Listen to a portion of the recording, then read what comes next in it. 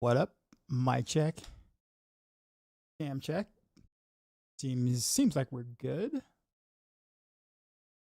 Let me check some real quick.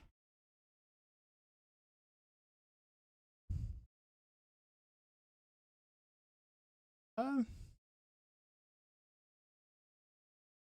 Not bad. All right, we're gonna jump straight into it. Did they fix the save room? Yeah, it's in the title. I was literally working on making updates to the guide as the fix was happening. Of course, I didn't know the fix was happening at the time. Some people just some of my maxroll people were just like, yo, Severin is fixed. I'm like, for real?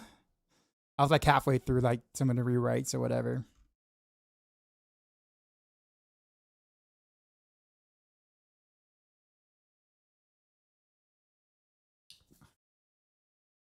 How have you guys getting opticite? Strong rooms, basically.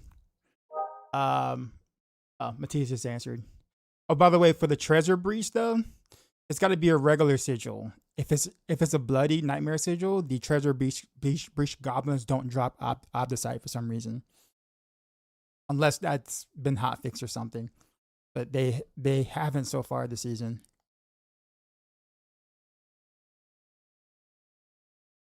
So I thought I'd put it out there.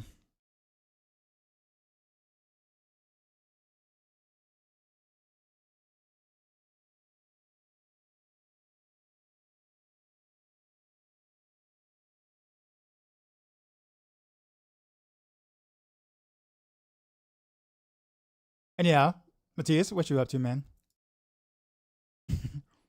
Did you make a new character? New rogue?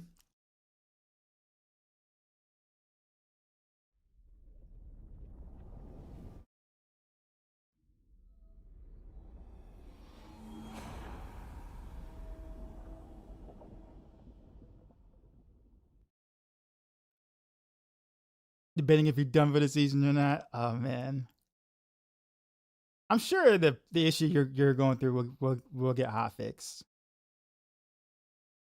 Because I mean I think that's they kind of dropped the ball on the percentage scaling there.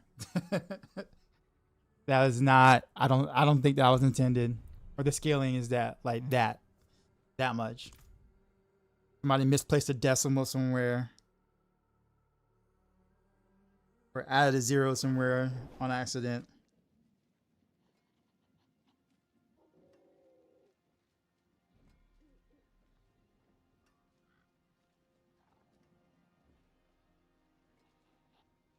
I can spend $200 gear season.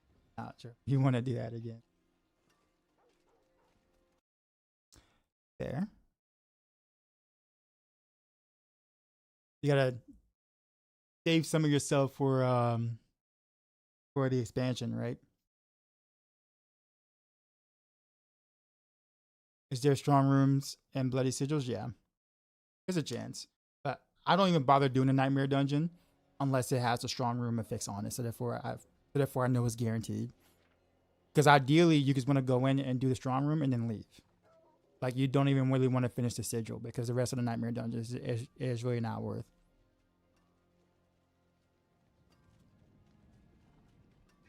Be right back. I feel like the lighting on this is like too low. I have to BRB.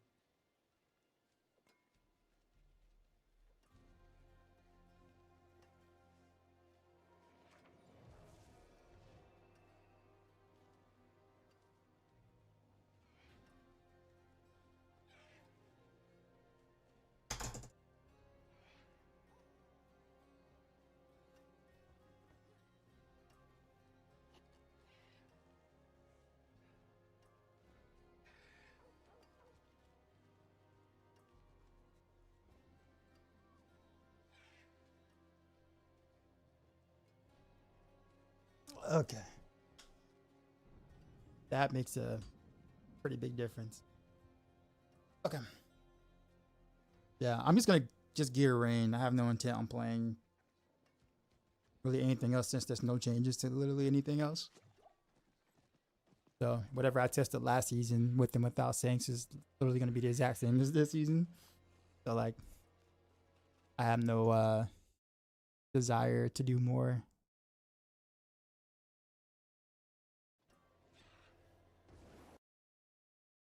Poisoning Beam and Rain of Arrows win. There's always like, so there's always this one guy. I'm sure you've seen it. There's always this one guy. Hey, what is this? I mean, it's not bad, but not the vibe I was going for the song. No, there's always this one guy who does it. Alchemical admixture poison rain of arrows. Like he's done it like the past 3 seasons, I think it is. Like he'll like push once and then stop. But it'll always be the first rain of arrows clear usually on the boards, and then he just doesn't do it like anymore at like past that point. So it's definitely a thing. It's not as strong as the like, you know, like the regular, but I mean, it's still good. Like good enough to like consider that variation if you prefer poison ticks instead.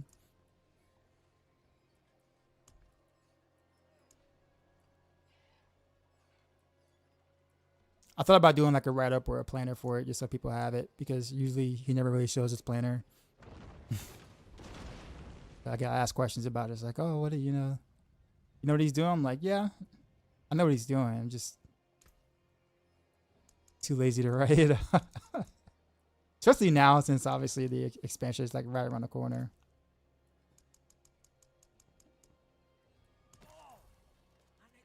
All right, so what was I gonna do right now? All right, let's figure out what the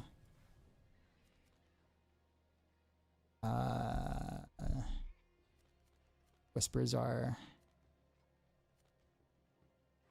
None that I care about. All right, so we'll just do strongholds then. Strongholds, and then actually like get proper bloodied item setups and stuff, because I haven't like bothered with that yet. I got no use for bloodied anythings.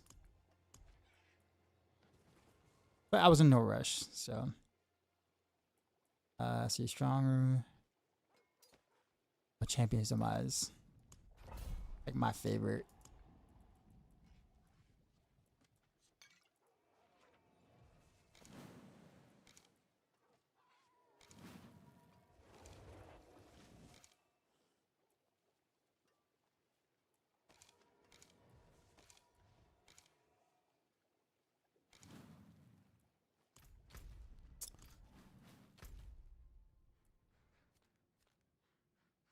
Where is it at?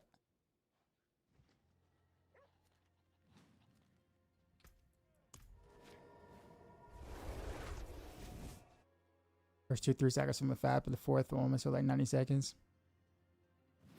I'm on the side of they either rework that key pass or get rid of it.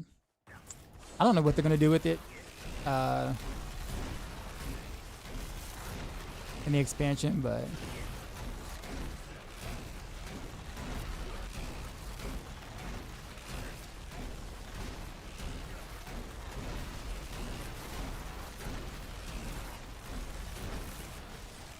I'm expecting like major shakeups for like everything. Like all the builds that we do now, like the way that we build them and play them will be non-existent.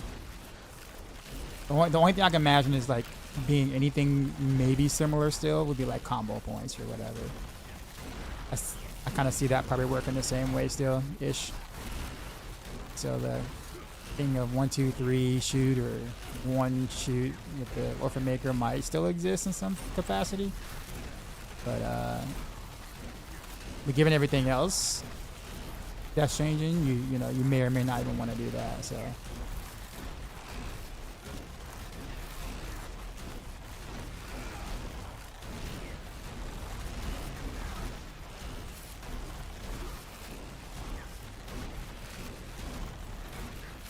I got my my Zan rune, my Yule Zan Has that key pass ever been meta? No. It kind of came kind of late for it to be meta. It would have been meta if it came with the expansion. Not expansion, sorry. If it came with the base game, it definitely would have been meta. Like for Twist and Blaze, like no doubt. But yeah. By the time the expansion hit, most poison stuff kind of got beat with the stick. Like most dot stuff got beat with the stick basically. And that key passive, you know, so the key passive kind of came late basically is what I'm saying.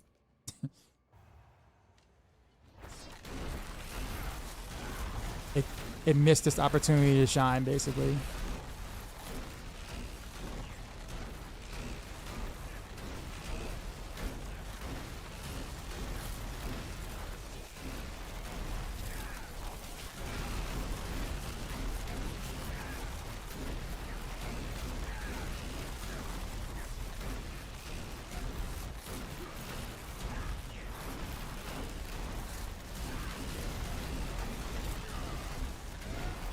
By the way, is the stream lagging for you guys by chance? Like, am I laggy? Is the game laggy? Because my OBS looks laggy as hell. But my gameplay in the game looks smooth, so I don't know.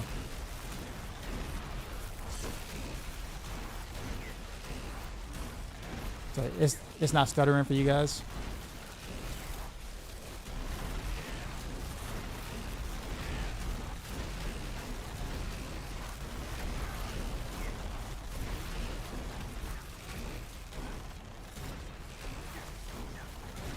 Some FPS drops.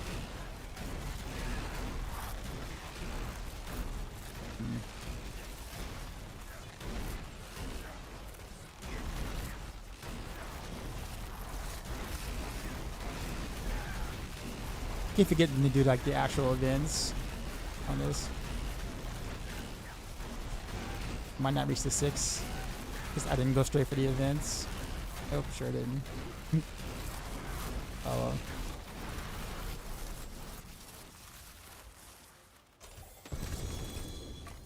It's not that bad. I'm just saying, like, it shouldn't be happening at all. It's the thing.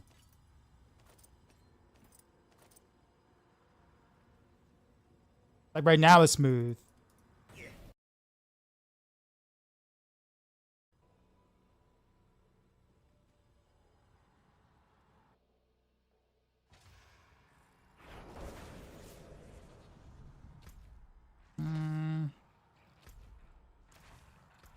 Can I go straight from this to here?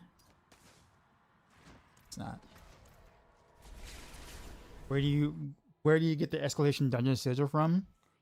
It just drops, but it's rare. But you don't really want to do them. They're really not worth doing at all. Like at all.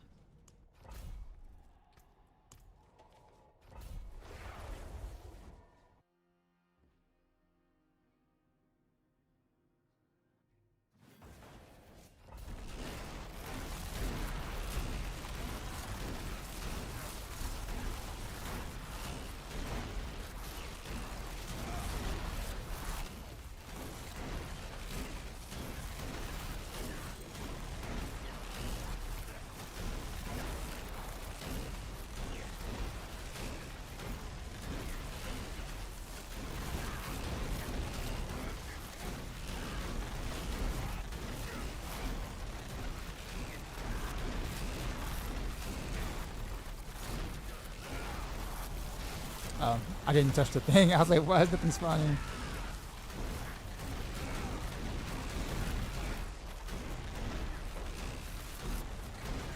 Just to increase my kill streak.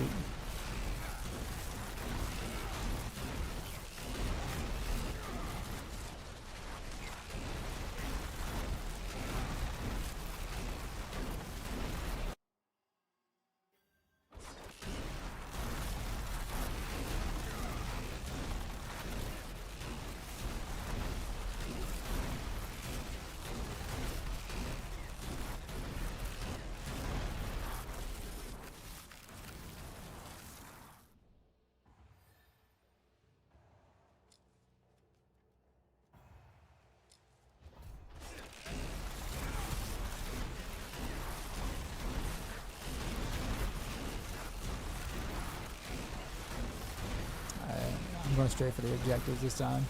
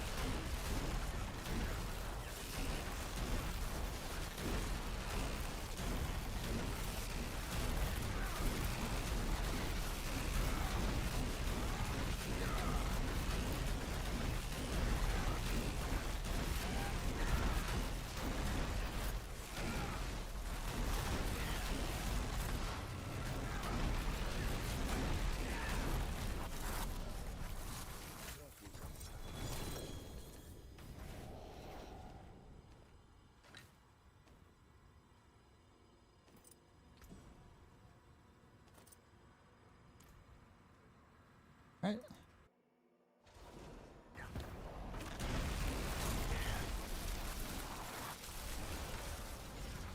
Oh, really?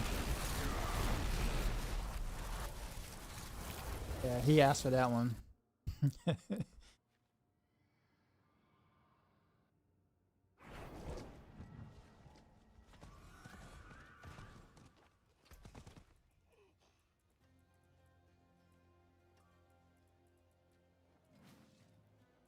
Actually, what's this? Any more I got?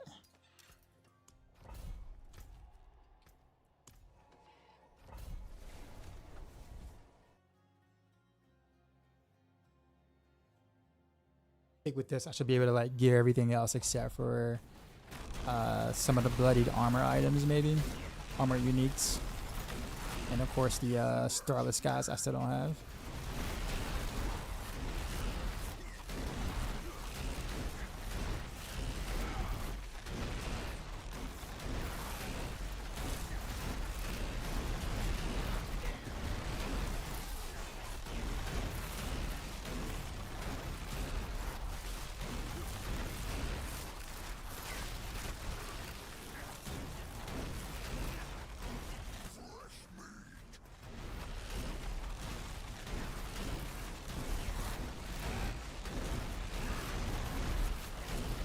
So what sucks about like the butcher on Rain of Arrows is that unless I dash side to side, he'll walk towards me too fast because he can't get knocked down because he's invulnerable.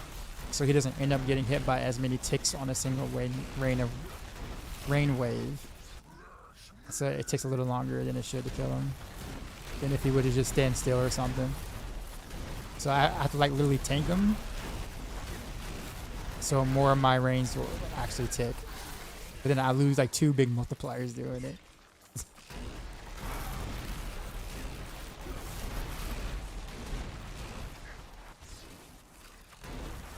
Little nuanced stuff.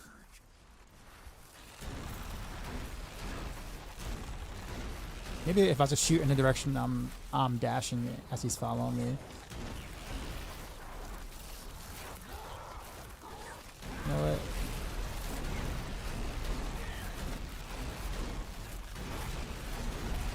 Pretty.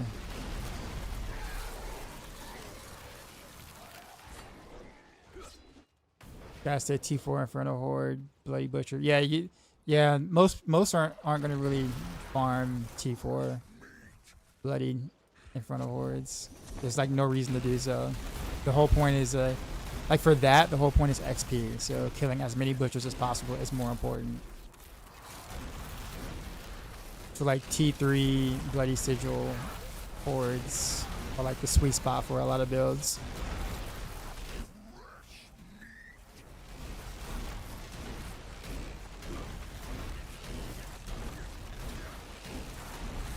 And for some not as strong builds, you don't go above T2 on that. If you want to XP farm on those kind of builds. Where's the strong? Oh, it's at the beginning. Did I really like walk past all of that? Wow. It was like right at the start of the dungeon. I was like, man, I'm going pretty far in for this to actually not spawn yet. I'm gonna find out player error.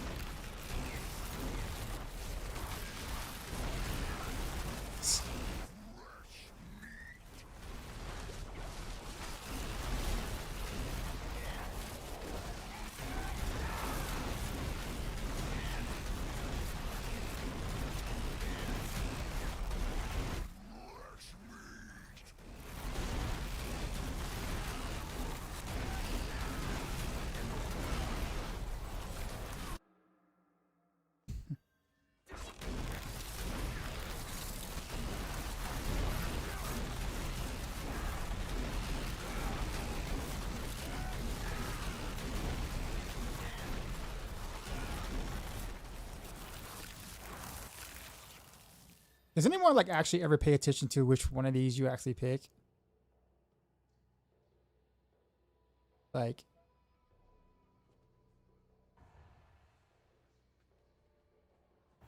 I just randomly click 3 usually. I feel like they don't like truly matter in the grand scheme of things.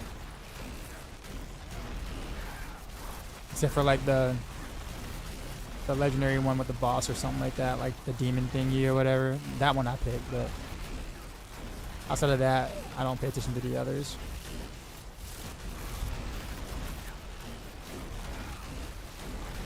Is it better than Heartseeker or not even close? Depends on the content. If you're talking about purely pushing, then the Orphan Maker Heartseeker is pretty far ahead of every other rogue build. Like, we're talking about like 10 tiers, 9 or 10 tiers ahead of like the second best rogue build for pushing, which is Rain.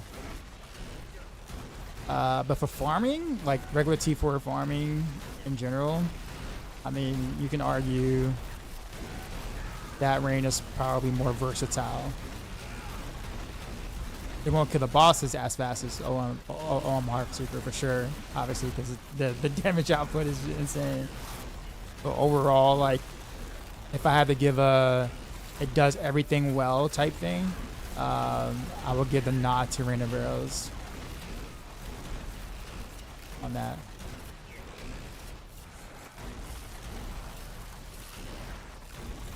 I wasn't paying attention to the thing. I'm not gonna get it. Oh, I did get it, barely.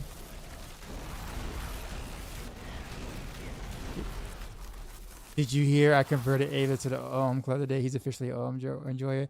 I don't believe it. He hates pushing buttons. What'd you do to convince him? Did you buy him a beer or something? Or like... I feel like he's hostage somewhere. You took him hostage. He's like... You're like waterboarding him somewhere on the side.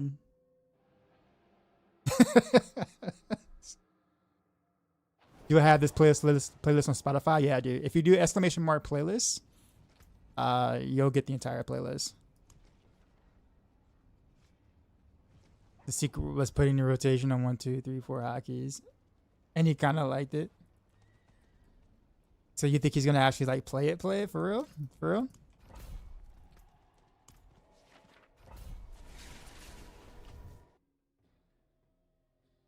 Okay. I saw the whatchamacallit in the rogue chat where he said like 1, 2, 3 bonk or something.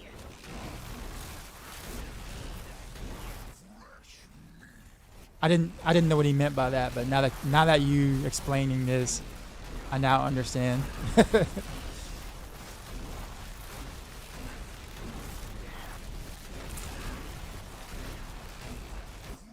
Your power's been up for 12 hours now? Oof. What happened?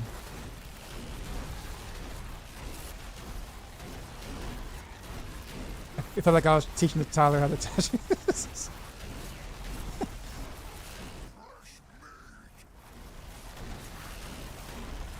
Yeah. I wish I enjoyed it. I tried to make a ranged version of it. You can actually technically do it. Yeah, so this is the OM Heartseeker that we were talking about, J-Rock, but it's very it doesn't play like Heartseeker, like traditional Heartseeker at all.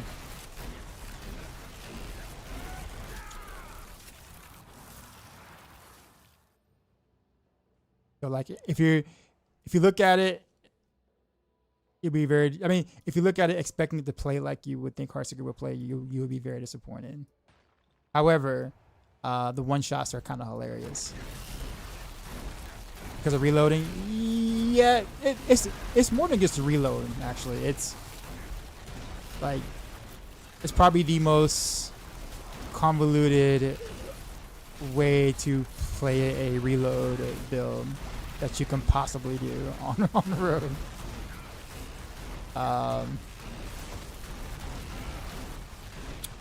My thing is, I think for me, if the visual matched the power, I think I would like put up with it.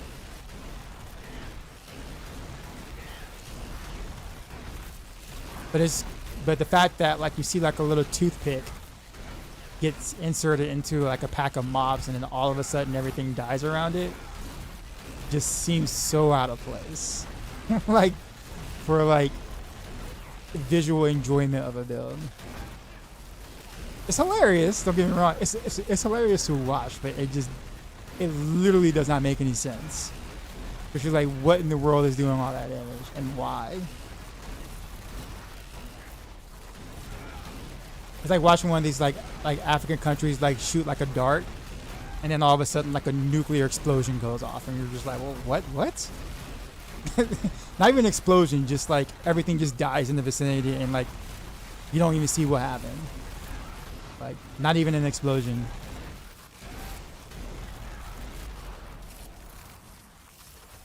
It's a cozy build trust. Ain't nothing cozy about it. Nothing cozy about it, but it is hilarious to watch.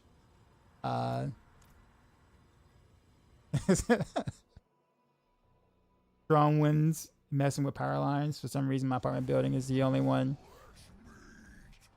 with no power. Oof.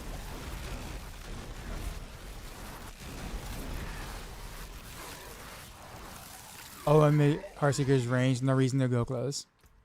Well, see, and that's what makes it even look even more like strange. Like you're literally flurrying the air.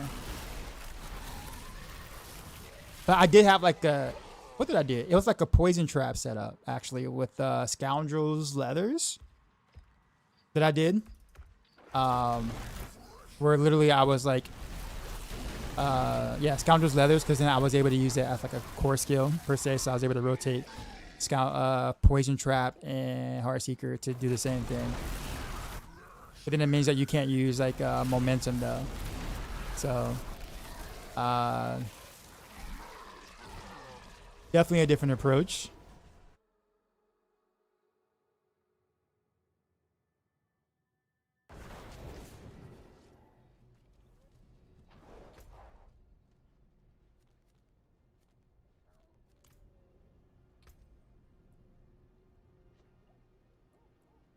I mean, you could try it. I mean, I am not one to tell someone not to, right? But I also do understand knowing the player base and how they like to play builds. Like as many people that have complained about playing rapid fire, in Rain of Arrows, and even to a certain extent Depth Trap, and considering that OM Heartseeker is definitely more convoluted than all of them combined. I was like, not combined, but like it's more convoluted than any of the builds I just mentioned. Then it's kind of hard for me to be like, oh, well, if you didn't like the buttons on Rain of Arrows or, you know, the combo points of Rapid Fire, you're not going to like OM Heartseeker.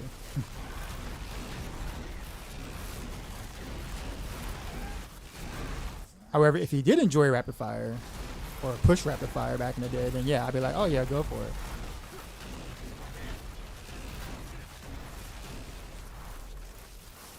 Because then you're used to the jank, and it'll just be second nature at that point.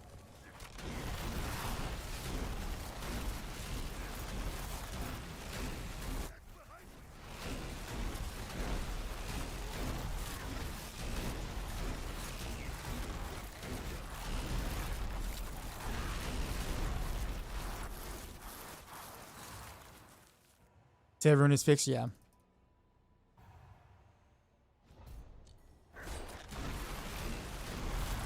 I didn't even check to see if it was like, you know, workable on other classes. All I cared about was does it do what it should do for a regular Heart Seeker?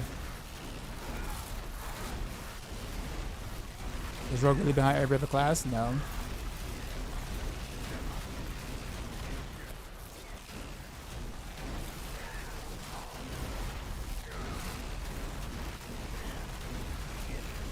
If nothing changed from last season, for the most part, Rogue should be like in the middle of the pack.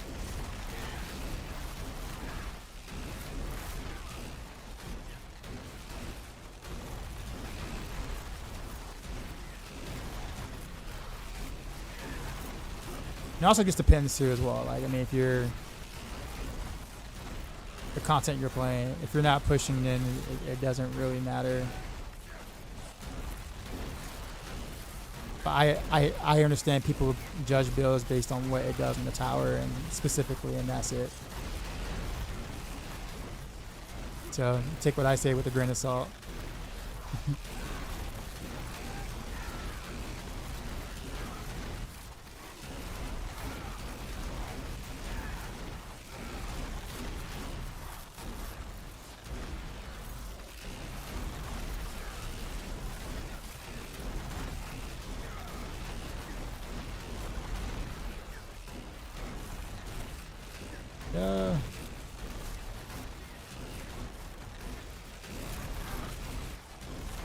Whoopsie.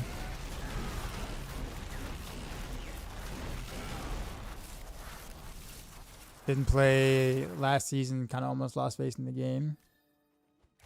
Just rating her as like S tier now, or C tier now. But see, that's the thing, like, I mean, I don't know. Should I go on my rant or not? Because like a rant is coming. I don't really like I don't like how tier focused action RPGs have become. I guess I used to play in like esports. Like, I played for a professional team in StarCraft 2 before. I did fighting games, you know, stuff like that, where like tier lists actually mattered because it meant, you know, either picking a race or picking a character like directly affects your income and like how far you can go in that scene, where like you get sponsorships and stuff like that. So like those kind of tier lists kind of make sense in a sense. And there are some people who will play lower tier characters and still do really, really well, right? Because people don't know the matchups as well, so you kind of have that kind of advantage or whatever. Like Ices and Smash. But like in action RPGs, where the whole point is you kill shit and loot to get stronger, to kill more shit and loot. Like, ideally, like, whatever allows you to do that in a way that feels fun to play is truly all that really matters. Because like people, but there is a small like segment that, you know, do take the leaderboard part of this seriously, but there are a lot of people who just don't. And it's because like player skill matters little relative to everything else above it. And like, it's just, I don't know. I just think the whole emphasis on like what tier a class is or what tier a build is, you know, I just feel like it's just too emphasized. Because the whole point of an action RPG is not to worry about whether or not, like, I'm saying not to worry about, but like, build compare in a sense. It's literally just to build something, put gear on and kill shit, like, and have fun doing it. Like, that's it. Most of your best or strongest builds are not builds that feel good to play most of the time. There are some that feel okay, but most of the time it's usually some convoluted mess that usually ends up requiring some very intriguing breakpoints and whatever that a lot of players aren't going to reach. And then you're just kind of like, you know what I'm saying? So it kind of goes against the opposite of why people play action RPGs to begin with. And that's like, you know, life is boring right now. Work sucked. I'm going to get on and like maul like 100,000 demons. And that's the whole purpose of an action RPG. That's it. So like whether you play a B tier build or A tier build, as long as it does everything you need to do in the game outside of like the uber competitive top of the ladder leaderboard, it doesn't matter. It legit doesn't matter. But I swear, like the majority of the community lives or dies by not only where the build is on the tier list, but where it is on the same tier. I was like, oh, that's low S tier. I'm not gonna play it. Like, what the fuck does that even mean? At the end of the day, like, there's a I can understand not wanting to play like an F tier build. Like if you can't do the actual regular game content, that's one thing. Stay away from that. Like I'm not saying, you know, you should struggle yourself, you know, or play something that just can't do anything. But the majority of the builds in the game right now can do practically all the content. And I think that it's, you know, the way that we view it in action RPG is the way that we view it in esports, and it's not the same thing. There's a reason why tier lists are important in like esports, because it's your money, it's your livelihood, it's your sponsorships. You know, there's reasons for that. And action RPG is like, what do you get out of it? What do you get out of playing an S tier build versus like a top A tier build for 99% of the game? I'll say 95% of the game. Like nothing. You don't get anything more out of it. No one's gonna come and like, you know, offer you like this humongous sponsorship because you chose an S tier build, or like you're not gonna get endorsed by Razer, or sorry, you're not gonna endorse Razer, you know, gaming products because you played like the top S tier build. Like none of that's gonna happen. Nothing's going to happen. Credit score is not gonna increase. Nothing's gonna happen. You're not gonna get a girl, you know, for doing it. Nothing happens. You know what I'm saying? But like action RPGs, I swear, getting into this genre after leaving the esports scene, that has been one of my biggest like pet peeves about this genre, is that people overly, you know, emphasize the tier list. It is, and it's like the most clicked on page on maxroll is literally the tier list, right? Like by far. You know what I'm saying? It's just, the gameplay is fun. Find something you think you will like, find a play style, kill shit, log off, rinse and repeat when you have a bad day or like that, and just have some fun. Like, I swear, like the amount of people that I feel should be playing Flurry right now, like based on what I think and what I know that they would have fun playing, like it's just crazy. It's Flurry. It's like such a good build. Like overall, it really, really is, and it's would fit a lot of people's way of wanting to play Rogue, seriously. But because it's not S tier, it hardly ever gets any clicks, and it's the craziest thing to me. Use it well. Crazy.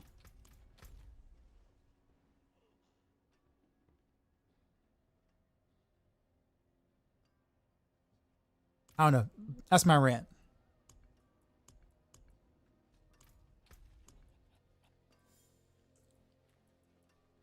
So I think to end off that part of the rant, I think for me too, it kind of makes me not like, I don't say like I'm gonna lead the scene by any means, but I think I start taking the scene a lot less seriously because I feel like I'm in the wrong genre. Like I feel like maybe I'm the one thinking about this wrong. Like I'm supposed to obsess over the like S tier anything.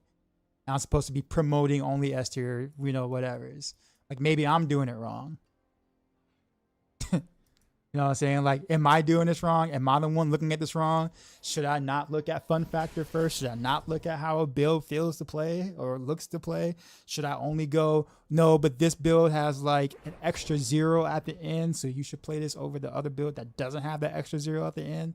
No matter the play style, no matter what it looks like, no matter what it takes to gear, no matter anything, it's like, you know what I'm saying? Like, maybe I'm in the wrong genre. Because I feel like I'm an outcast when it comes to that. Like, for sure.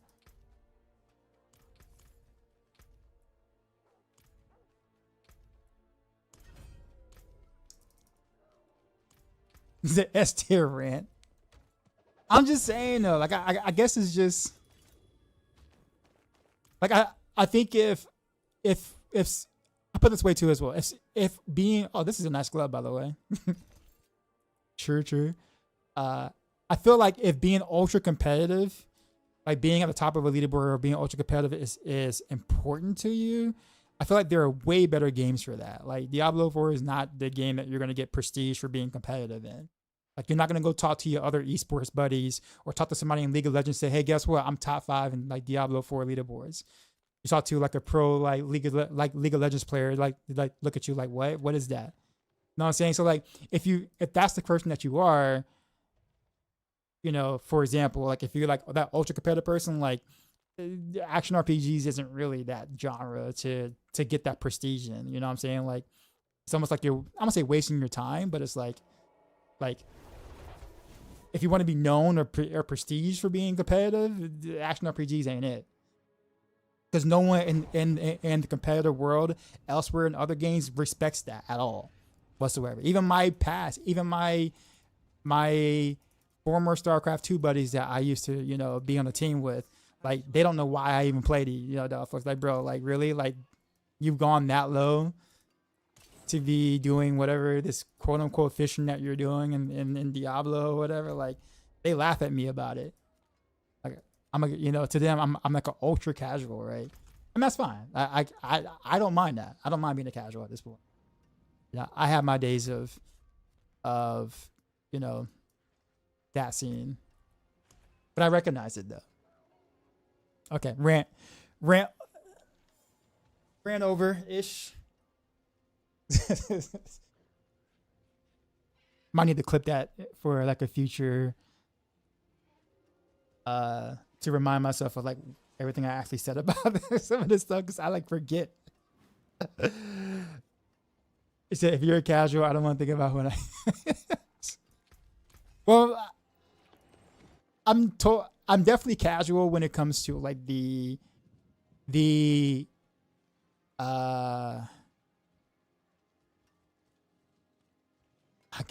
guess the leaderboards part of it, because I don't even trade. Like I don't trade. I don't like, you know, do any, like I hardly ever do any like push content at all. So because of that, I consider myself casual. relative to the people that I know that do the other stuff. Nowadays, if it's one button build, Bass and his meta, otherwise, yeah. Well, like I said, I mean, there are, like I said, like Flurry's technically a one button build ish, right? Like it's such an easygoing, smooth build to play that I guarantee you that if the moment, or if let's just say all the sites got together, right? Mobalytics, maxroll, Icy Veins, D4 Bills, you know, all the places got together and they say, you know what? We're going to trick the audience and we're going to just put Flurry in S tier. No changes at all. Like we're just going to just put Flurry at the top of S tier. I guarantee you'll see a bunch of people all of a sudden re-gearing for it. Not because the play style changed, not because it does anything that it didn't do the past 3 or 4 seasons, but because there's an S next to it. You'll see so many people re-gearing for it. And they'll be like, yo, this feels so good. And it's like, it's always felt good. I'm saying always felt. It's felt good for the past 4 seasons. 5 seasons, really. It's felt that good for a long time. It's just you never did it because it had an A at the end and A at the beginning of it instead of an S. So, I mean, see what I mean? Like, you see how much weight that has?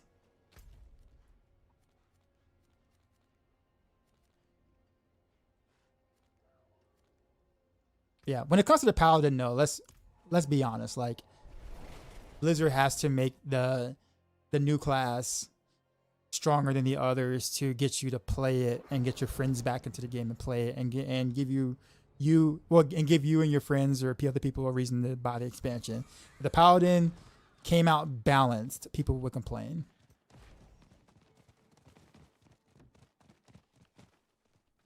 Anything with Spiritborn. If Spiritborn came out balanced, people would complain. If the Warlock comes out balanced, people would be upset.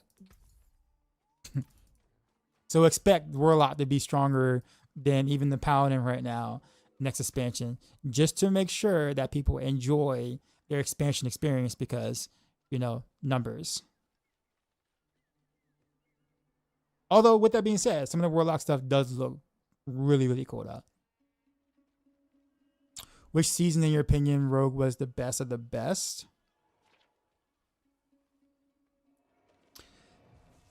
There was a season. Well, for pushing, if you're talking about pushing, there was one season I think where Rain of Rails was like the absolute top of all classes. Like it was like the top build, like the strongest build in the game. It was like,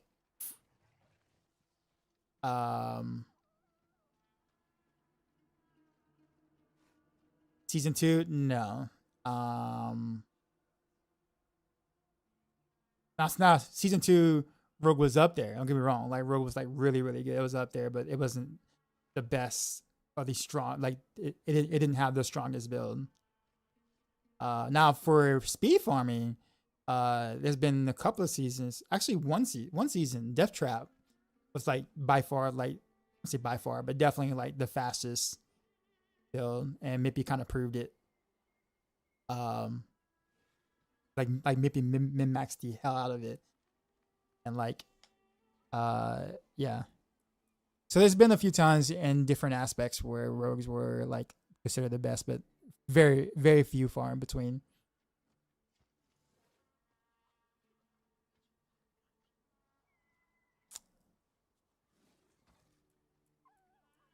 Okay. What do I need?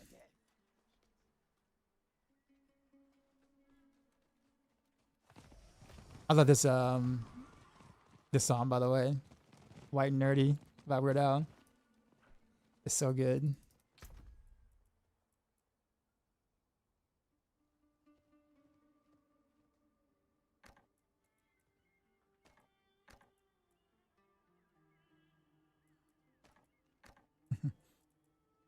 All right, let me see. Let me go ahead and actually pick out bloody items now. Okay, that's 4. 1, 2, 3, 4. I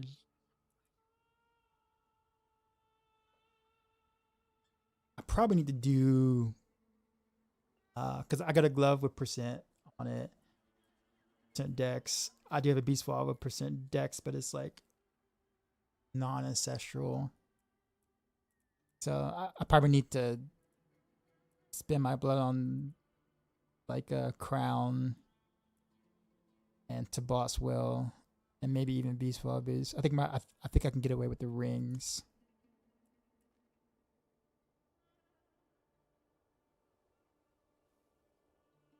What's the best way to farm in game gear? And yeah, honestly, the bloody lair boss sigils. Well, I mean, there's gear just kind of reigns. You can do like the bloody lair bosses are really good. The slaughterhouse keys are really good. Early on, they're really good. Like these little things right here, slaughterhouse, where you be the butcher and you kill stuff. That's really good early on. I mean,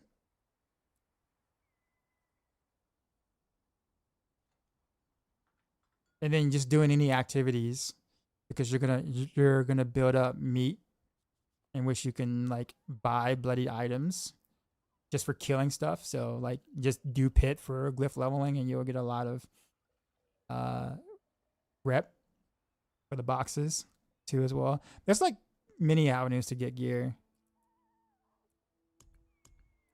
Like you'll get so much gear that you kind of get like. I end up getting like exhausted last night because I was like trying to go through gear. I had like 50 something boxes. I was like I opened, and like I just was just like zoned out at that point. It was just too much.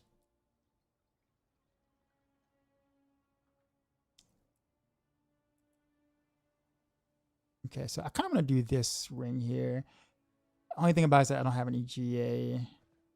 You know what? Maybe I should gamble rings. I gamble rings, but do bloody on rings. Because like I do want the XP one.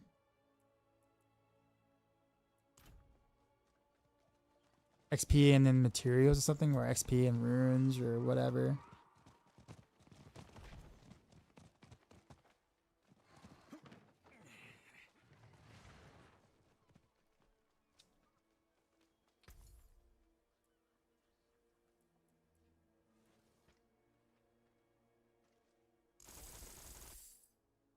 Oh. Well. Not a single GA, huh? Okay. Also, the fact that the blacksmith is way down here.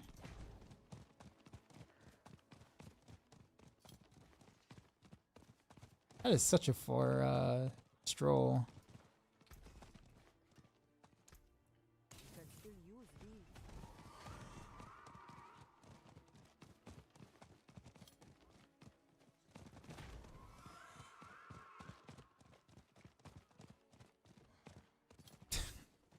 That's a long walk. That is a long walk. This is not gonna be fun. Why did they put it here? Don't you think? Okay. And the fact that getting GA, and the fact that I'm getting blues and well, I guess I do want the blues and yellows for the 2 skill point thingies or whatever, but right now this feels like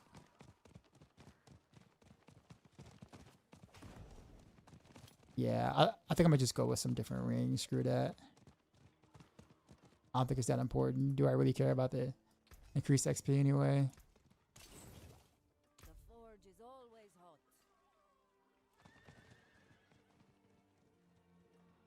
That is good though. I do care about the attack speed though. That's important to me.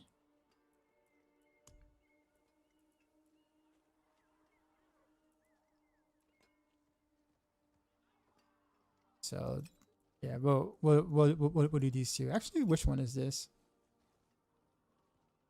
It has a salvage materials on it.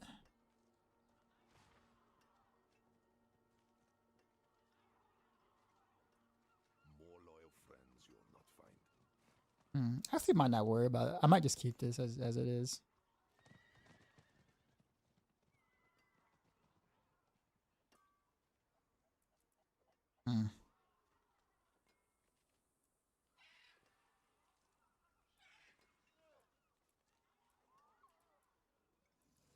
Nah.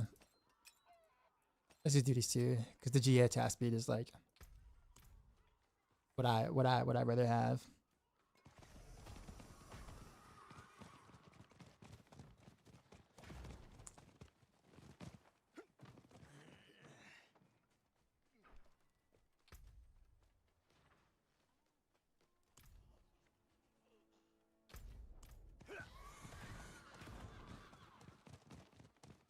So let's go ahead and do the stuffs, I guess. The bow upgrade should feel good because I had this bow for a while That looks worn. I can and it was not ideal. We'll start with bow.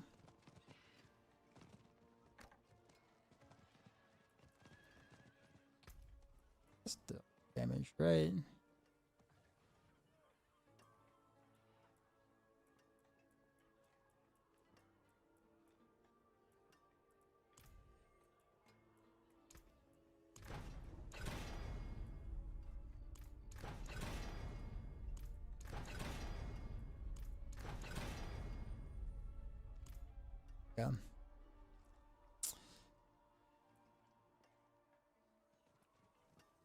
Boom.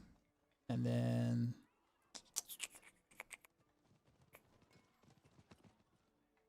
I should master word the berserking, or should I master word the Dex?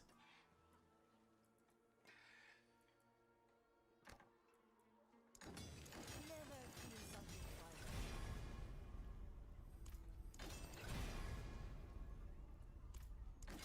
Guess which one I get first. Ooh, 11 seconds.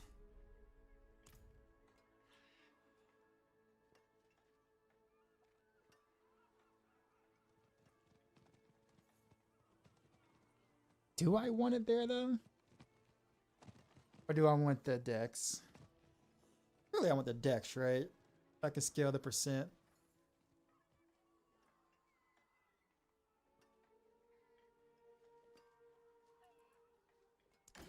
Because ideally, I should have Berserk 100% of the time, anyways, unless I'm bossing.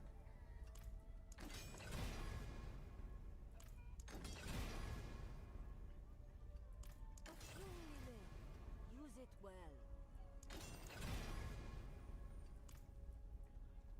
So we got a considerably better bow. Put that there.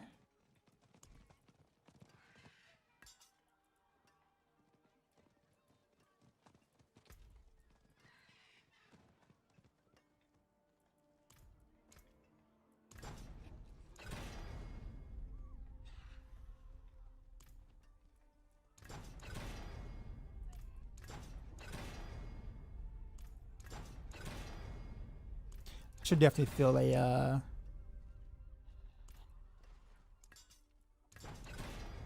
pretty nice damage bump once I get the correct bloodied. Then I'll get Berserk as well. So something I haven't had all this time.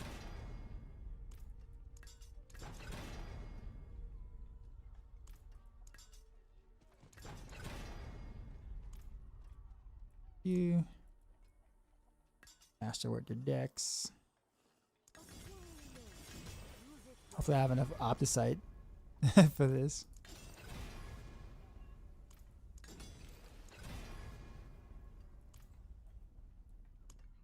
I might not. And I just did all my strong rooms.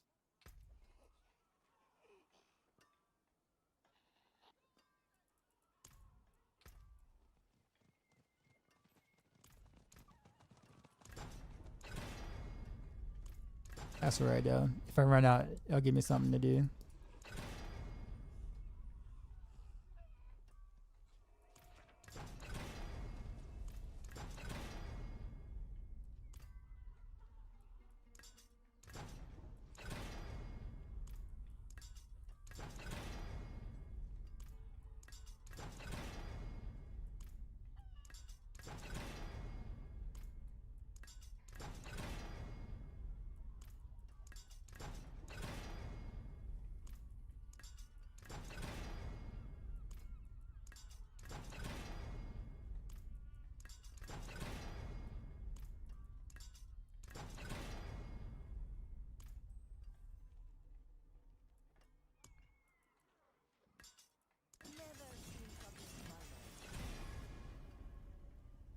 Alright, Dex in the first try.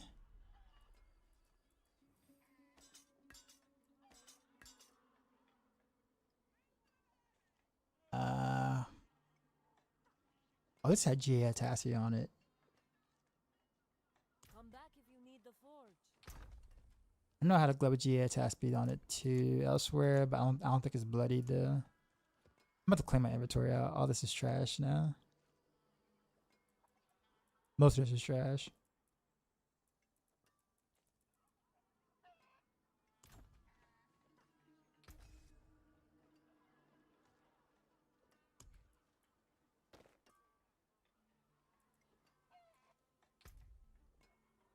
We're gonna do cow trap size here. Whoops.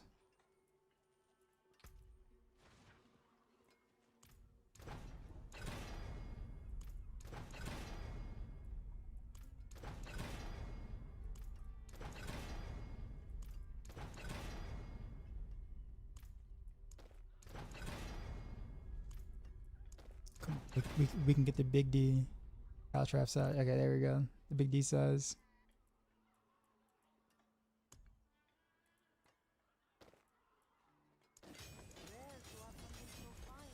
Be on Dex, please. Caltrap size. Dex, nice. Alright, so that's 4 done.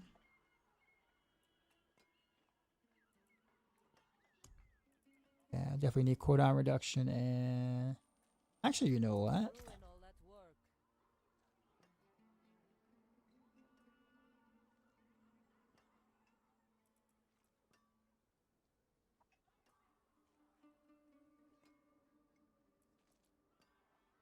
Technically, this is an upgrade, but it's not bloodied.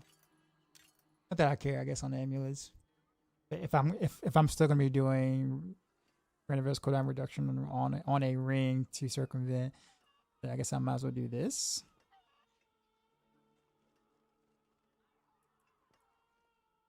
But it means I got to be very whatchamacallit about these 2 items though, because I don't have enough of this site.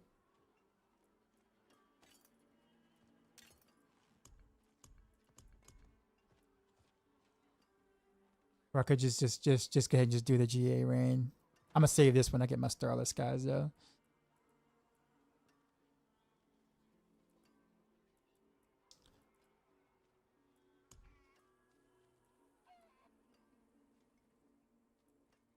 Gui, what's going on? How can I help?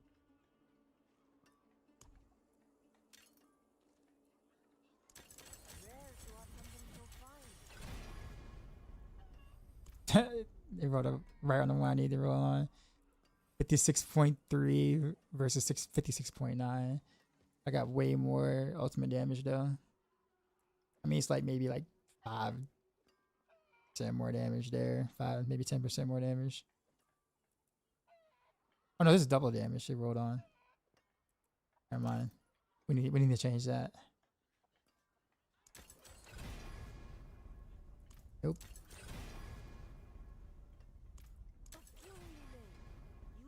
There we go. Oh, 70%. That actually might allow me to get rid of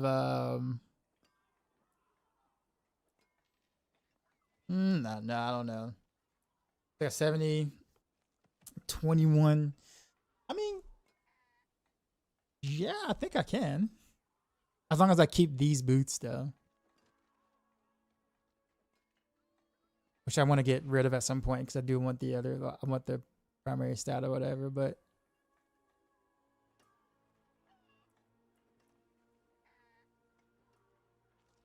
alright, well this is an upgrade.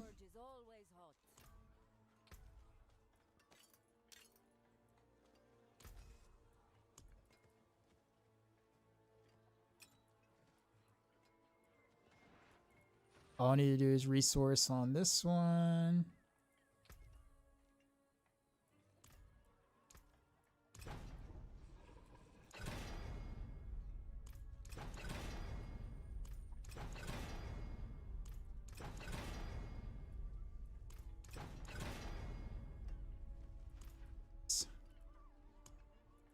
So I guess I need to not be so. I don't know how much. Come on, attack speed. Give it to me. Eh. Okay, good.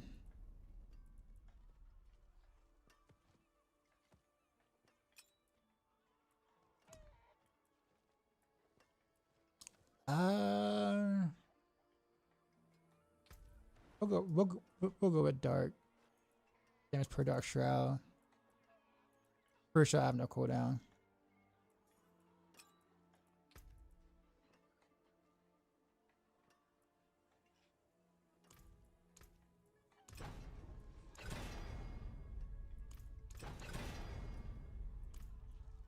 Beautiful. So I guess what I can do is I can salvage these. Get some mass back.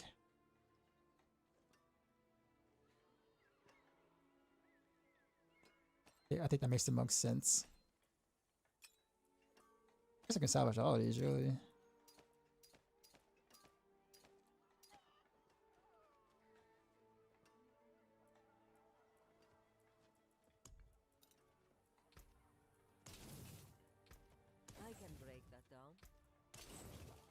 Probably not much. So working material, give me back.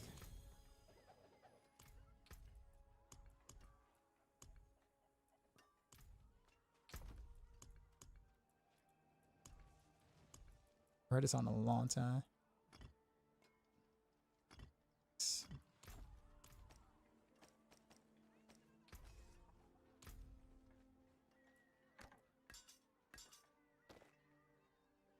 I forgot I need to get rid of this one too.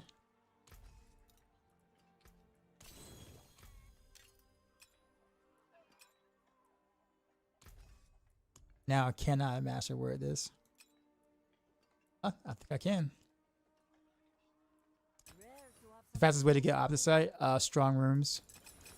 Strong rooms and then the tributes. Well, I'll see, let me phrase that. Strong rooms, regular, normal, nightmare dungeon, treasure breach, sigils. That was a lot to say. And then the tribute. The strong rooms are your definite best bet. This is gonna feel so good with that like GA attack speed. I can't wait.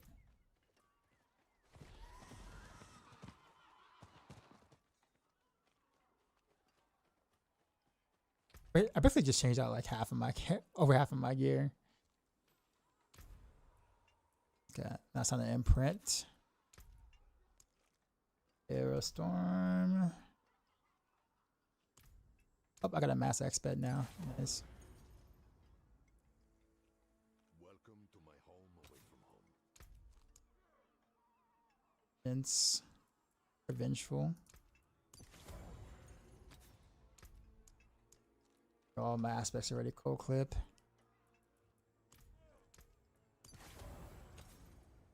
Apologetic. What I call it. Apologetic. Behemoth. And conceited.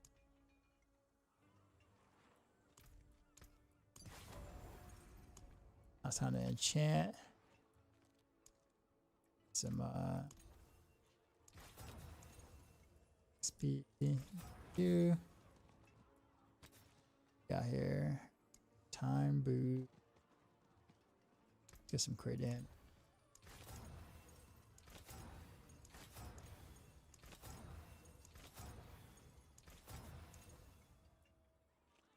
Or vulnerable damage. That's what matter.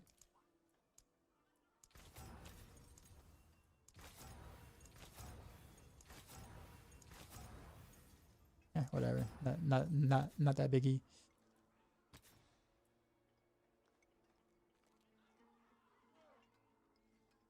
What's the overall best build? It's funny because like I think DT is like, well, DT is the fastest. OM is the strongest, like pound for pound the strongest. Rainbow is just like right between them. Like right in the middle between the two in terms of like overall.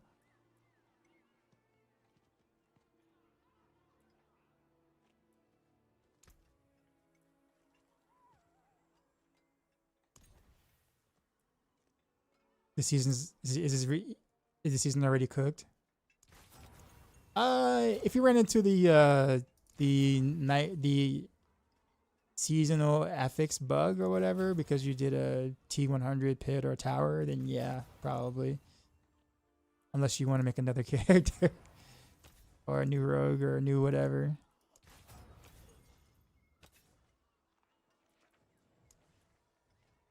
Until they fix it, of course.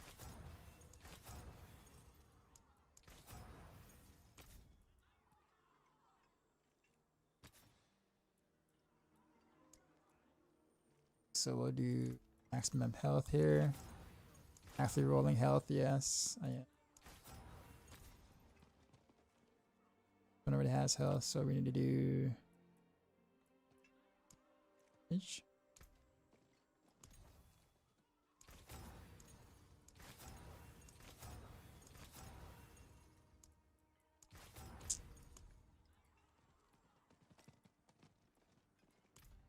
A jeweler.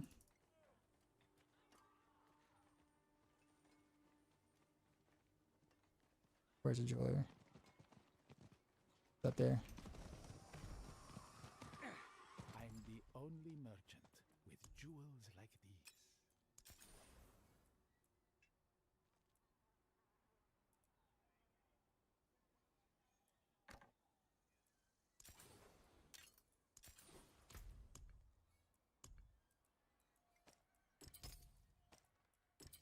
It's kind of funny because like thinking about this with the master work going on here, I didn't take that into consideration. That might be enough to where I don't need a GA on it, nor do I need whatchamacallit on it. But that might also mean that I need the GA on the ultimate cooldown on the beast fall boost to make sure that that happens. We'll see. I didn't like do the math on that.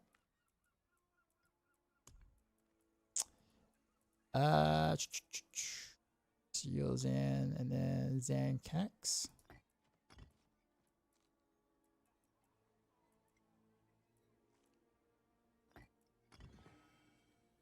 All right, that is everything. Should definitely feel pretty big step up in my deeps. Everything except for Starless, of course. Let me see if I can just cast.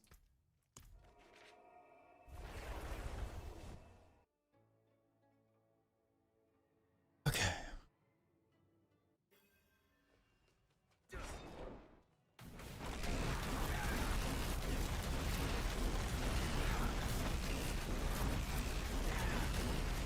Yep, we're good. That 70% was enough. Let me do it with a different pair of beast weapons. Let me do it without the GA on it.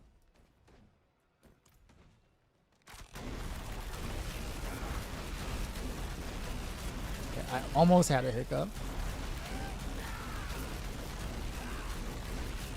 That tasky felt so good though.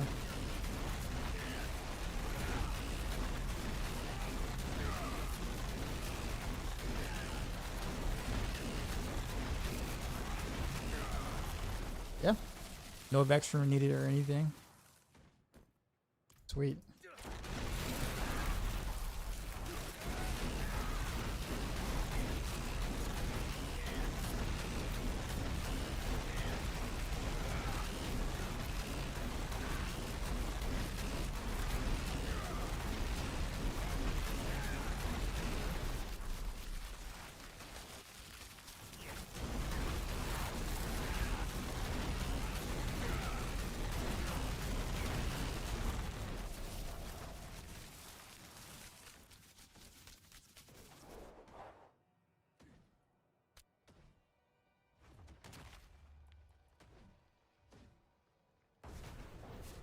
All right.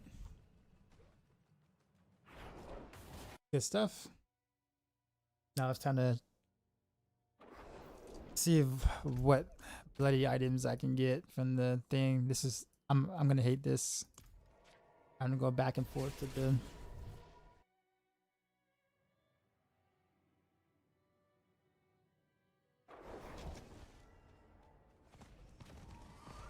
maybe I'll just drop them on the ground because do I really even need to salvage them? I feel like this is wasting much time.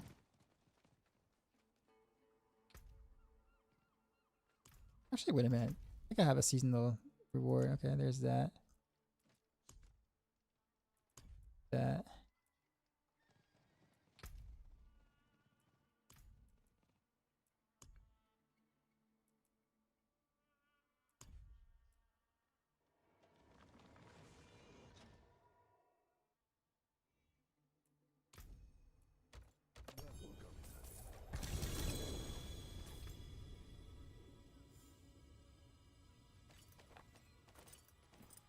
At this point, I feel like I have less of a reason to kind of look at items to to pick up.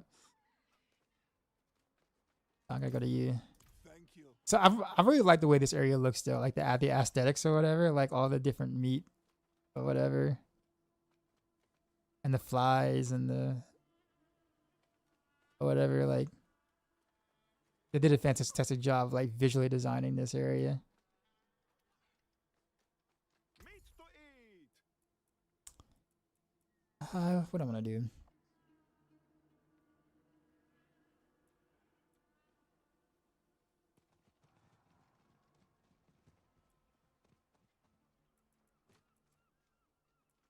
Because if I change one of these, then the other one has to change. So like I gotta be careful. Maybe we start with helm.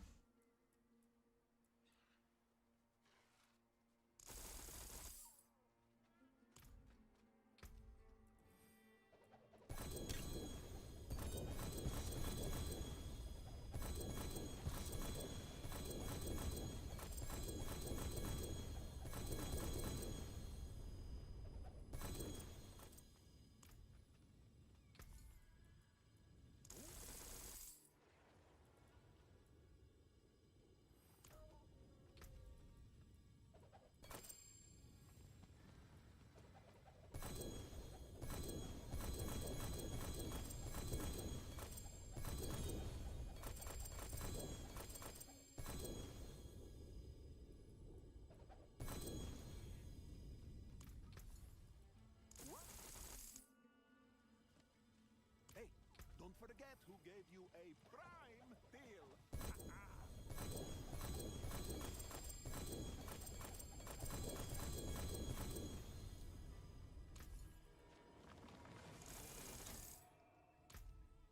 Boy, they're not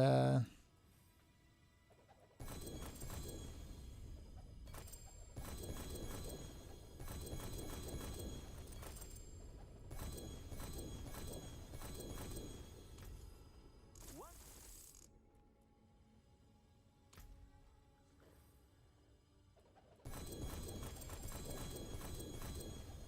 gotta have better luck just doing layer bosses for some of these uniques over like doing them with the meat.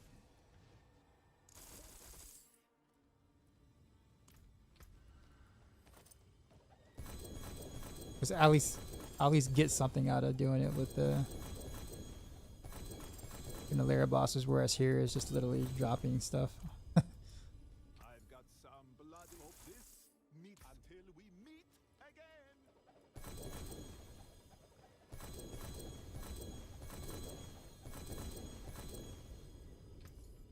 Ooh.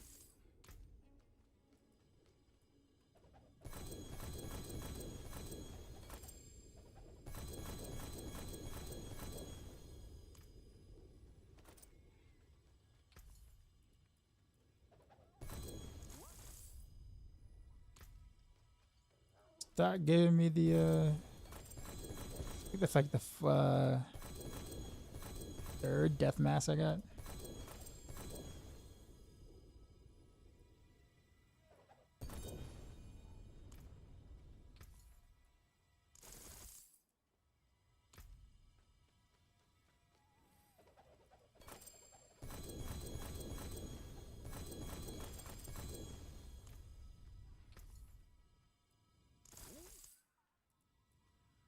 Oh, the nameless twice.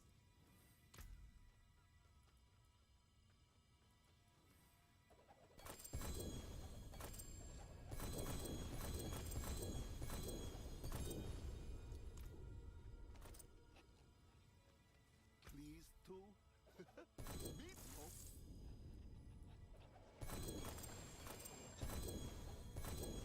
I guess I don't have to move. I can just stand right here. I don't know why I was trying to like move to drop it. It's probably faster doing it this way. Yeah, it's faster doing it this way.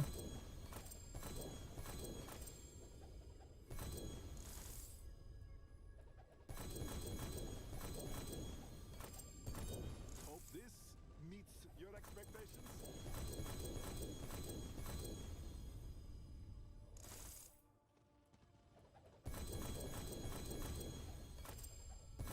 I haven't seen a single kind of Lucian yet. Yeah, this is like my fourth death death mass. Yeah, but the game knows what I'm looking for. Doesn't want to give it to me. Yeah, I guess I can go salvage the whatchamacallit. I'm gonna lag everybody out of town, by the way, with all those helms in the ground. Did you find any of those Uber Undercity things? No, I have not. I have not. I haven't played all day until I got on. You can still use these.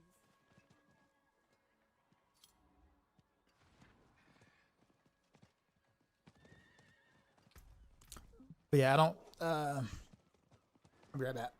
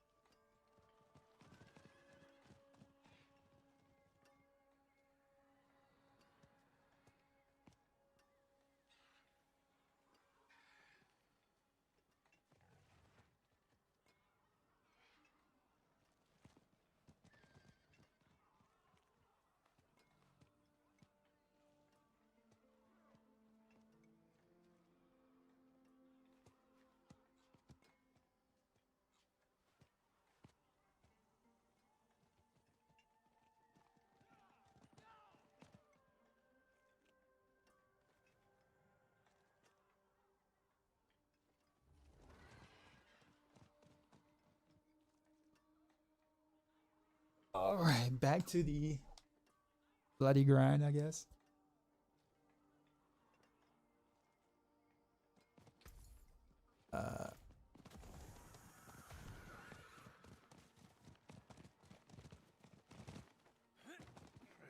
Thing is, I don't even need any of those like items to really be ancient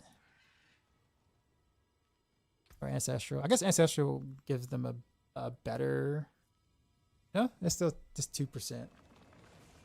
Ancestral or not. So yeah, it doesn't have to be ancestral. I just need the roll what it needs to roll.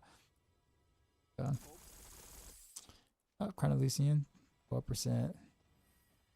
And critical strike chant. Boo.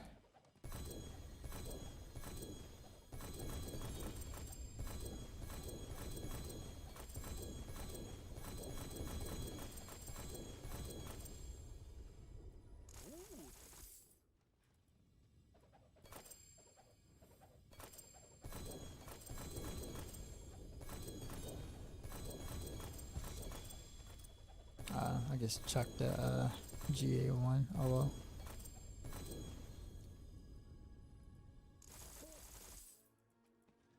well. Oh. 9%. Oof.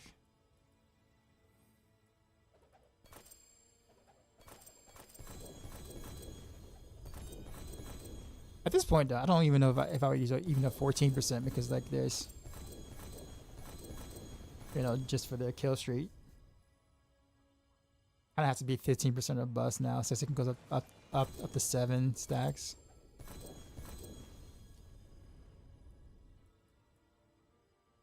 Which means I probably shouldn't be doing helms right now because that's gonna be really hard to get that one.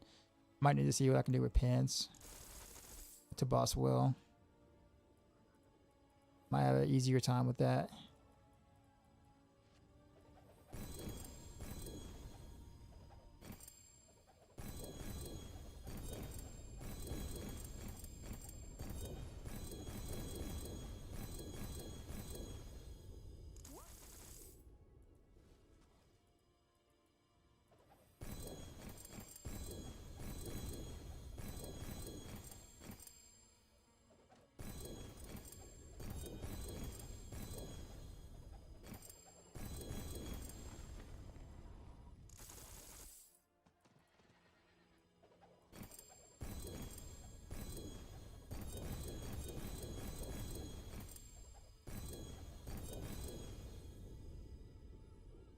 Life.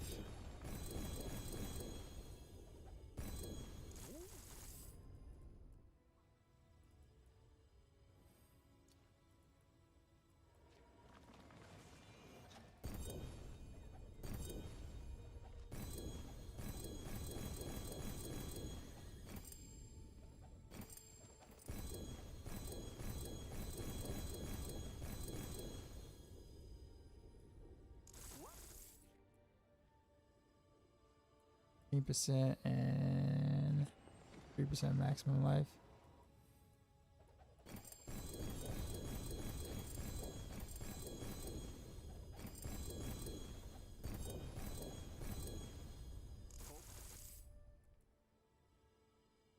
Percent in cooldown.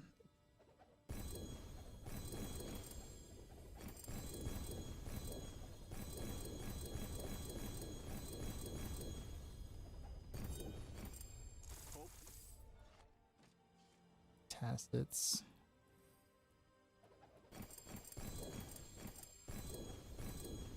My index finger's starting to hurt from left clicking all these things. Like just the way I'm like seating my hand.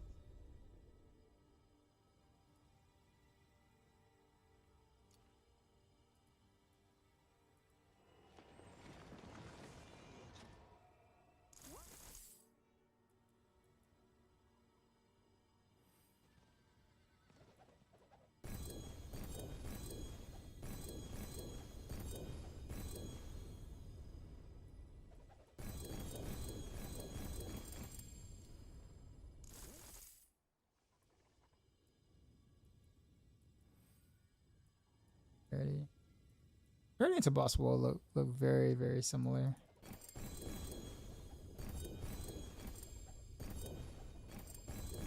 The inventory.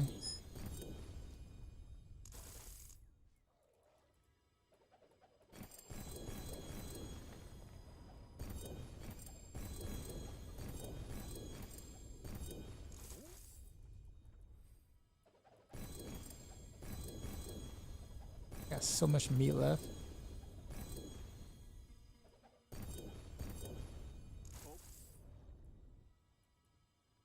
And Tassus too. Tassus, Bosswell, and Temerity look identical.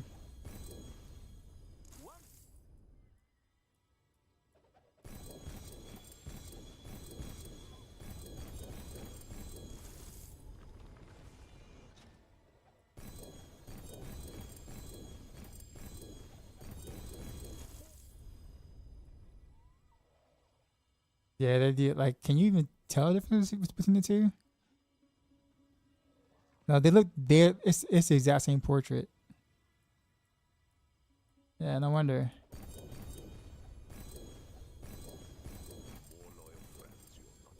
I feel like they kind of got lazy with the item design there.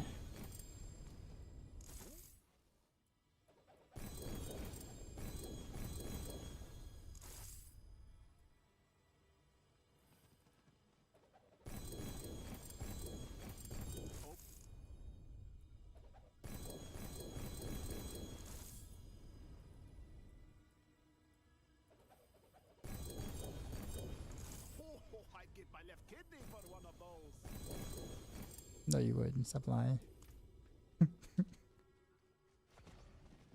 Straight up lying to me.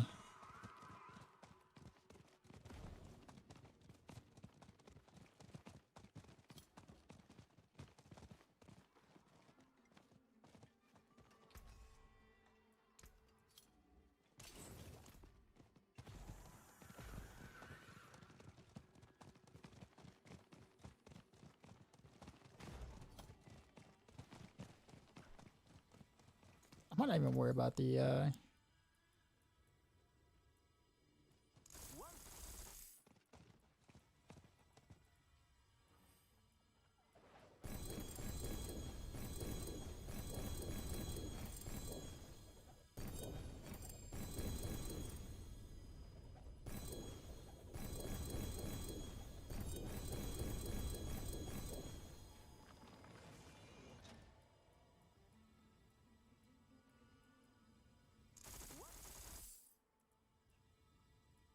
clarity. It's I'm gonna to Bosswell in a bit now. Ravenhoney raided my stream with 6 viewers. Yo, Dark Side, we just got raided, son. You know how we do. What is going Drop on? My new beat for these new viewers.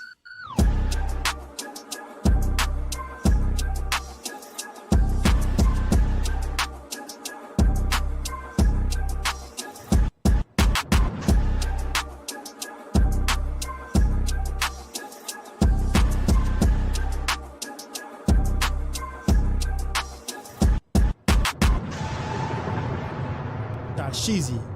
Out. Appreciate you. How's it been? How's your season so far? And what are you playing? Are you pallying or pallying?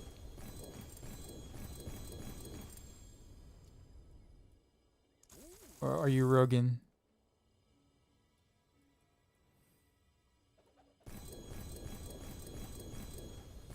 Oh, Spiritborn this time. Okay. What build? Are you gonna evade?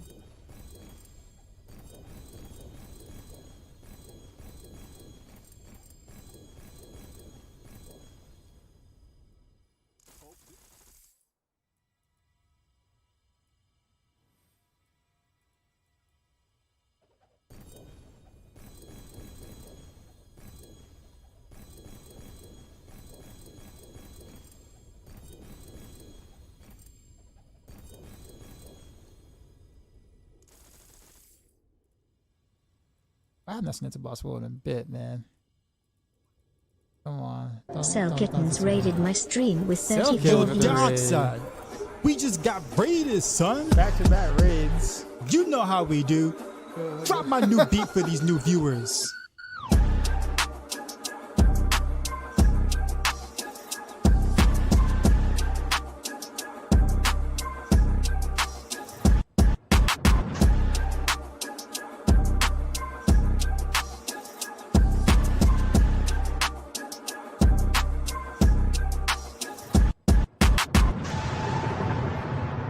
Sheezy. Out.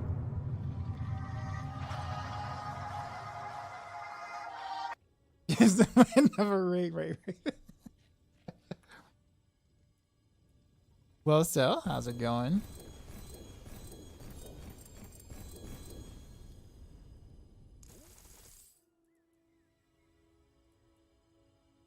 Okay, so the boss will looks slightly different in the portrait. Like it has like less wrinkles. I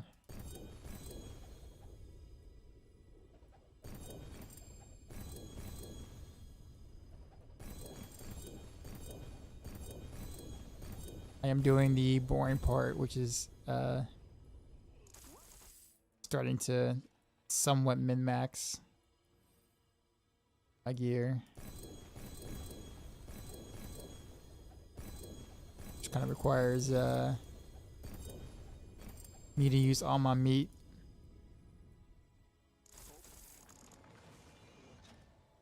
What I know about Freddy Krueger? I mean Jason, Friday the 13th. Is Pen Shot able to do T4 bosses solo? I mean regular T4 bosses, yeah.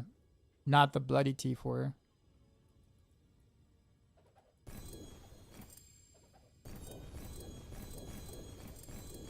Well, I'll put it this way.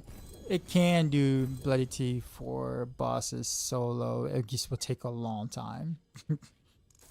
I guess it just depends on what you mean by, like, you know, can it? I can do it. It just will take like a minute-ish or so with really good gear on the bloody T4 ones. But regular T4 is fine.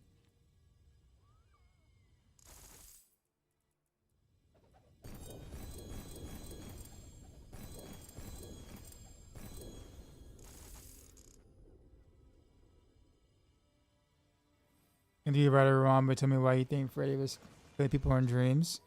I don't know. I don't follow the lore that deep, to be honest. Yeah, I don't know why. Sounds like you do. Tell me. I guess why he was boredom.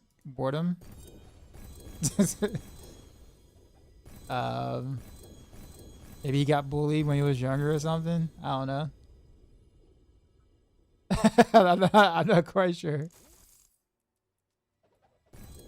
It's been such a long since I like watched like that I don't remember anything about Freddy Krueger, to be honest. Boredom is great. I mean, Uh.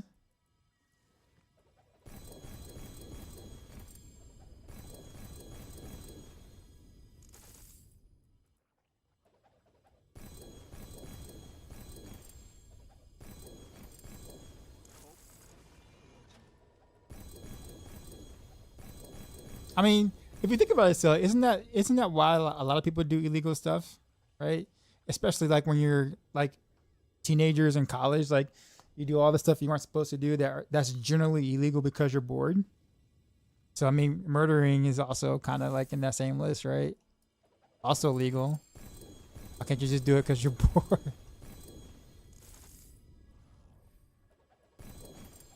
And I mean, if you're doing it in dreams, then technically speaking, it's like I mean,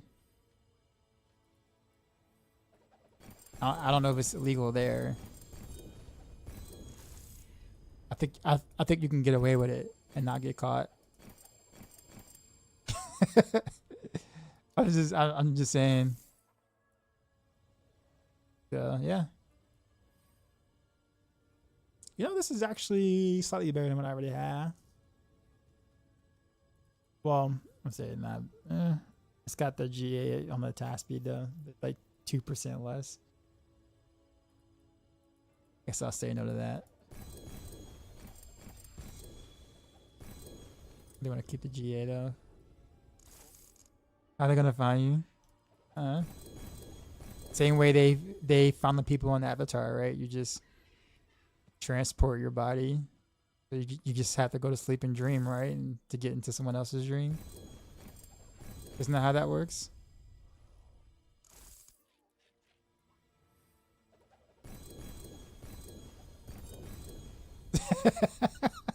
It's like, okay. Yeah, loot. Yeah, I got a lot of meat to go through. Like a lot.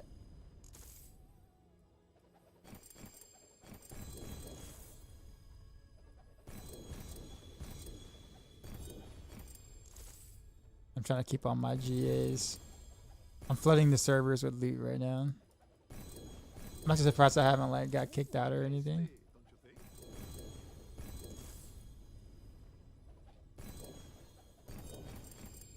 Still haven't gotten what I wanted though.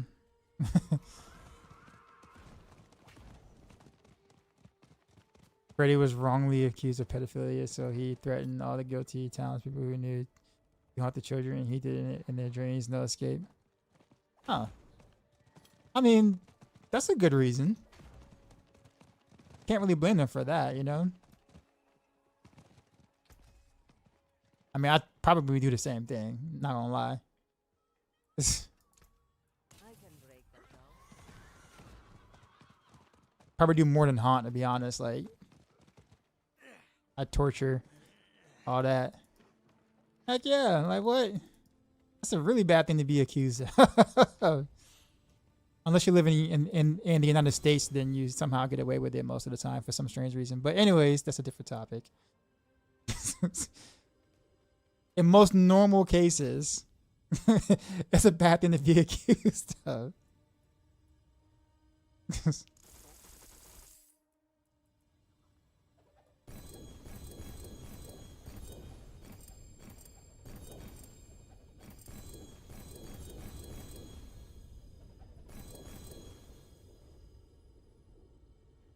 Oh, that would have been great if that would have had the whatchamacallit on it. Resource, boo. Same thing here too. Critical strike chance, really? Rolling me.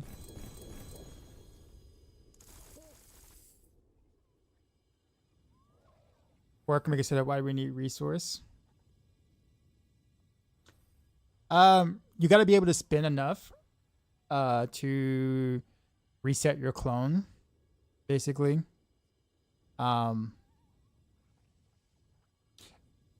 You resetting your clone does all the damage, basically. There's a bug with how the damage works. Like there's like a hidden multiplier that if you reset your shadow clone and then you press shadow clone and attack right when you do it, that you get this hidden multiplier that's like extremely strong. So the entire build for the Orphan Maker version is to literally build around that 100%. So what's there is to make sure that you can basically rotate and reset 1-to-1 with ease.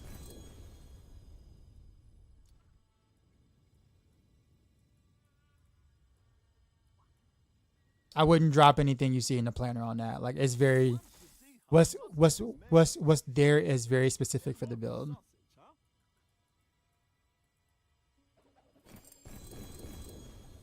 It's not like you know, oh, can I drop flurry for such and such and stuff? Like nah.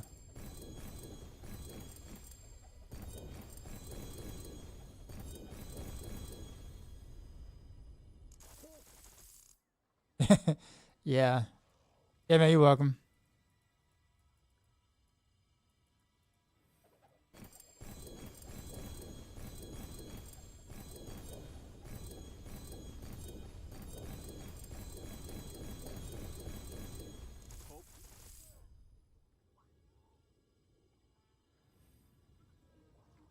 How you doing, Booski?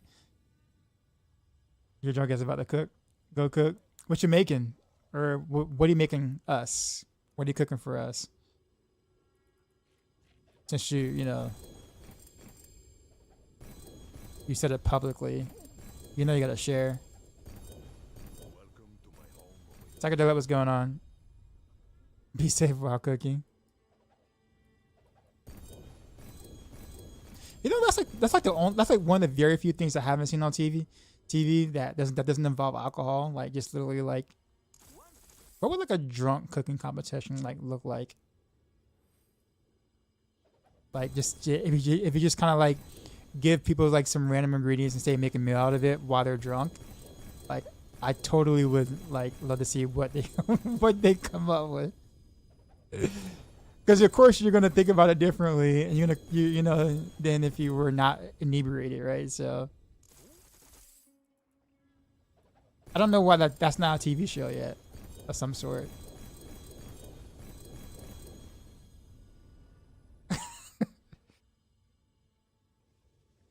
Always known it as that he goes after the kids of the parents who expose him for being a pedophile because he was kidnapping, torturing kids and children in his basement, so they caught him and burn him alive in it, which is how he ended up getting burnt. I don't think a non-pedophile would torture kids in their sleep. Okay, well, so he wasn't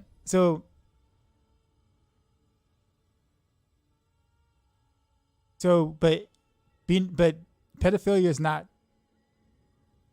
torturing kids, right? Like that's just like isn't that like a different category of things? Yeah, so like I mean you can accuse him of being a terrible person and you know like a menace to society and like you know get the death sentence or whatever, but like accuse him for the right thing, I guess. You know, he got mad because he got accused for the wrong thing. But like I said, if you live in the United States, then I guess that's not a bad thing. Either way, you get away with it somehow.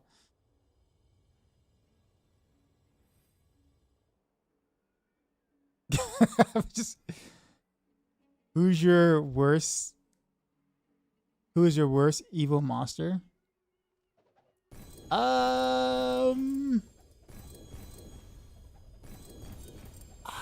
I don't know. Honestly, I don't know if I have a worst. I never actually thought about it that way. What you what Raven? You know exactly what I'm saying is true. It's so like sickening that it is that way in our society. Pennywise. I didn't really know much about Pennywise when I was younger. Like I learned about Pennywise when I was older, so like I didn't really get that, you know, sense of being, you know, fearful of him. That makes sense.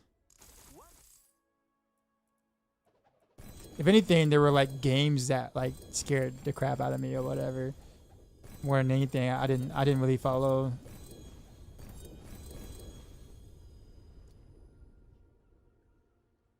The supernatural stuff is what scares me. You know what? So I know you guys are gonna laugh at me because I know Evan and Pig laughed at me when I said it.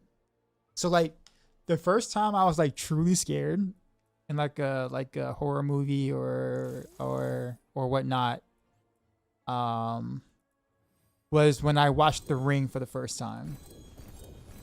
Like I don't know what it was, but I was not expecting the little girl to come out the TV like that, and like that freaked me the crap out. Like that and like the static. So that means like, because back then, like, you know, TVs, you know, had the old like big back, you know, the TRT TVs or whatever, with the back, and like it had the static and stuff or whatever. So like after I watched that movie, I could not, like, anytime that the TV like had a little static or whatever, I would like freak out. Like I could not. Like that was like the first time I was like legit like freaked out for a while.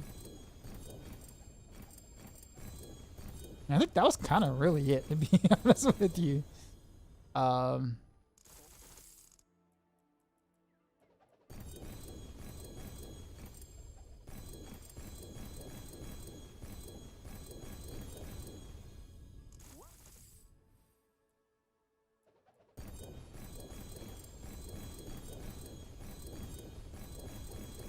This is so like mind numbing right now. Attack speed. Yeah.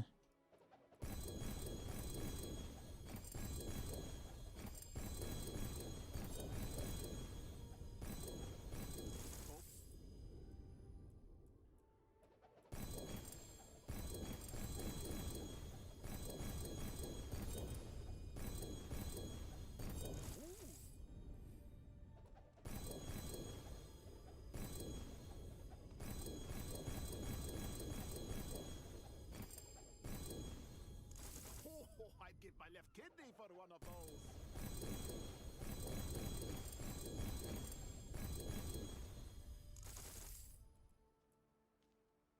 I don't know, I wasn't feeling like I could catch the vision in there. I mean, yeah, I don't know. I guess also not knowing what happened to her, of course, until like towards the end of the movie, whatever was a thing too. But yeah, I don't know. That was the first time where it actually felt like it, like that could happen or something. Like more of your not realistic but realistic enough type sort of scares, I guess. I don't know. Like Freddy Krueger didn't do it for me because it's like, you know, like even when I was younger, it's like I knew that like that couldn't, like that was just like legit just not possible, right? So like, but for whatever strange reason, I thought the Ring thing could, you know, was like more plausible to happen. I don't know why.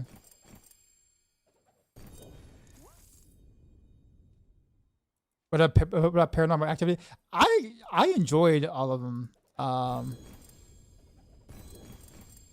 don't think I was ever scared of them. I was kind of I found them pretty amusing. I don't know if that sounds weird, but yeah, I was actually looking forward to like the next thing.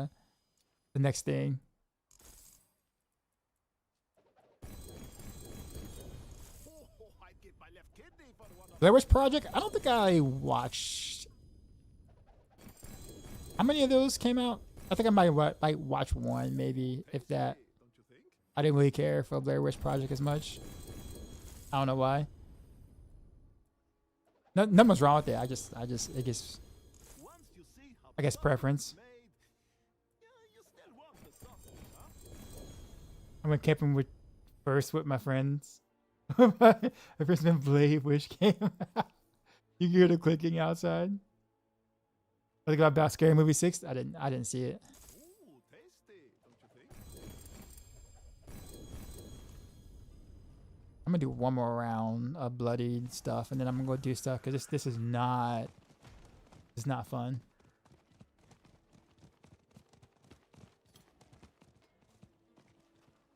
How can I help? Oh, it's coming out in June. Okay, so I mean, well, I don't really have an opinion of it if I haven't seen it. Is it a lot like the other scary movies, or like is it like, you know, kind of like a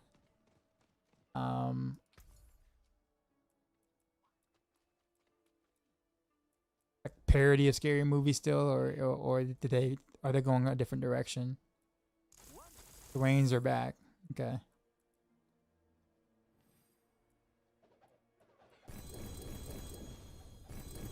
How old are they now? Like they have to be like, what, like 50s, late 40s, early 50s.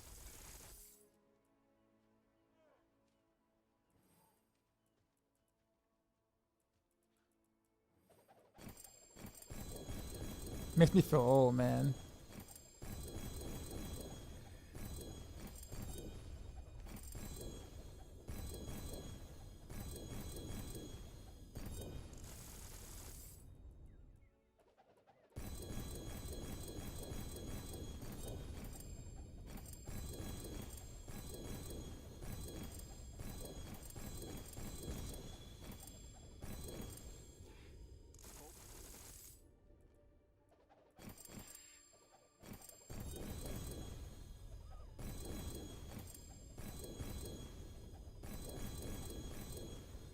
Gosh, I have yet to get like a percent dex on any Tibalt as well.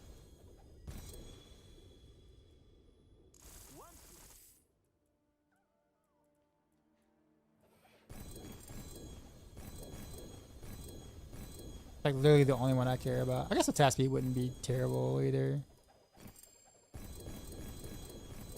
I got it. For now-ish. I don't think I even see. Oh, I think I did see one with the task speed, but like the multiplier was really low.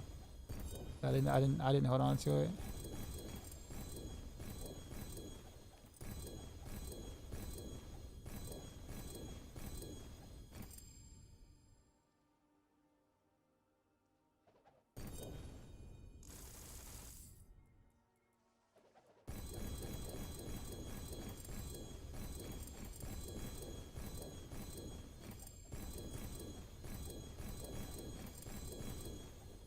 Actually, the attack speed would actually be pretty dope. Not gonna lie. Like just having one.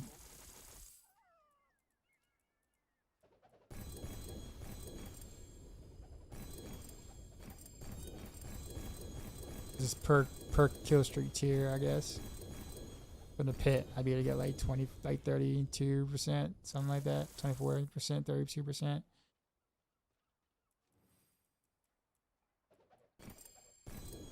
I mean, it'll cap me for sure, but I'm not capped for rain. It should feel phenomenal.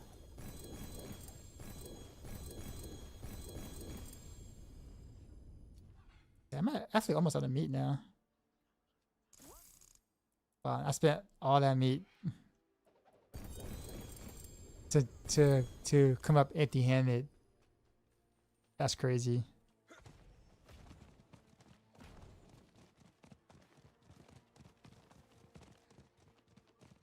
But like that was a mistake. All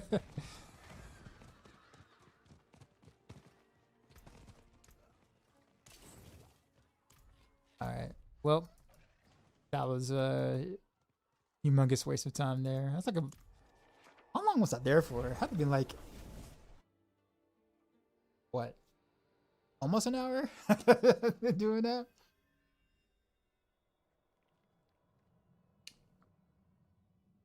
Stigmata.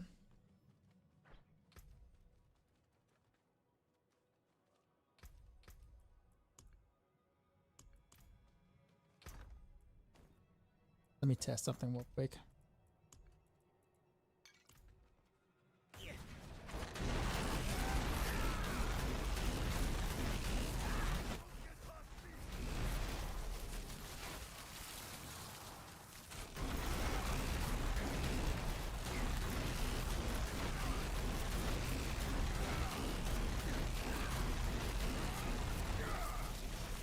Okay, yeah. I knew I was gonna hit that point because I'm at 140.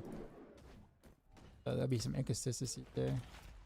It was like working out like fine for like a chunk of it, which is why I was like, I wonder if I can like, you know, keep doing it, but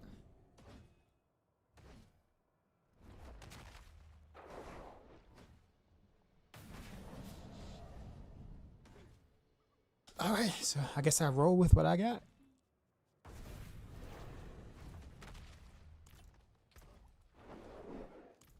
some decent upgrades overall.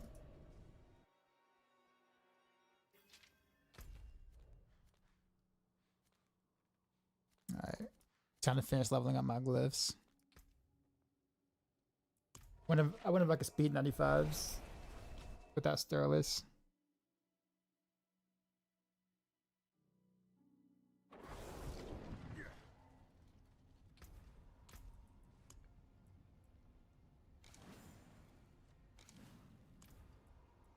Because I don't think all the everything I got was I mean it was good upgrades, but I don't know if it was that good to go up 5 tiers for speeds.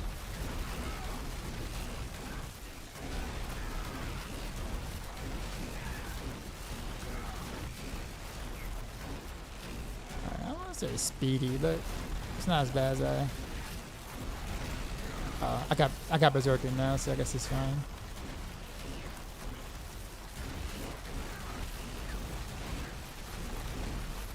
This is not bad.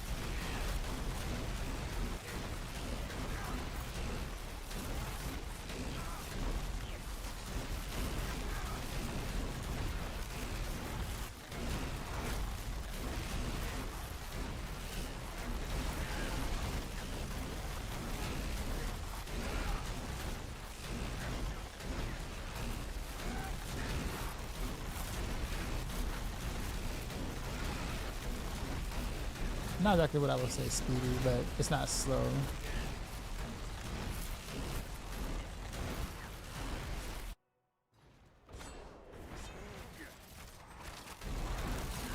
Should be enough to get me my glyph levels though, which is all that's really important for right now.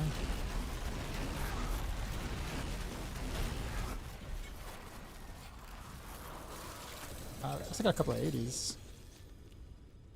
Okay.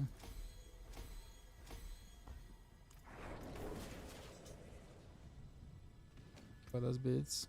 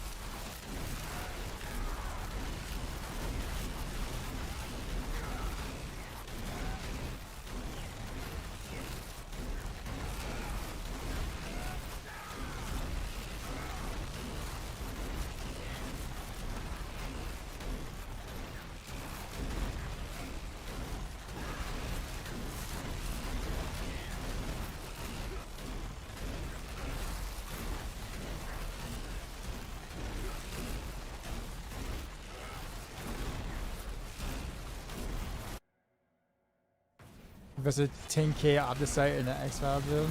Let's see if we can do T4.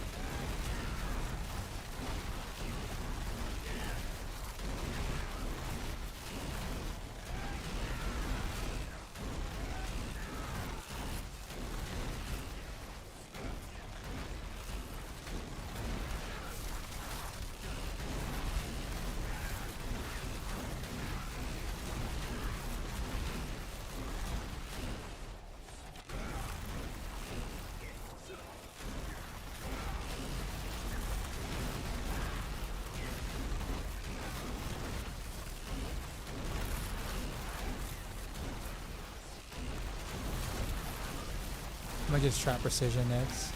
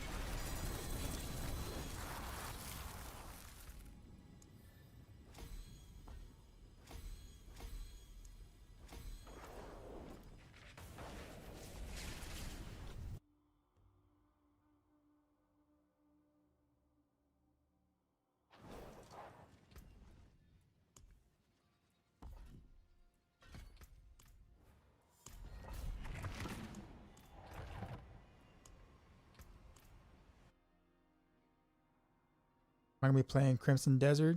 Probably not.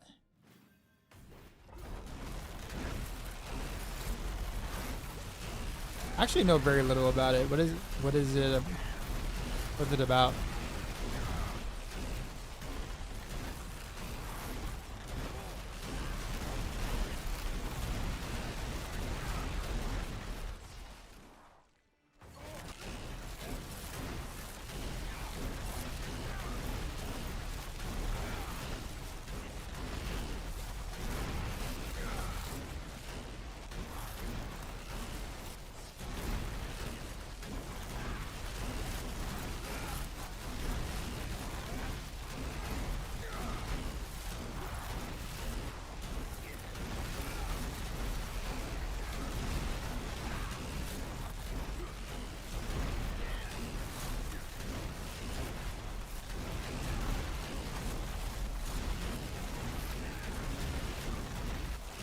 I'm off my rotation now. I feel it.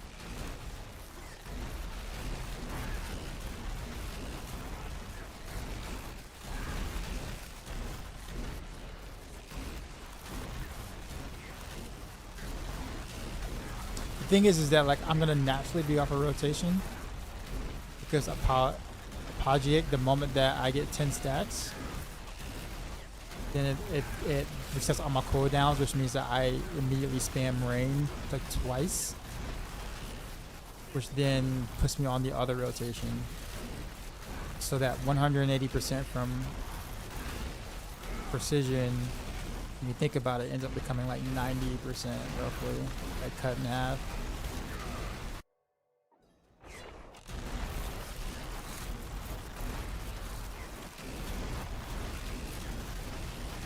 I could just like not run Apogeic though to make sure that doesn't happen. Right now I don't really have another like aspect I think I can run without. I mean, Starless would be the perfect thing to swap it for, but I don't have a Starless.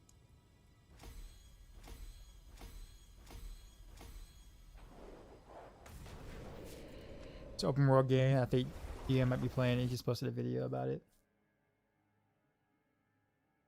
So is it like an RPG? Is it an MMO? Is it like a Souls-like? Is it? Let me try to swap out Apogeic to something else. Maybe I can do Retribution for now. Because maybe that's probably what's really messing up my rotation. Anything for precision.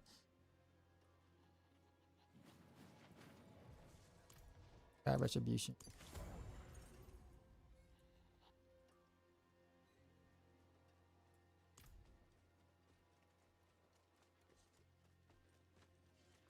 It's an RPG. ARPG or just like there's so many like subgenres in that. But we'll see. When does it come out? That's probably the most important thing. If it comes out near on the expansion, then there's no way I can play it.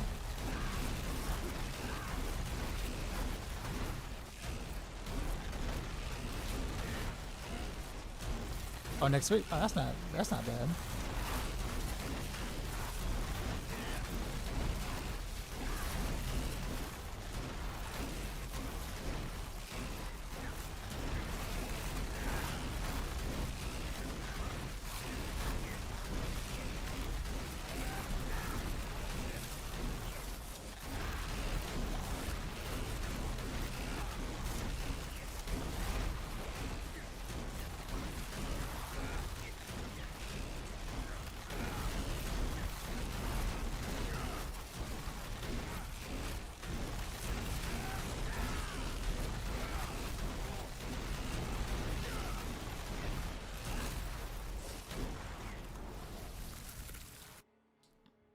Thursday of next week. I'll look it up.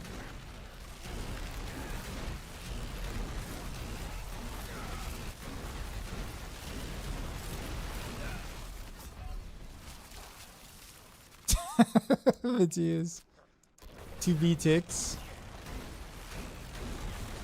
My Rain of Vero poison ticks more than that. That's a shame.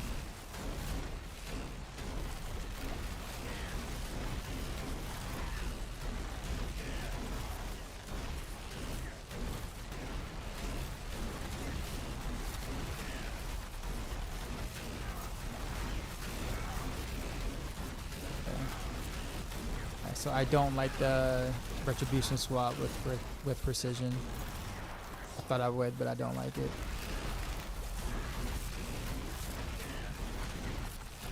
Like it's taking considerably longer this route.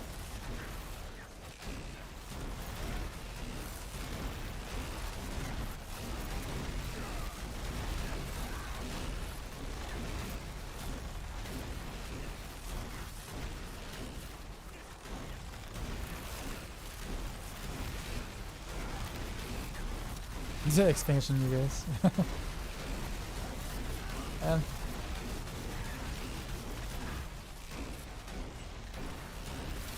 You know, I noticed. I don't think I'm gonna ever like become Butcher for the rest of the season. It was literally like a day one thing, and that was it. When I mean by day one, I mean like half of day one thing. Not even half of day one, like a fourth of day one experience. Past that point is like, why?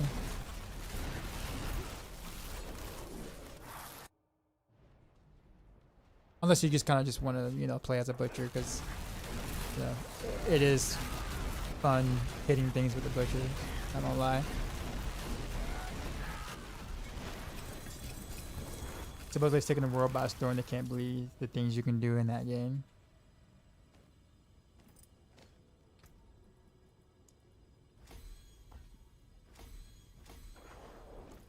So, has there been like a beta or something, or is it out in like a different part of the world and it just hasn't came to the US yet? Or because it's like, it's kind of hard for that to be the case if there wasn't at least a beta for people to kind of chew in or chew on or play. I still gotta like really get into where wins. I'm really having fun with that.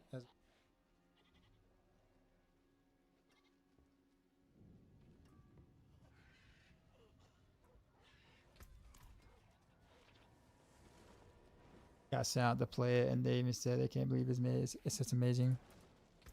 I would be careful about that. For some of the obvious reasons. If they got sent out, like they, you know, they got, you know, their trip was paid for, and you know those kind of things to go out and play, I'd be careful with opinions from a sponsored trip,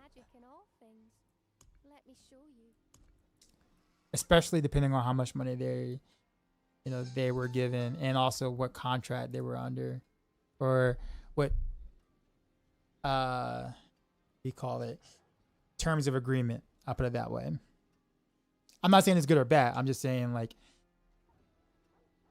as someone who has been on trips like that, who got sent out to do stuff like that, I would say Blizzard is one of the very few companies I know where they will pay you to go out and play test, and you can talk shit about their stuff, and with no consequences. Like, most companies will not do that. Like, if they pay for you to go out, they're expecting you to say, or to not say the negative things, or keep the negative things very light. And like, you're under obligation for that. I've done it for both, if that makes sense. So like, there's that's why I said it's kind of like, I'm not saying it's not gonna be great. I'm just saying, like, the people who were flown out are the people that I would least trust of an opinion on it.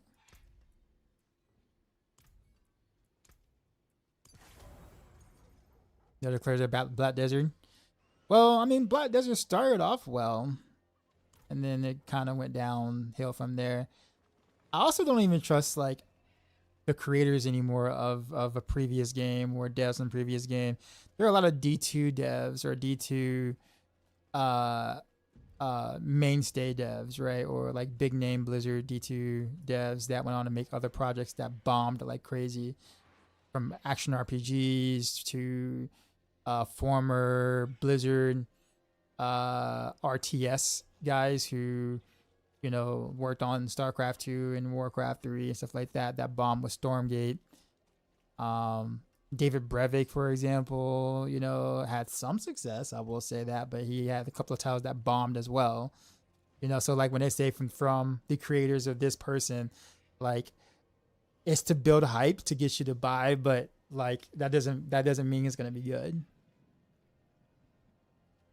So you watch the trailer. See, that's the thing. Like, again, like, I put it this way: Blizzard has some of the best cinematic trailers in the business. So I'm gonna just put that out there. If we're going based on trailers, then like every Blizzard game is like the best game out there. I'm just saying. I'm not saying don't have any optimism. I'm just saying like, I'm the kind of person where it's like, I'll wait until I play it, sort of thing. And it's hard to truly trust paid content creators because they're under obligation. I don't blame them. I mean, get your bag.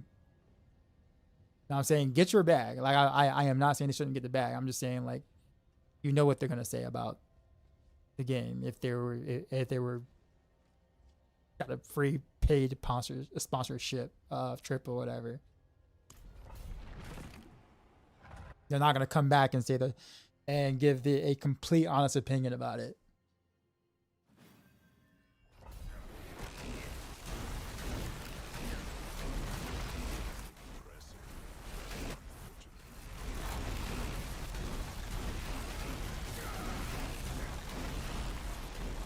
We'll see. I'll follow it. Like I'll look for information on it, stuff like that. I'll keep it on my radar.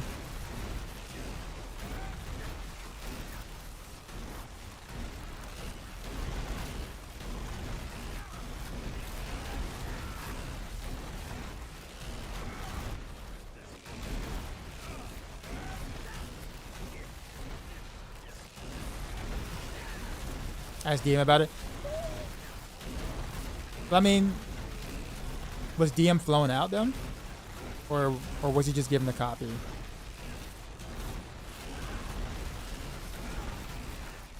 Because, you know, same ordeal. It's not who the content creator is, it's the obligation that they're under when they take certain trips like that. So it's not the content creator. He wasn't flown out? Okay.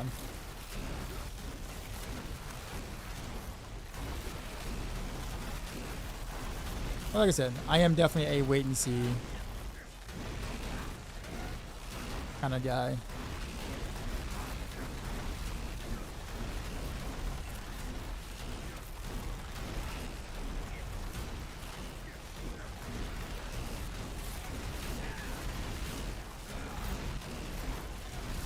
Especially when it comes to RPGs or action RPGs, where the early game is always like pretty good or, you know, like impressive.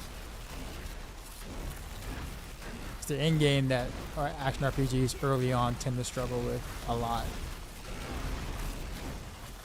And basically every action RPG has had that problem at the start. Every single one. Literally every single one.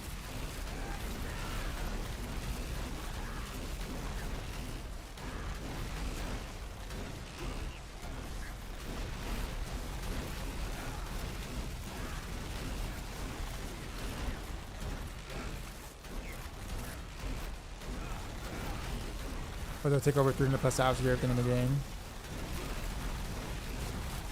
I mean, those are like hype numbers, right? Like hype points, right? Where like, it's almost like, I look at that as like when store-bought computers try to like sell you on the fact that like, you know, this PC has like, this mediocre PC has like 64 gigs of RAM. It's like, yo, look, 64 gigs of RAM, right? You know, and then like it's like on like a business computer that isn't doing, you know, much more than maybe some Excel spreadsheets or whatever. and it's like you don't need nowhere near that much RAM, but sure, here it is. You know what I'm saying? That person ain't gonna use that much RAM, but 64 gigs of RAM sounds super exciting though, doesn't it? Right? So for the, you know, 300 hours to do everything, you gotta take into account, is everybody who play the game going to want to do everything the game has to offer? All the side quests, all the little things, you know, whatever to do. Like, very few.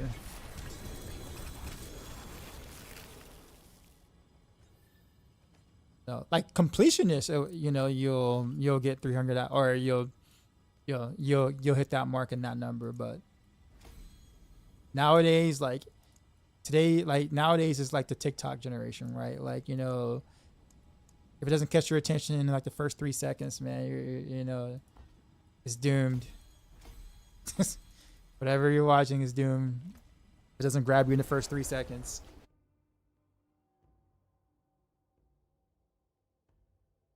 Everybody's skeptical about this game. I'm not skeptical. It's not the game. It's just, it's not that particular game. It's just the way that things are marketed nowadays. I would say that about any game, literally any game where sponsored content creators were flown out to play and to talk about. I would say that about every game, every single one. So it's not that particular game. I'm just saying in general. So no bias here whatsoever. I'm gonna check it out. Don't get me wrong.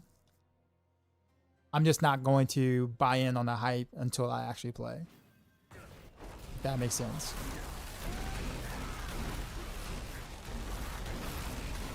Again, talking about Crimson Desert.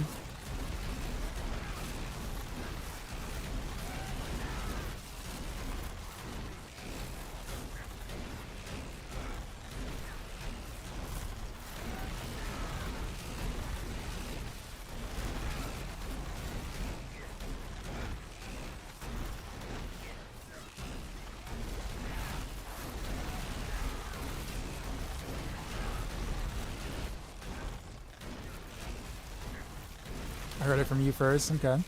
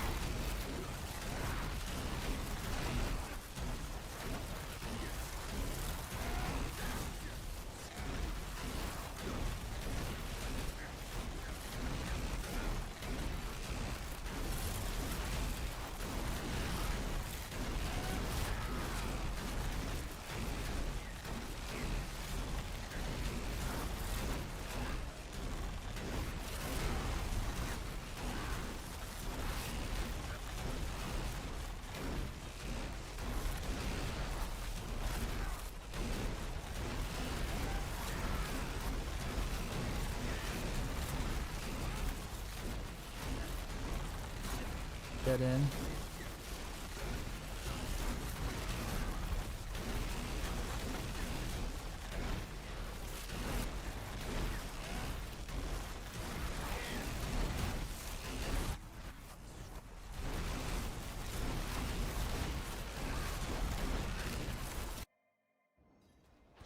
Listen to the song just make it come out yesterday.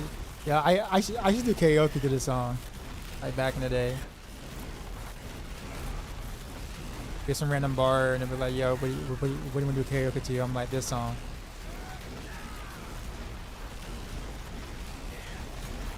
And at every bar, there was always that one white guy who knows like Eminem's part, who will come in with me every time. Like, "Yo, can I do M's part?" I'm like, "Yeah, sure." Normally, I would do both parts, but like, you know, there's always that one guy that comes out, and I'm like, "All right, come on, man, come on in, come on, I'm down."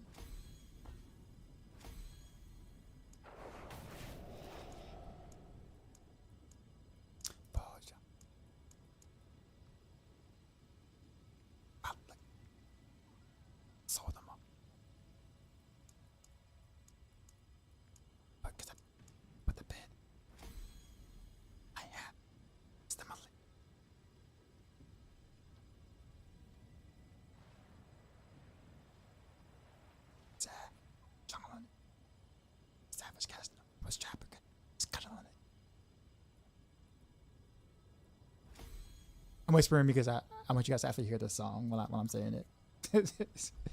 But yeah, yeah, it was a time.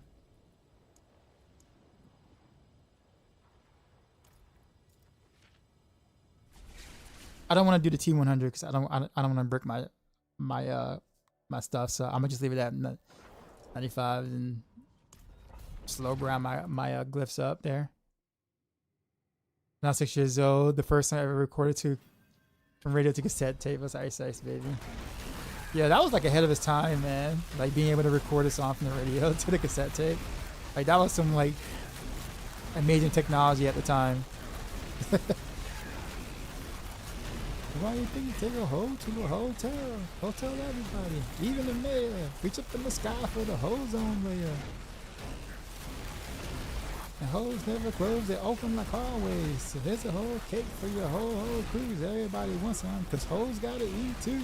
Oh, he's a hoe.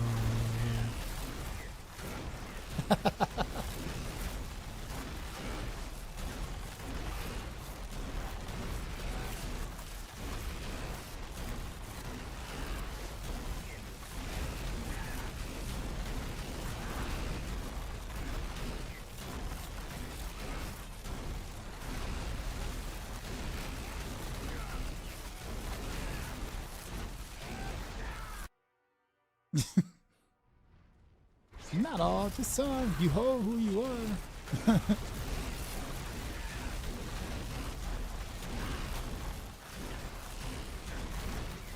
Oh, but can I get a ride? No. Come on. Cause you's a hoe. Yeah, Ludo was crazy for this song.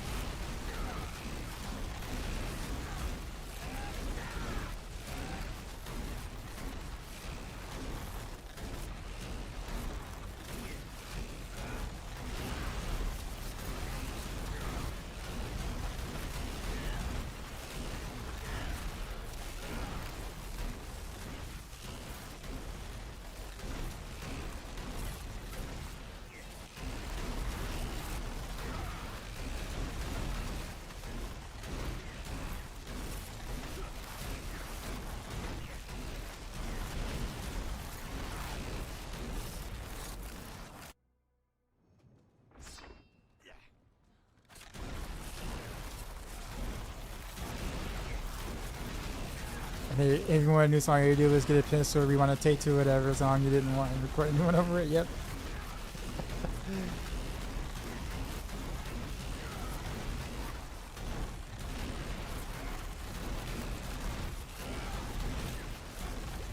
Hold on.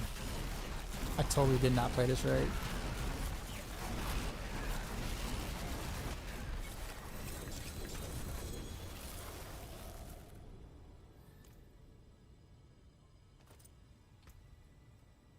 This song is underrated, by the way. This parody.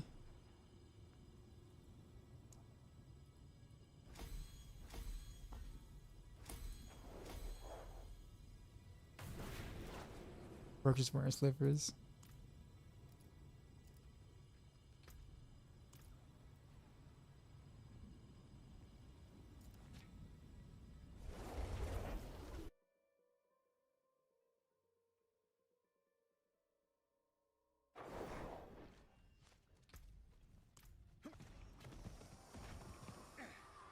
Making wrists hurt just watching you play this class.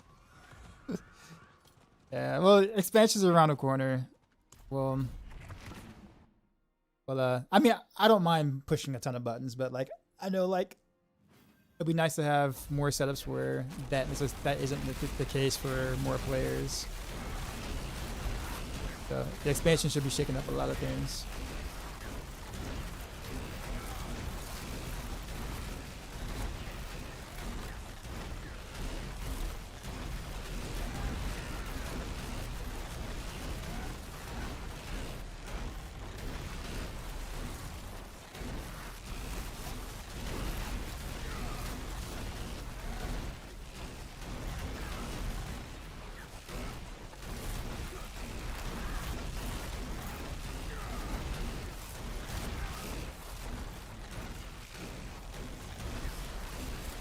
How's work been for you, man?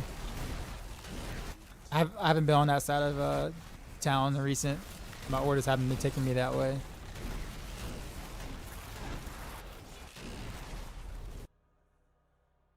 Rocket Strong Room is still the best for opposite. Yep, even after the nerf to it.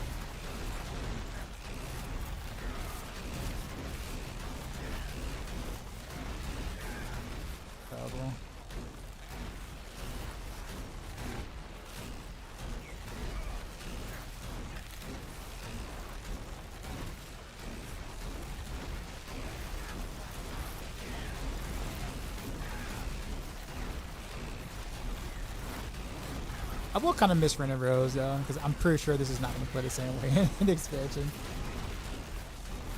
I like the way it looked visually, but I wouldn't mind Rain of Rose being like a supporting role to like maybe Heartseeker or like some sort of other build where I cast it every now and then versus being able to spam it as a damage dealer. Kind of hoping the ultimates in general kind of like fall into that category where it's like they don't just become their own spam builds. Overshadowing. Oino Micro raided my stream with 10 views. Yo, dark side. We Miku, just got what's going brainless, on? son. You know how we do. Drop my new beat What for up, these Jer? new viewers.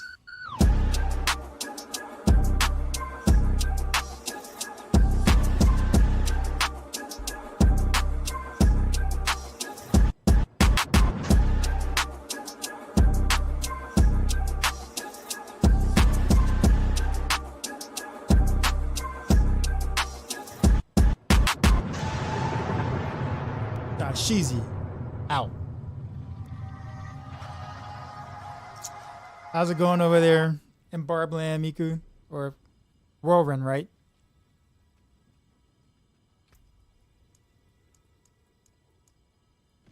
I know like that's like you're slick for sure.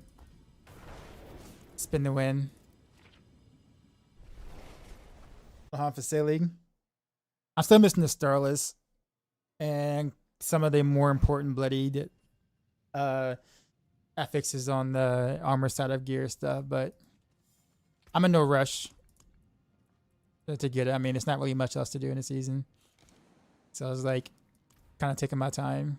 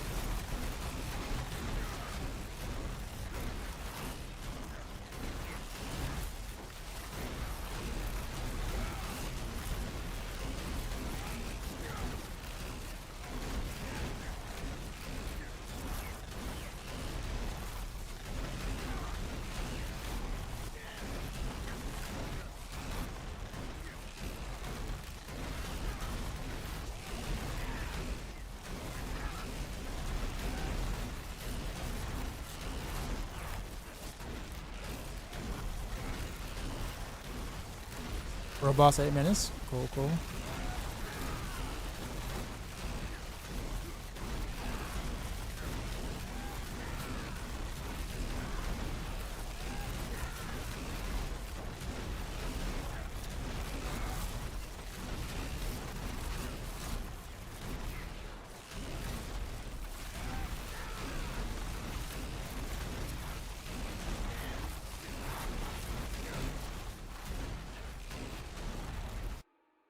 This is cool. This build is cool. Yeah, I like it a lot. It's visually appealing.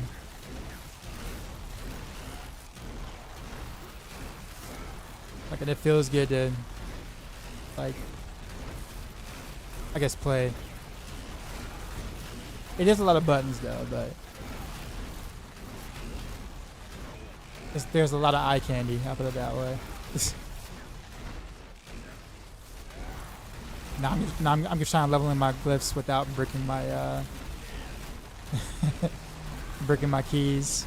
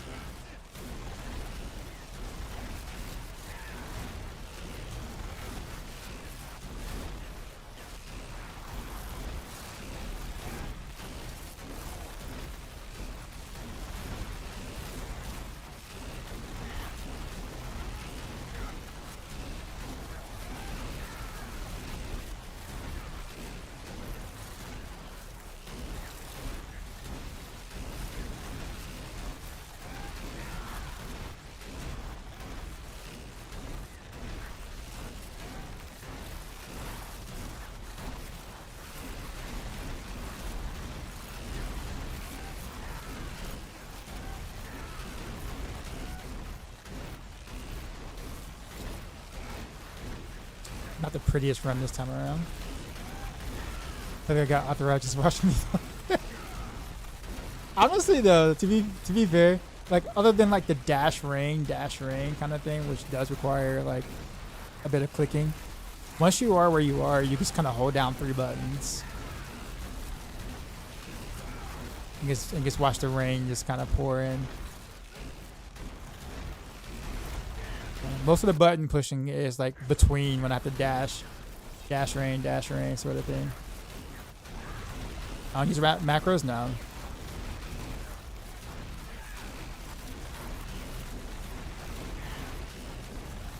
I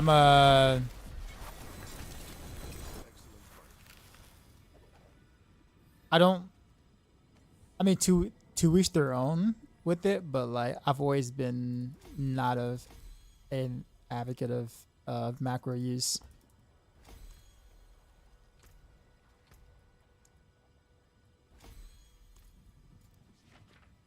Part of it has to do with like,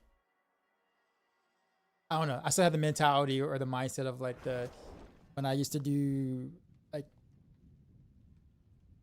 the StarCraft 2, you know, the esports stuff, where like obviously you could not use macros. Everything was very, you know, you have to do it yourself. So I guess it's just I'm so accustomed to having to do it to myself. Not only that, but I think also after a certain point, if the build starts playing itself, I'll kind of get bored.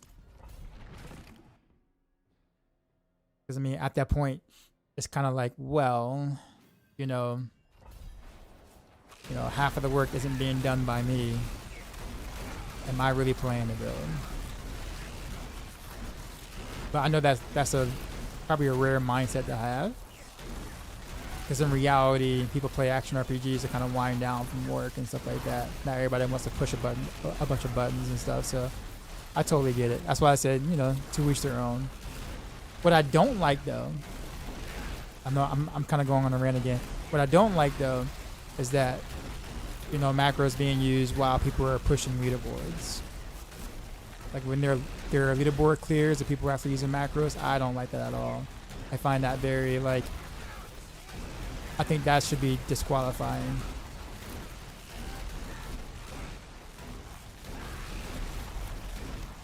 There's already a lot of like question marks when it comes to like leaderboard clears as it is. You know, if you want to, you know, tout and say that you're better than someone else, like at least play to build yourself. and not have macros do half the work for you if you're gonna make that claim.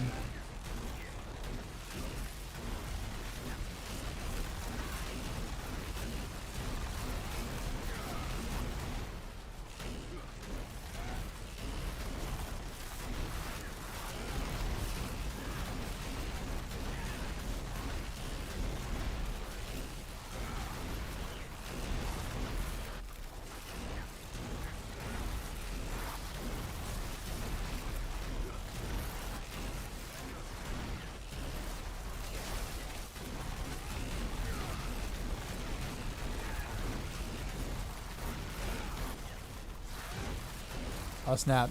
Did the world boss already happen? I totally forgot about it. Yeah, it's probably done, isn't it?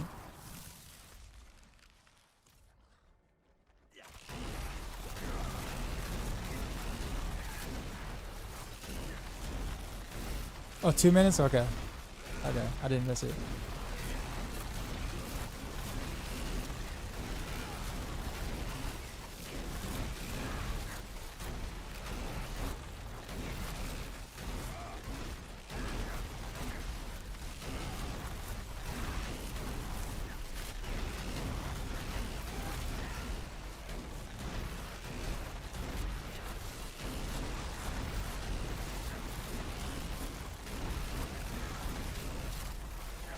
Are you on my friends list, Duncan? I'm sure I probably asked you that before.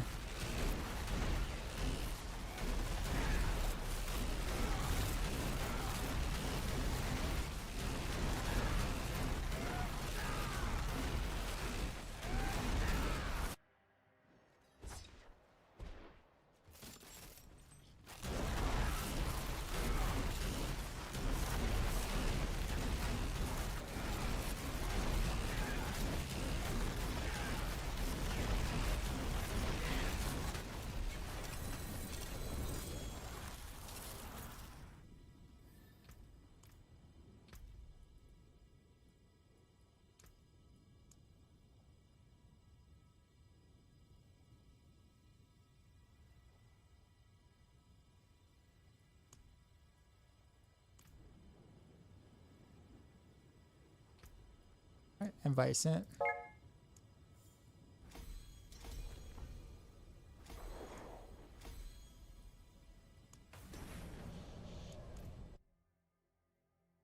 This is bad. Plus 1 and D4 and held ties with 2 characters synced. Oh, that's multi-boxing.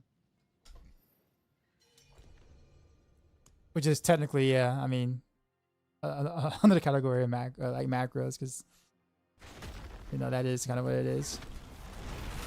But yeah, multi-boxing. You actually saw multi-boxing more in like D3 really. There's some people who would do like a whole group of like, or 3 different. It'll be them and then 3 other characters, multi-box or whatever, or multi-box. I would assume multi-boxing is a lot better now than it was then when people were doing it in D3.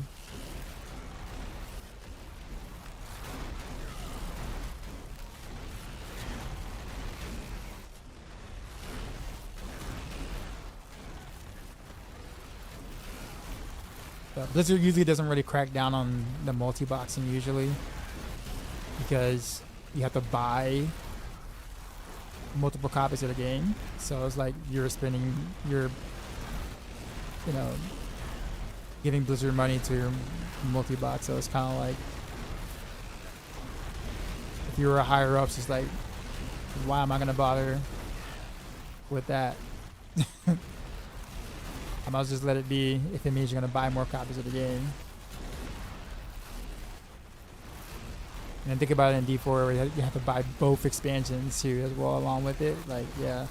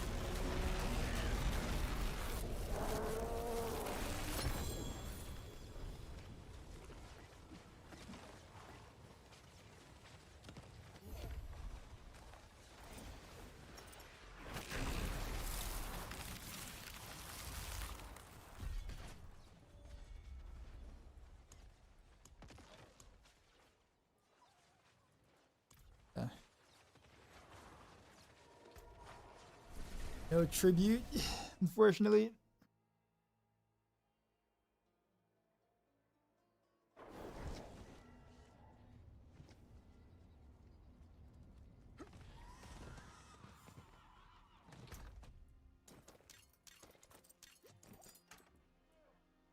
Yeah, thanks for the invite. Better than starting from nothing.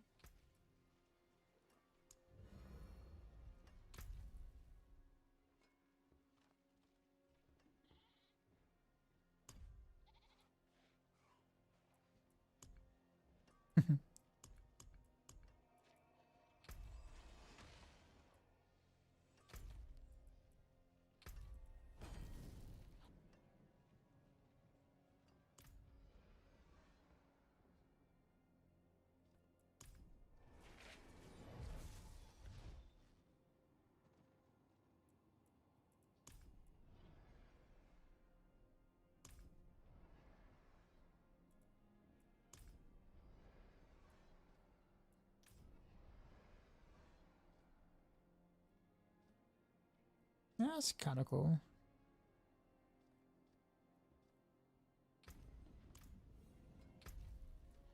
I probably should transmog at some point though.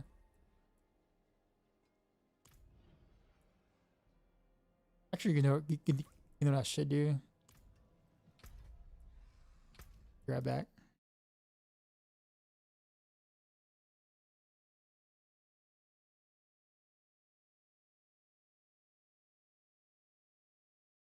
I can't show y'all. I'm doing some super secret hack stuff behind the background. Turning on my streamer client too.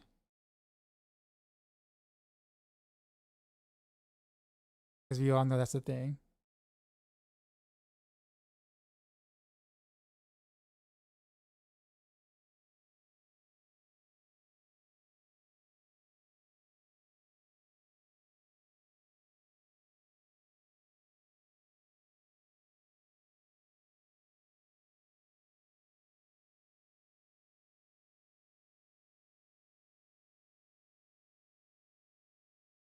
One more sec.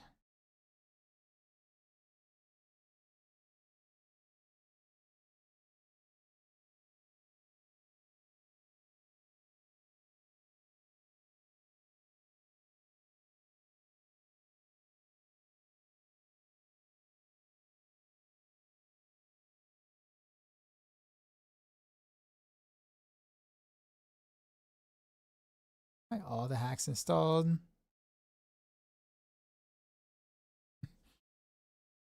Streamer client launched. 100% mythic raid drops. Redeemed.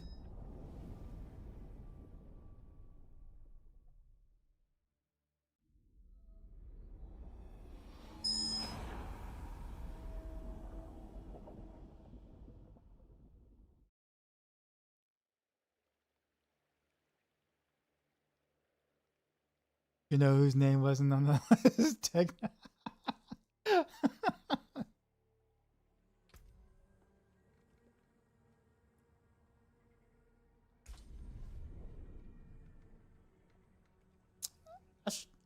should transmog. Take a break and do that.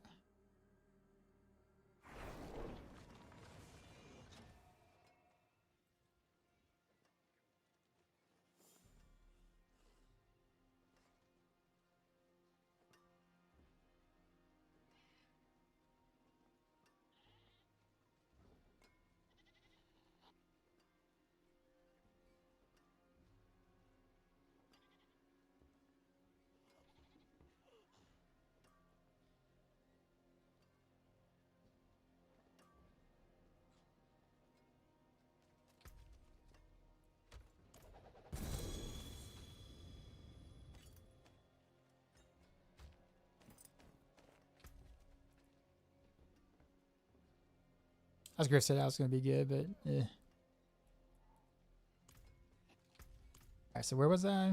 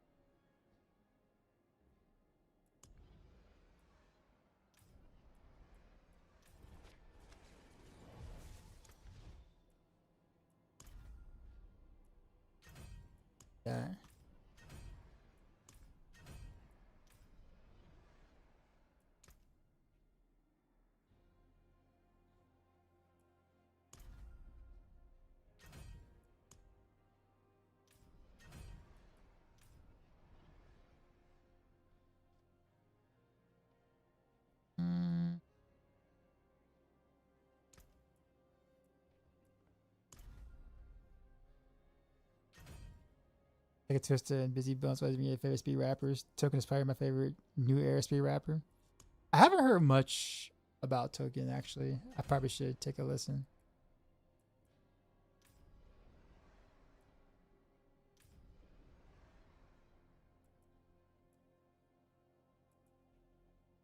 You weren't the first person to like mention that name before. I just haven't like looked up. Then again, I haven't been keeping up with a lot in the recent anyways. I probably should be going and adding more stuff to the playlist.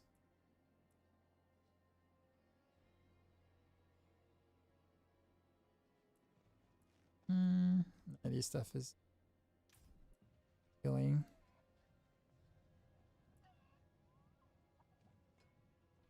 Welcome to my home away from home. Game stuff.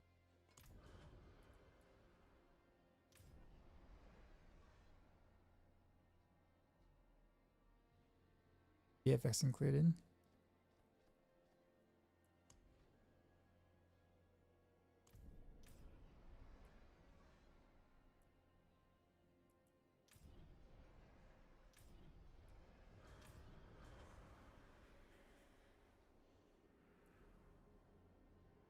Only had 36, okay.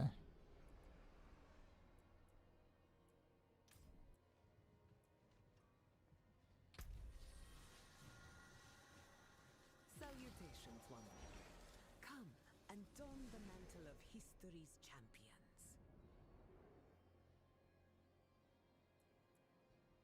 It's kind of cool. I'm just looking, I'm not going to buy anything. Heirloom? Is that new?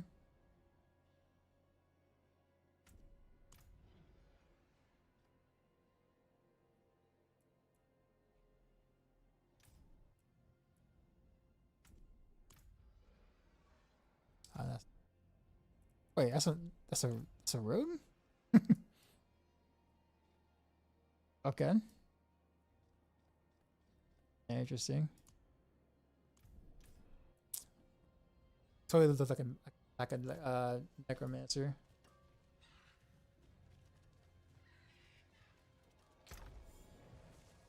Okay, well, it's a world boss. I'm kind of gonna get on my list to lead to 295. Oh, there's a whisper.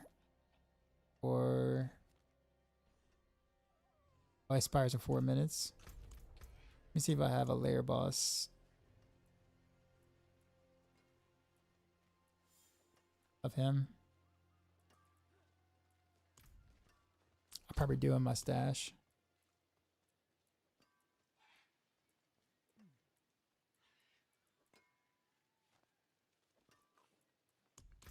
Should have been easy. I should just look for the little red thing in the bottom, of course. Yeah.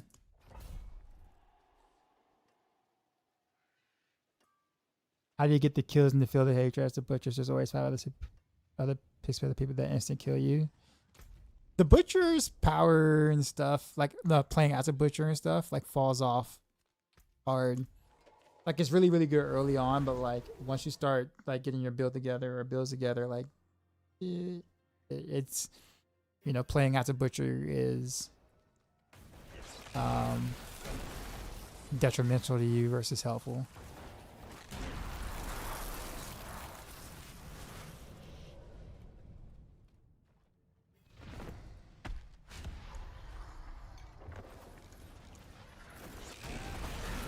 It's just season quest.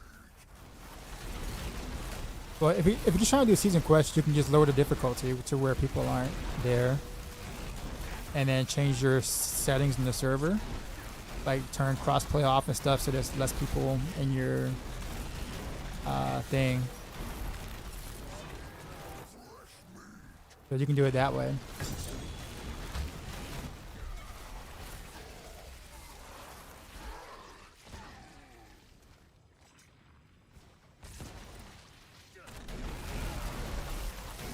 Yeah, well, yeah, turn down to Torment 1 if you haven't already. And then turn off crossplay.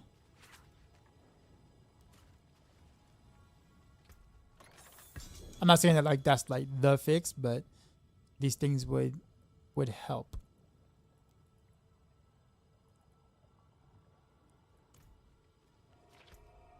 especially the crossplay, because then without crossplay you'll have less people in your instance in general.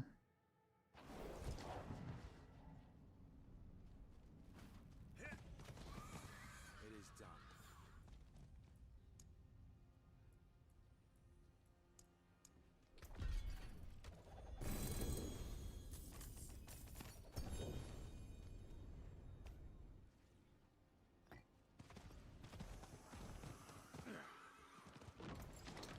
Let's see what we got. Craft shit.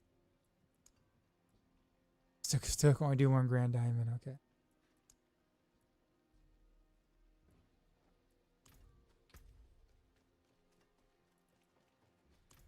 I forge more than horseshoes and nails. My hammer sings on your return. Look at that. The ceremony is slow. It's always fast to you no matter what I pay. Fair.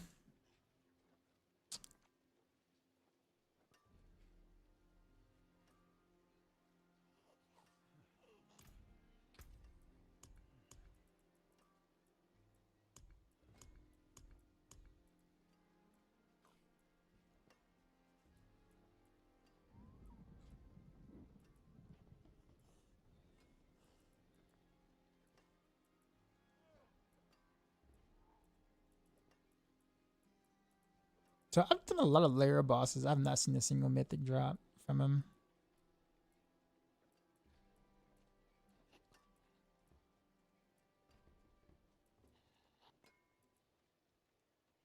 Actually, you know what? I'm gonna go through all my layer boss keys.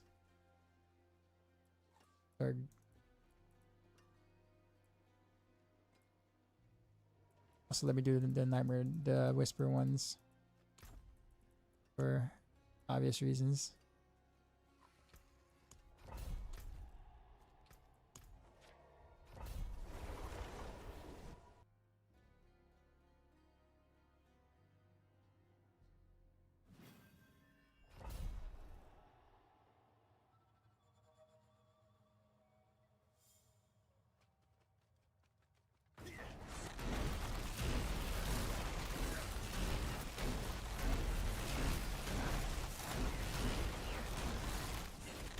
I wonder if I can get like a kill streak going before I get to the boss and see if I can actually keep part of it.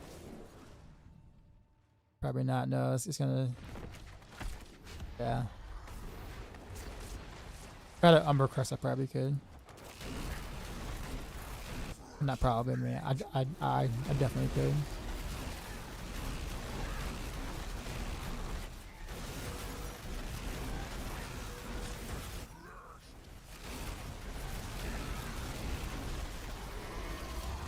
I just want a Starless. Give me a Starless. Not too much to ask for, is it?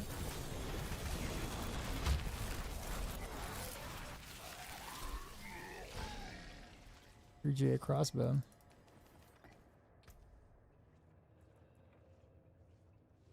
Oh well. Oh wait, bloody B.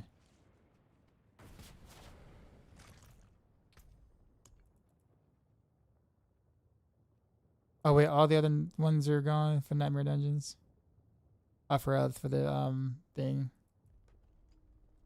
Oh well.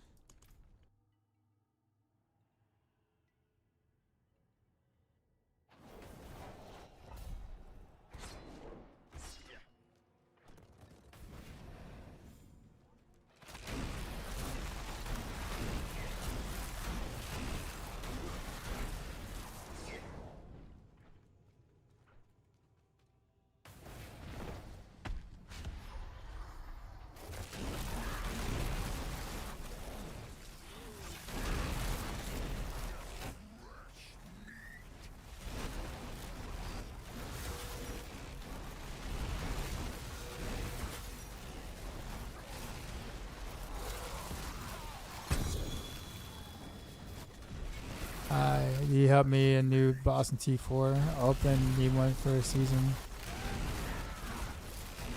Diary. So you don't need to do it on T4 though. I don't think.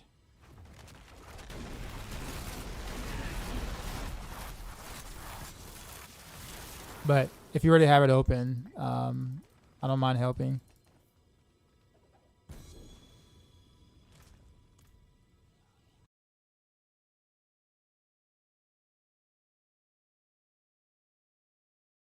What's your what's your battle tag?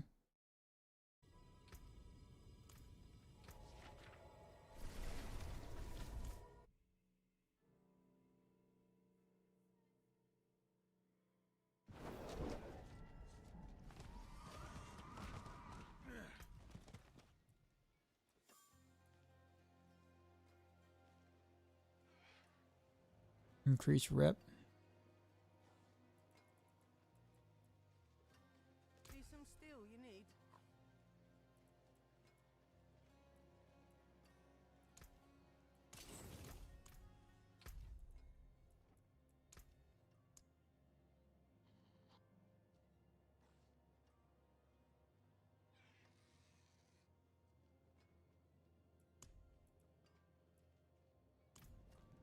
Request invite whenever. My hammer sings on your return.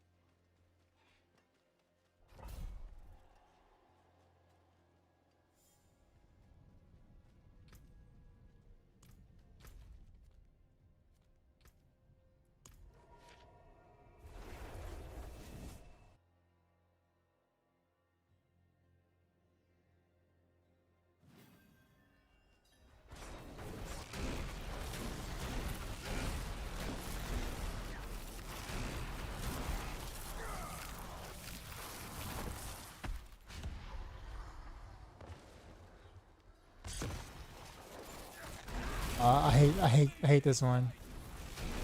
Some of his mechanics are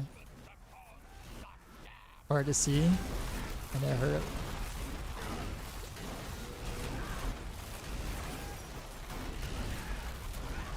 Yep, I knew it. I bad. You had to pick the hardest one, didn't you?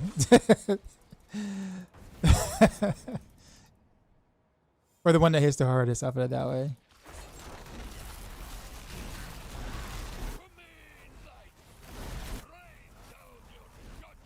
I just can't see with all the stuff that's going on.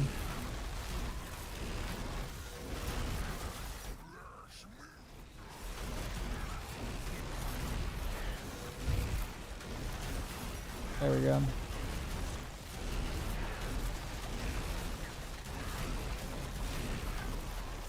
Yeah, it's like so hard to see the whatchamacallits.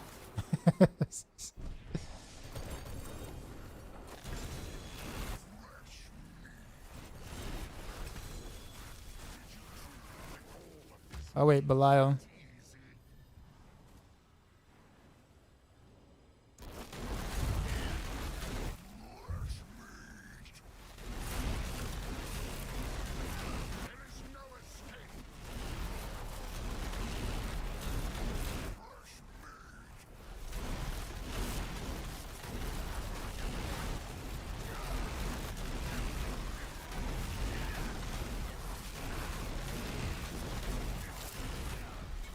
What? No way. That hurt.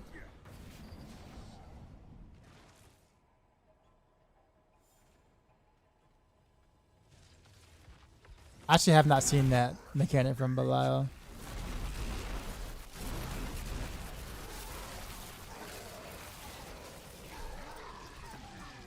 Alright, well, sorry about not getting the Belial lead.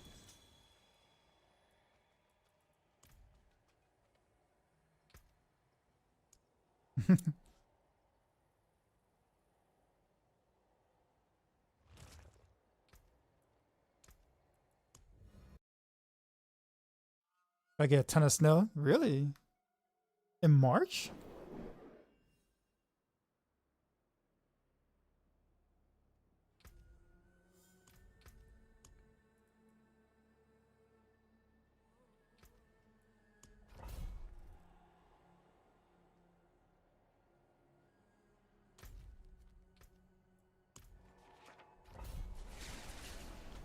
Most of them in minutes. Yeah.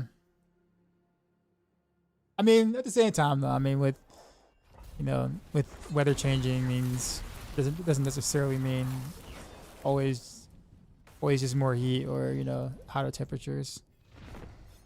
Other things happen too that also throws off the like weather patterns.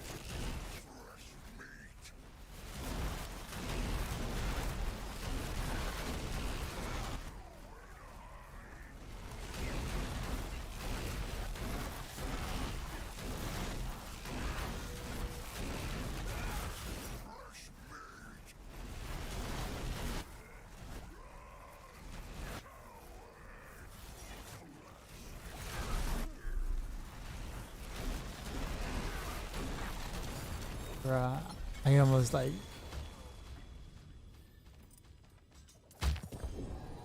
Oh, a mythic. My very first mythic that dropped from. And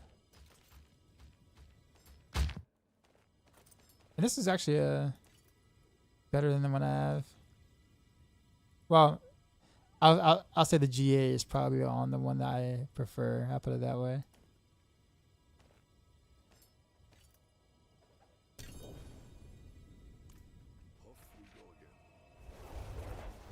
Thing is I don't think I have any more Obdicite to Masterwork.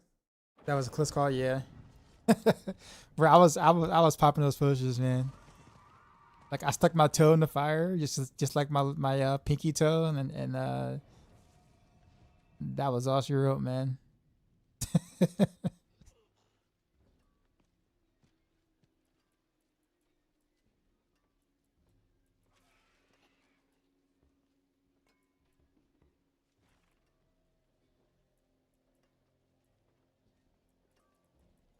This is when like a loot filter would be goated. Can't wait to see that in expansion. What's still got some good in it? How much Obdicite do I have right now? At 735. If I salvage that, I have like 1,000.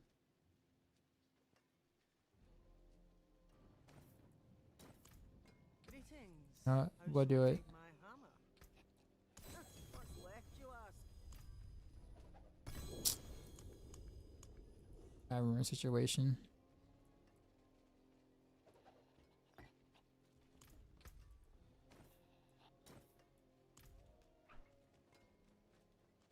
Wear the stars around your neck.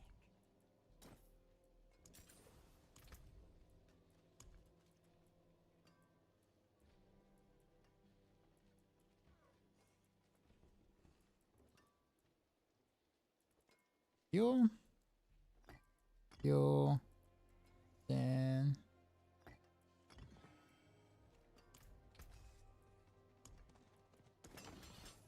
the power cube. Alright. Now we're gonna hope for a Starless. I'll keep my forge hot. Return soon. Man, this is the 4th Harlequin's quest I got this season. I want more than horseshoes and nails. What do you need? Use it well. Shame.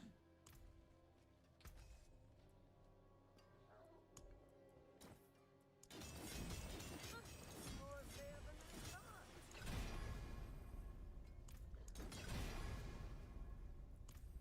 All stats. I guess it's fine for now. My hammer sings on your return.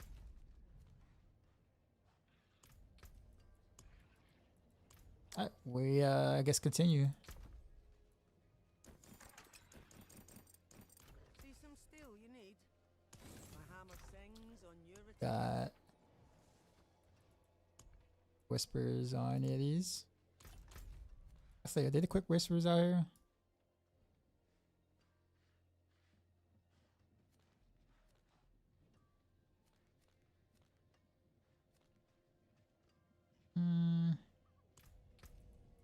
Alright, layer boss it is.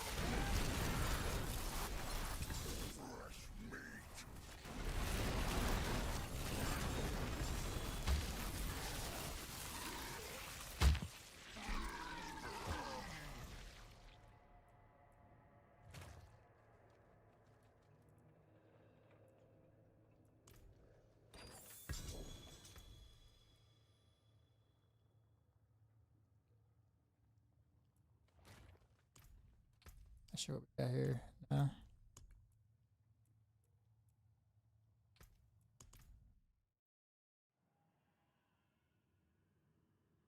Not quite sure what else to really do at this point.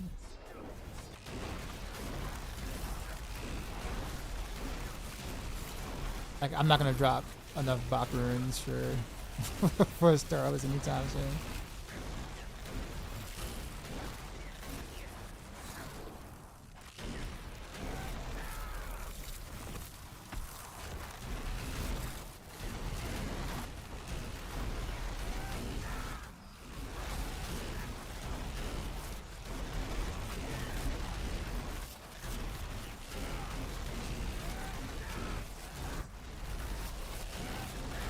Stop running towards me. That's not my range.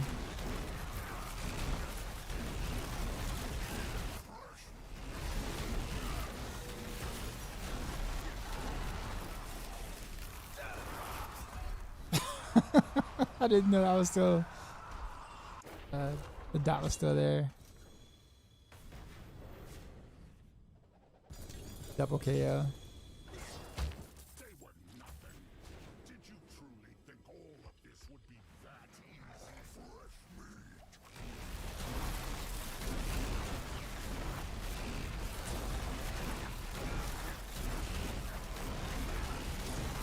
There is no escape. Fresh meat.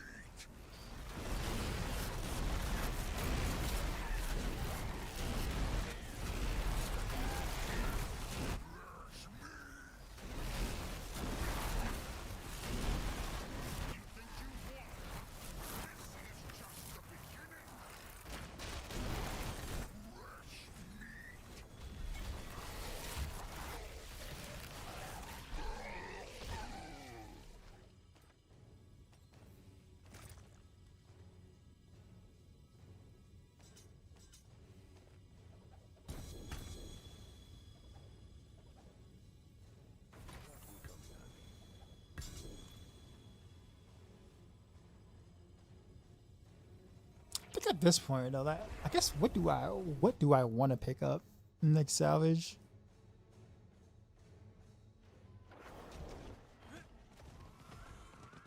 So I'm not really hurting on Forgotten Souls right now.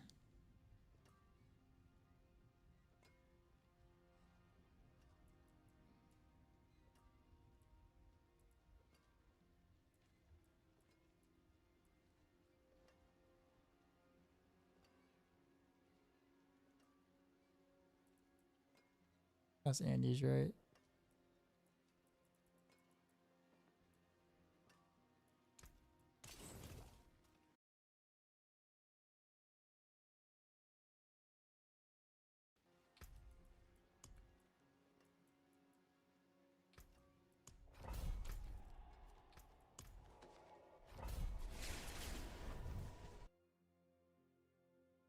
I'm gonna just chain bosses. I'm gonna try to like do my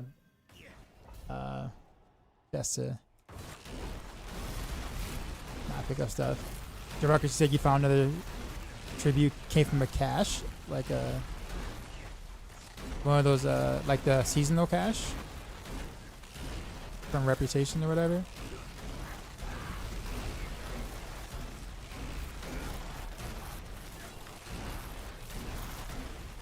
Really?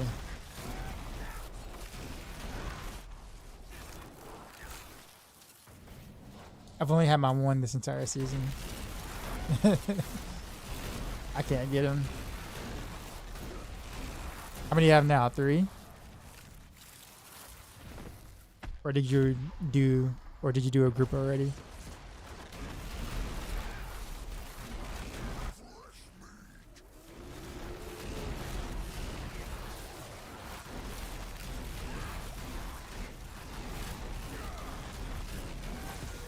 Yeah, 3. Oh, nice. You haven't found a group yet?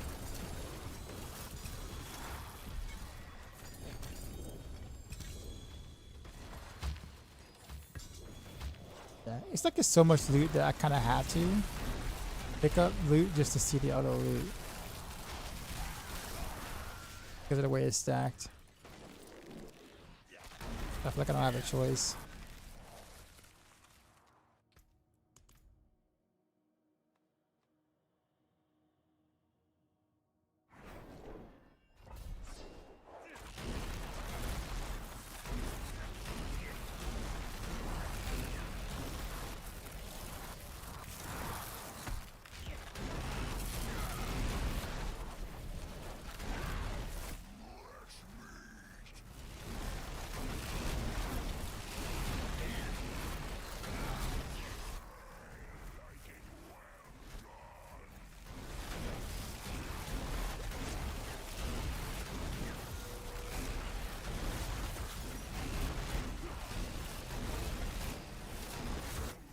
I touched the fire. Barely lived.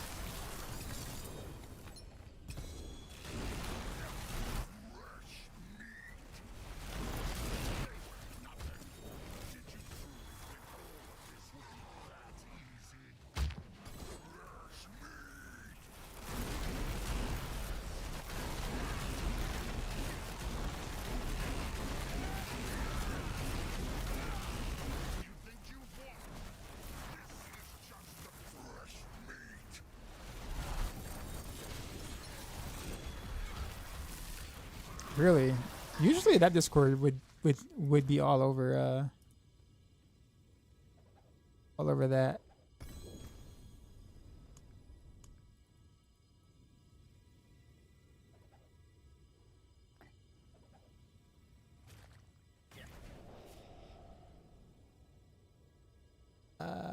I'll take that.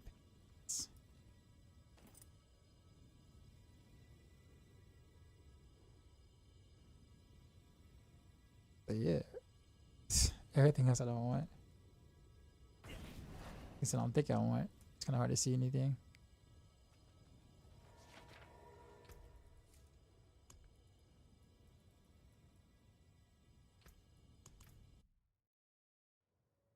Yeah, like I said, if I had one, I would do it. Like the only other suggestion I got is like I can like buy one from you or something. Like you can sell them. So you can at least get a group going. Because it'll still be better than like doing 3 solo. If you can just do like 1 or 2 rotations or something. That's 8 chances versus just 3 solo.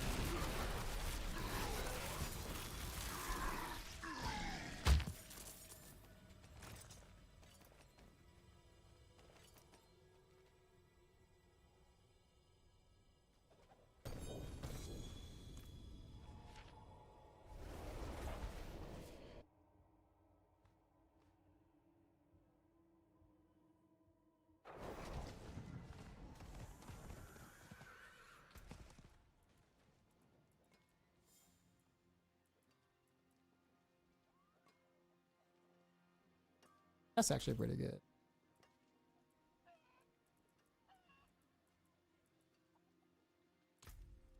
Greetings. How shall I guide my hammer?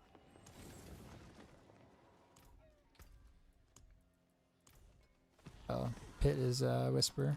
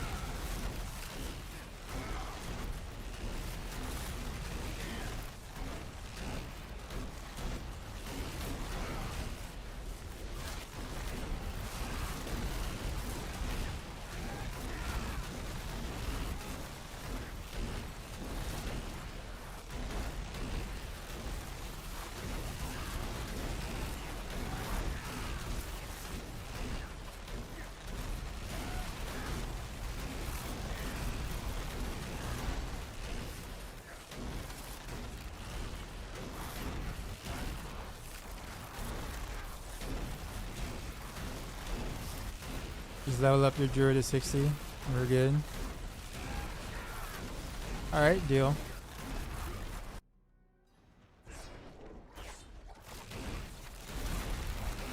I'll do that.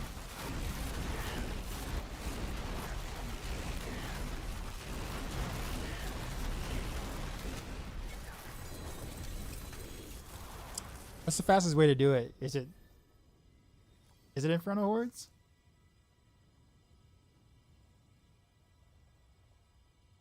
I usually don't level people, so I'm not on the familiar with the meta for that.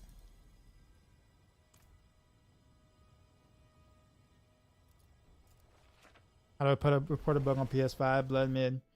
I was supposed to do fire damage, but I was getting crazy poison damage instead.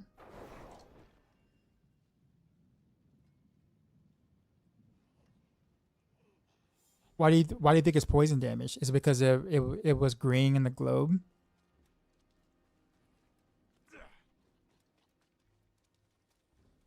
It is done. Oh, well, that green is any dot damage. It's not poison. Anything that's dot is gonna show up green on the globe. So it was fire damage over time, which is why it was green and not like red. I know it's like highly confusing why it's like that. It doesn't make any sense, but yeah. Any dot damage is gonna show that color, which is silly in my opinion.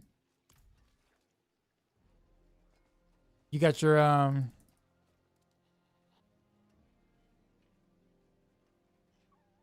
took off amulet and it went away. What was on your amulet? Wait, what? Were you using the berserking amulet?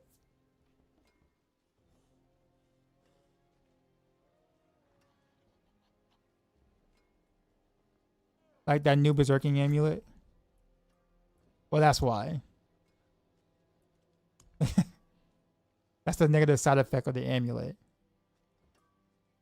You take 200% increase damage as burning over 8 seconds. Yeah, that 8 seconds. Yeah, it shows up as green, but it is damage over time.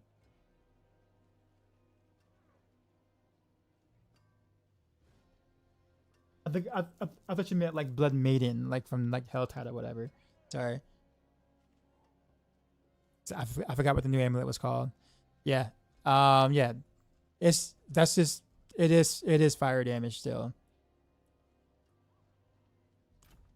But it's a dot, and the dot's green. Again, it makes no sense, but that's just the way it is. You gotta Mello, appreciate the follow. You gotta am I on your friends list?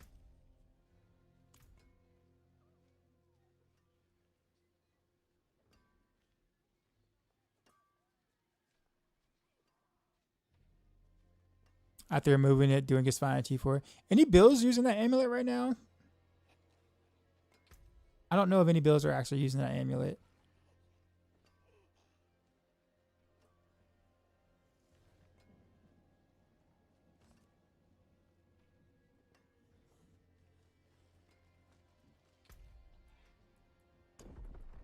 I think Penitent with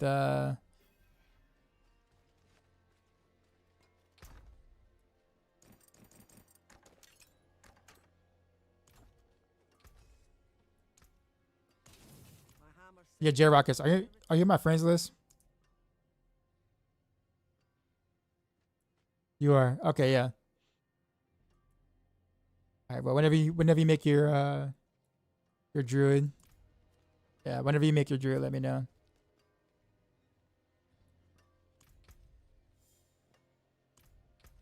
Meantime, I'm gonna power leveling slot. I mean, I guess so. I guess I want to turn this into a power leveling stream. What's your nah, it's just leveling to 60, not like Paragon leveling.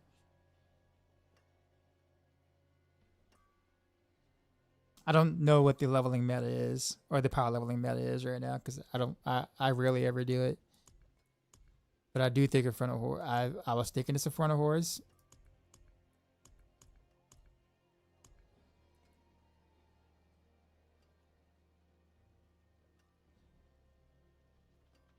But I don't have any. I didn't save any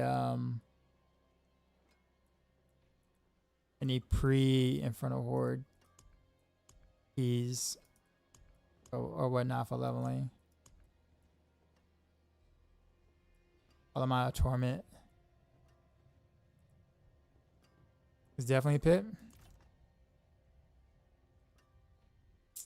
Yeah, from what I was hearing from current max rollers, they were saying it's in front of horde, but for this season, that is.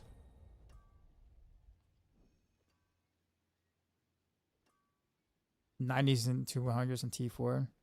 The amount of XP you get from like each torment is like after a certain point is like so minuscule. It's just I guess whatever the ones you do that you can do like super fast.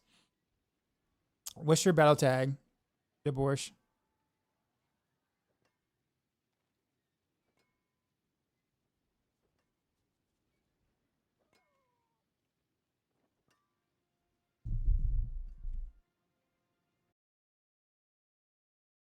That's right. We'll just do it the old-fashioned way. Hit.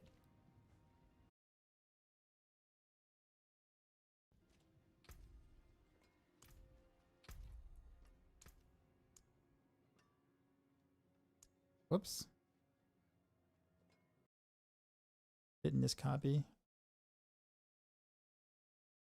I'll just type it.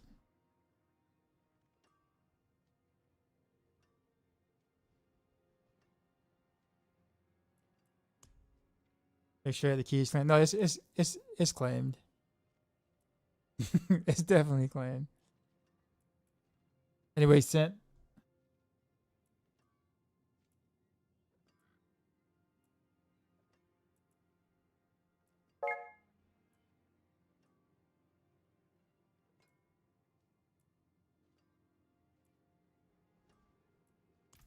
All right. Request invite.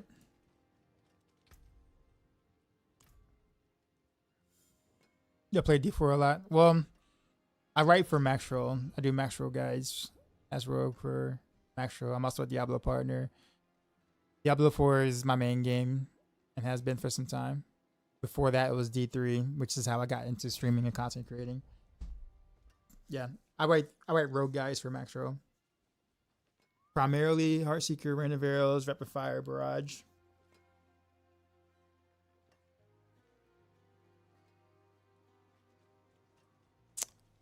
All right, you guys ready?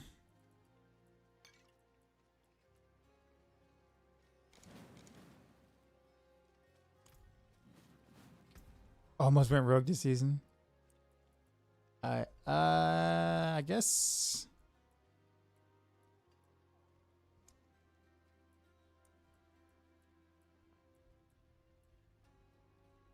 I figure out where I'm at. Let's do a 16 and see what happens.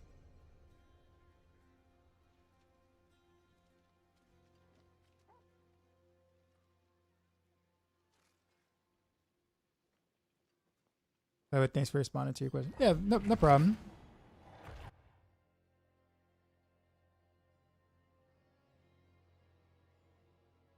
Take it slow. Oh no, it won't be that. Everything will be a one shot. I just don't, since I don't carry much. I don't know what picture is like. Still, everything one shot. Still.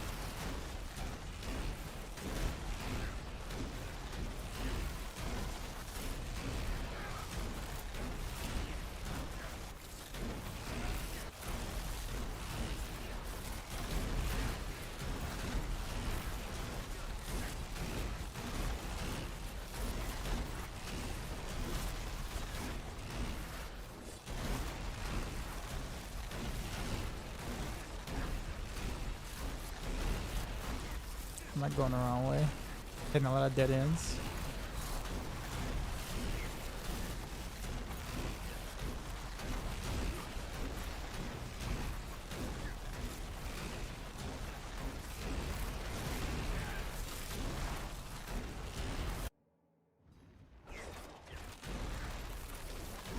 Port to me.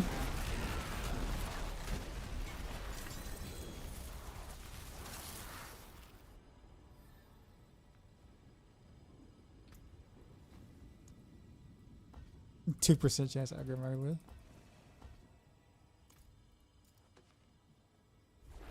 The blue bill and doing like a chainsaw. Random arrows.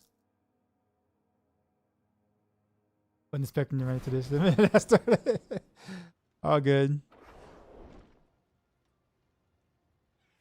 But yeah, random arrows is loud. I'll say that much. Rogues was your favorite, had the best skins, but I need God back. The movement. Oh, from D3. Got 6. Been the win.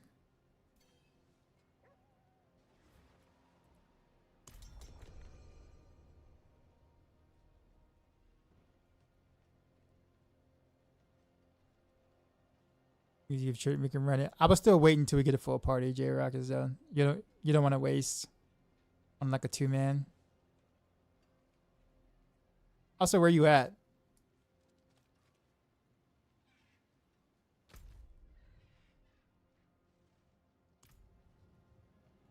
Jay, you there? It's all good. No, I have not found a prankster yet at all.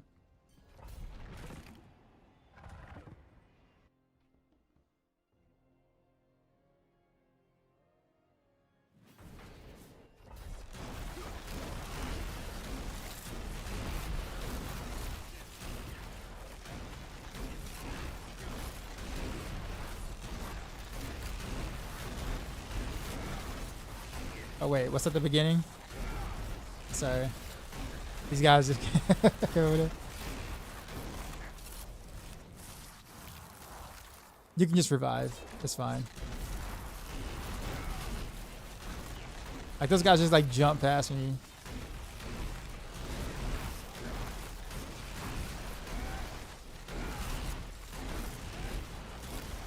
Wait, are there enemies still over there?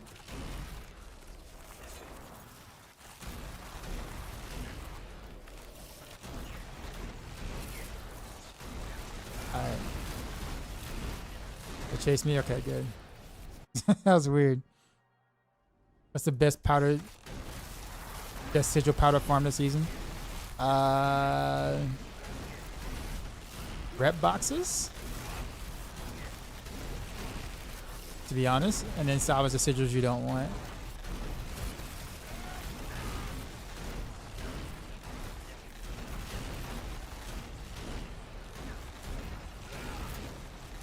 They might be better, but that's the one I do. It's really effective.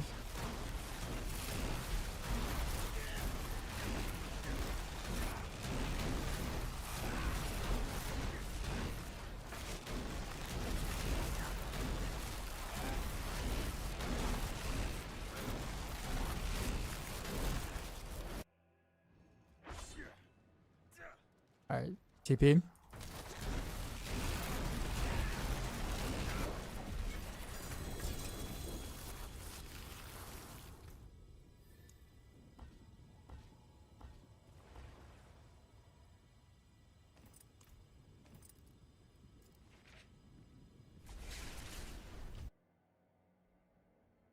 You disconnected?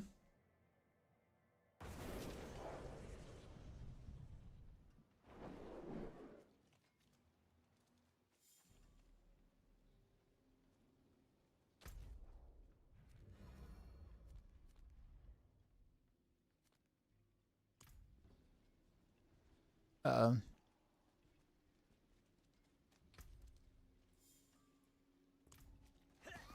Can I get back in? All right. I'll start cleaning up my stash in the meantime.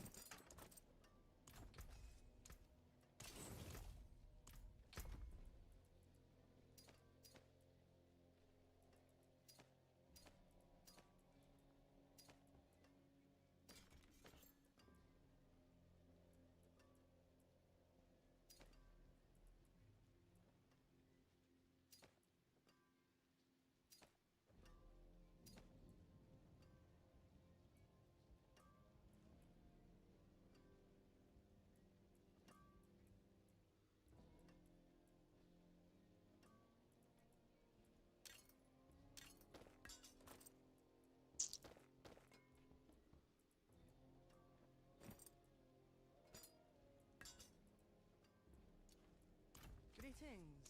How shall I guide my hammer? You seen the Doom armor for the mount? I have not.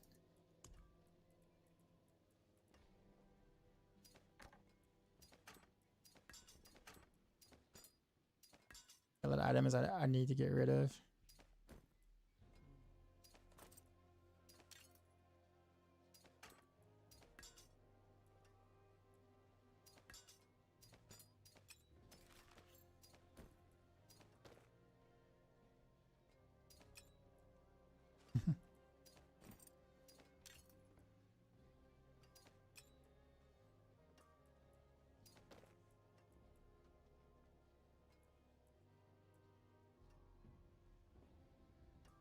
The boost item is so sick. I used to take forever to like transmog. I don't know why.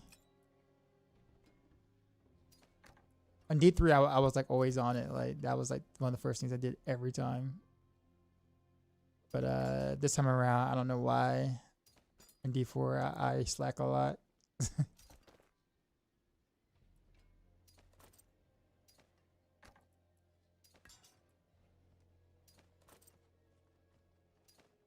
You good, Jay?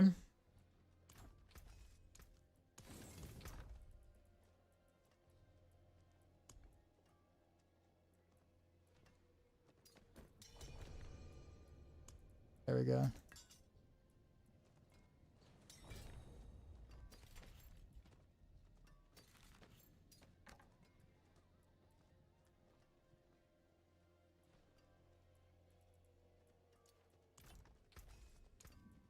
All right, here we go.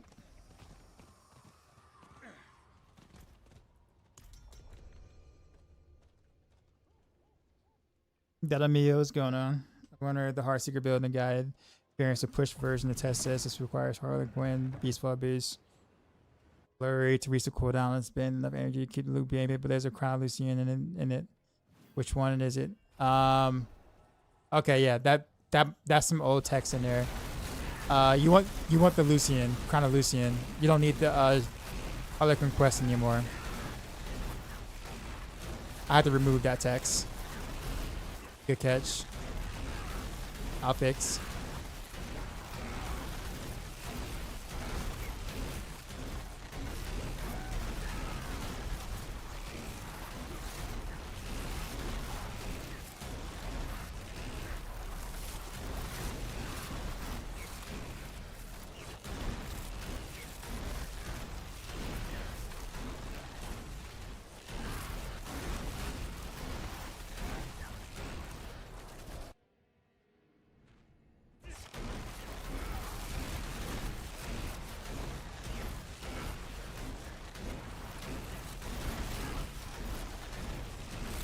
Penitent 90 any different than a T490? No. Because pit levels are independent of world difficulty.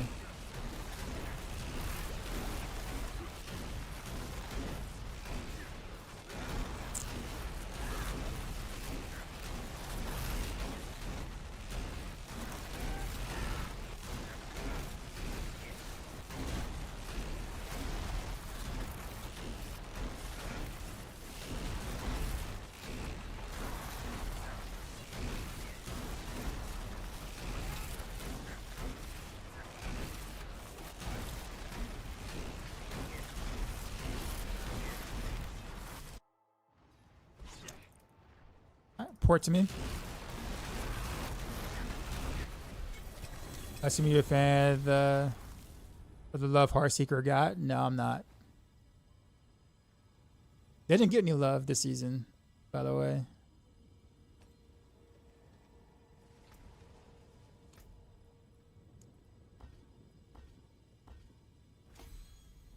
And if you mean fan, I mean they're a lot better than last season, though.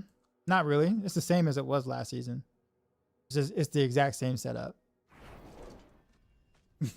Literally the exact same setup as last season.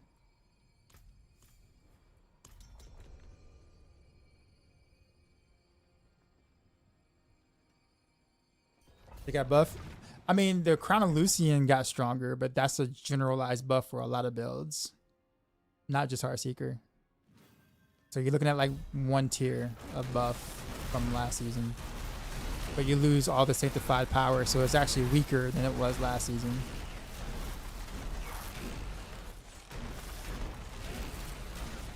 Due to the seasonal thing.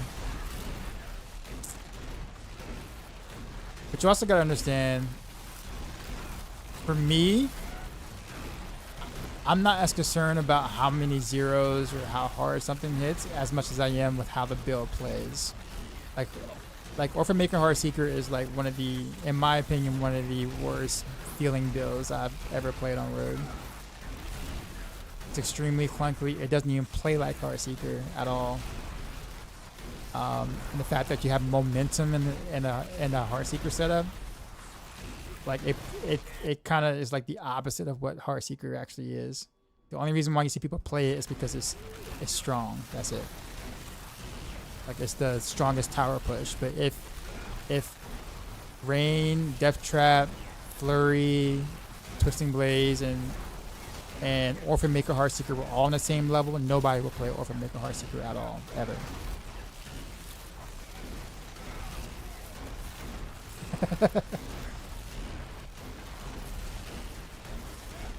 So, no. But yeah, there are a lot of people who don't like it right now. So,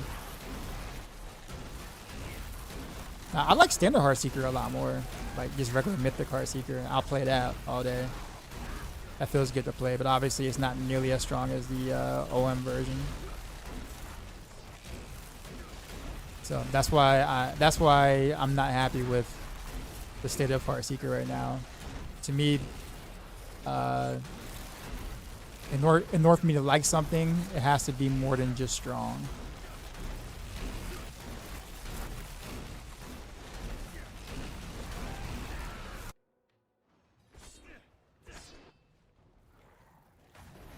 What's my favorite build?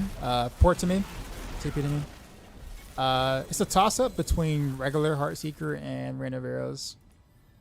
I'm really liking Rain of Arrows a lot, though. It's very visually appealing.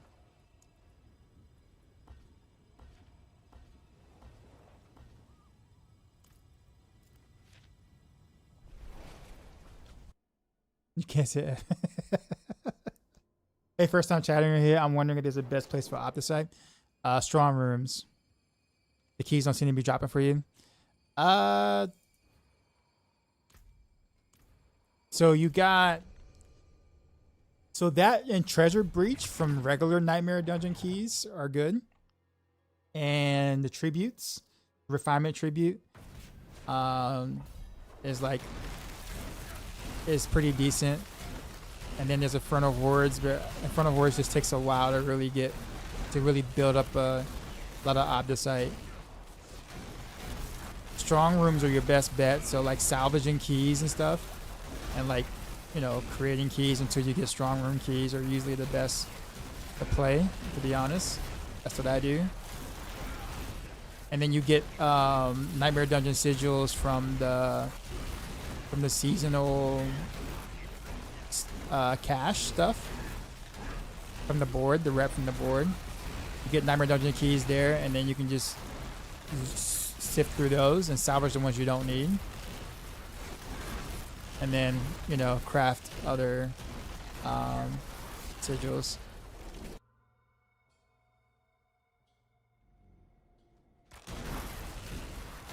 So treasure breaches are bugged on the bloodied one.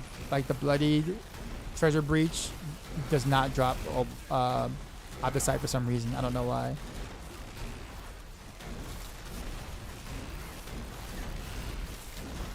Oh, also bartering. Shade Slayer. Check your mercenaries and go to barter, and then you can barter some Opticite there. So if you haven't bartered at all this season, you probably have a lot of that material built up to get some of those mats, masterworker material mats.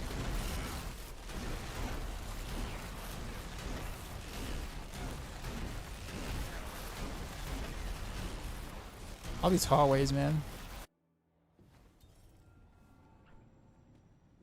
Getting some nice builds different from the one on Mobilytic. Which one do I think is best? Well, I don't really look at the other guys on the other side. Specifically since I work for maxroll. So I don't really look at the other sites. Nothing against any of them. Like, I'm actually friends with a lot of guys from other sites. So I would never put down any other build site at all for anything.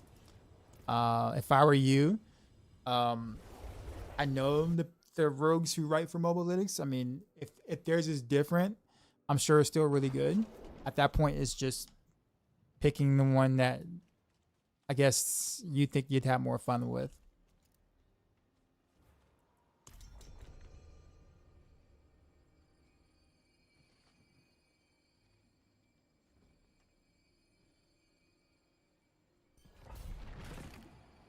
But I'm sure the differences are like small. Like, they're not like completely different guys for sure, because there isn't too many ways you can build dancing knives. Wait, you're not in here? J Rockets? Hold up. Jay.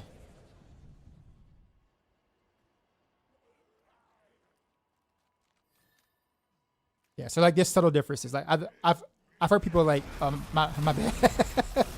My bad.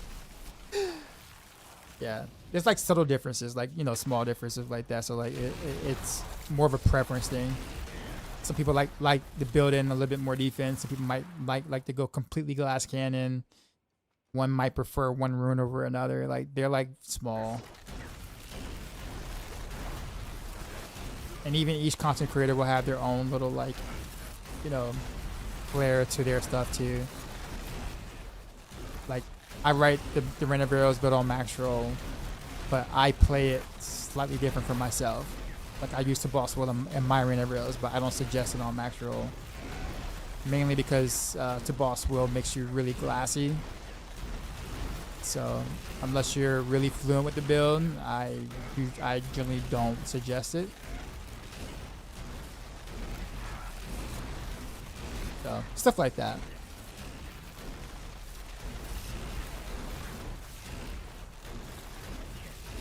I'm dead end.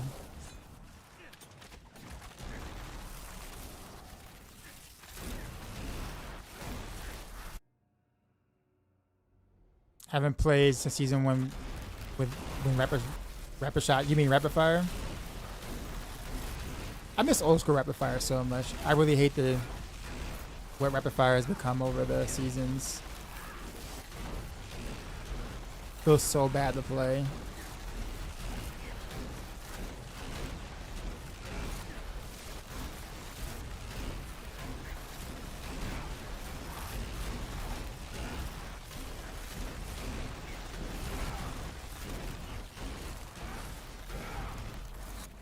Now you're good.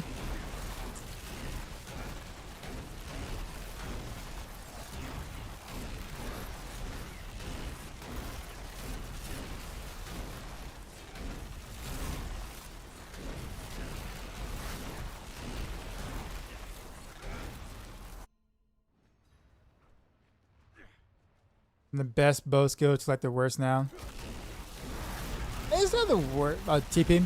It's not the worst. It's actually still quite strong. It's just so, it feels so bad to play. Like, so bad.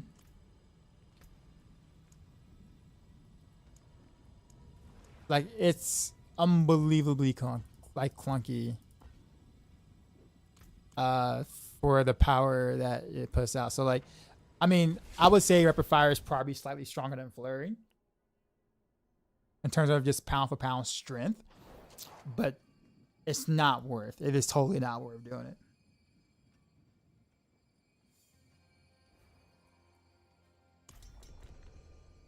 Like, you will hate your life trying to play it. And this is coming from somebody who played a lot of rapid fire. The first, I don't know, like 5 seasons.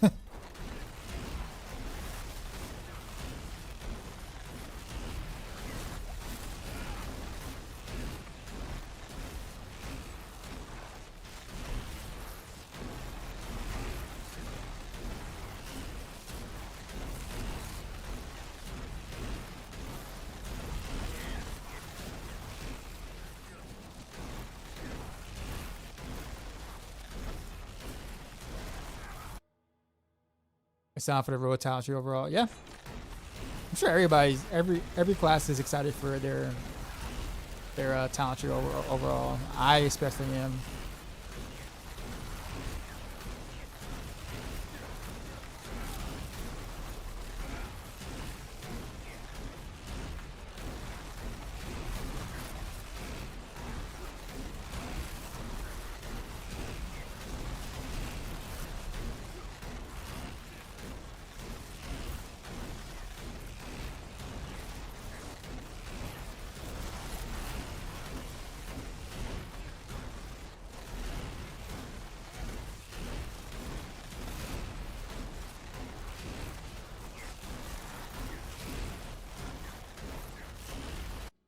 I'm always excited for the skill tree rework over the warlock. Same, for sure.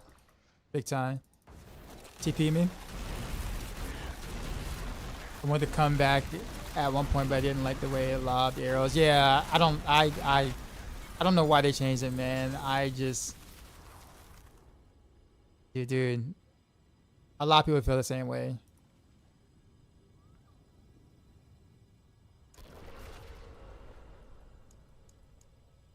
I actually, because like I actually do give feedback to like the devs and stuff, like directly to the devs each season, and every season I mention the same damn thing about that.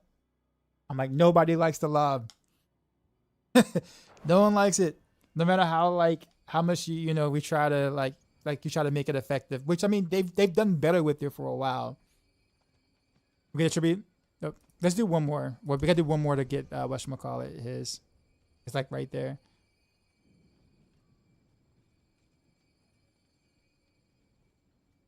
It'll take like 2 minutes.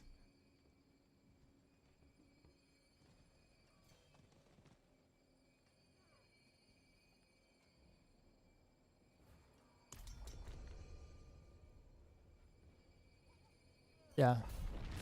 So we'll see what they do with the expansion, but like I just every season after the same thing, like yeah. Same thing. Rapid fire, lob, the whole evading after every rapid fire also clunky, being stuck in animation so you have to evade clunky.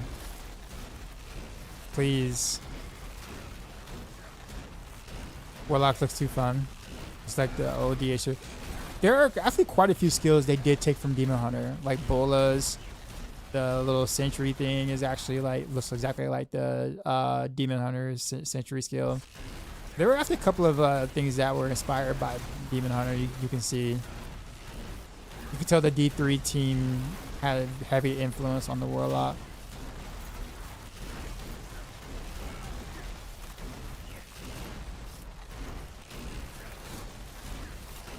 Come on, guys, 6 Demon Hunter back from D3. Yeah, Dance of Knives ain't it. I didn't like Dance of Knives.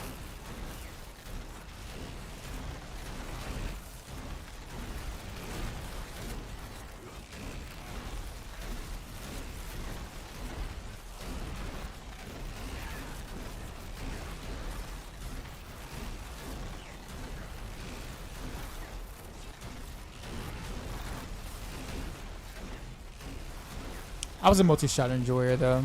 That was my favorite set to play. All the stutter stepping, hexing pans, all that stuff. By far my favorite build to play on Demon Hunter.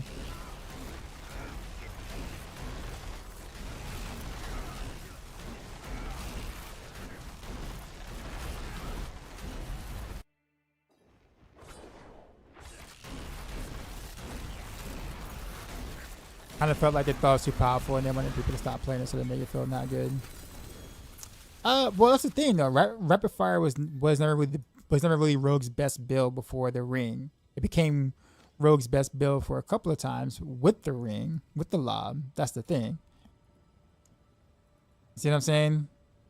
So I ironically enough, the opposite happened. Now it was Rogue's best single target skill at the time for sure. But yeah.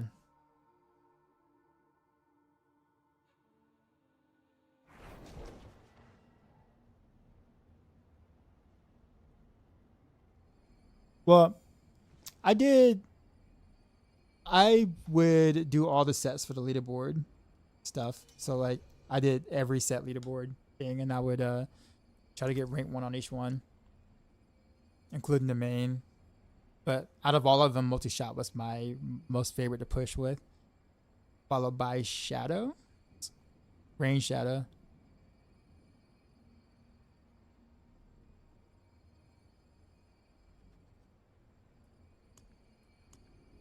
Now, J Rockets, I'm gonna see if Matthias has one, and then maybe tomorrow we can probably get together and then maybe find one more. Can you not trade it? You should be able to. Or actually, is it account bound?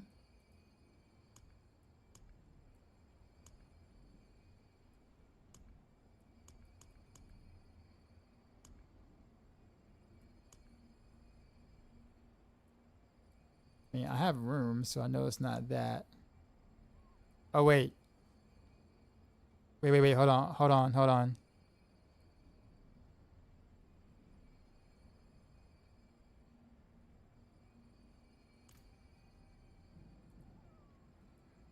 Wait. Try it again now.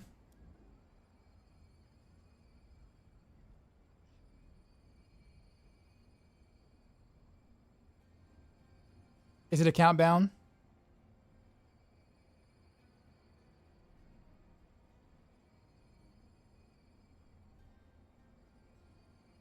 Okay, yeah. All right. So yeah, never mind. All good. But yeah, we'll see if we can try to get a group running tomorrow. It's mess for 11. Yeah, man, no problem. You just happened to catch me when I was leveling someone else too. It's not often that I do power levels, which is why I wasn't sure if there was a new better way to do it other than pits.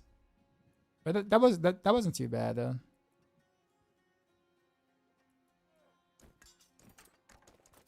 I really didn't have much of anything else better to do, to be honest with you. I'm mostly geared out. I'm just waiting for a Starless to drop. And maybe a couple of more bloodied items in certain slots. But other than that.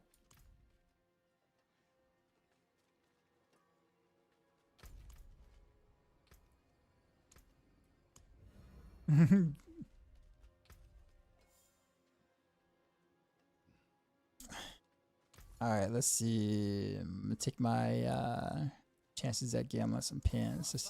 Let's see what happens.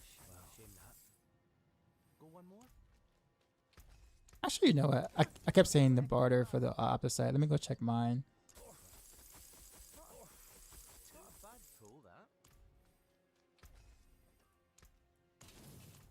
While I'm at it. Let's see. Work.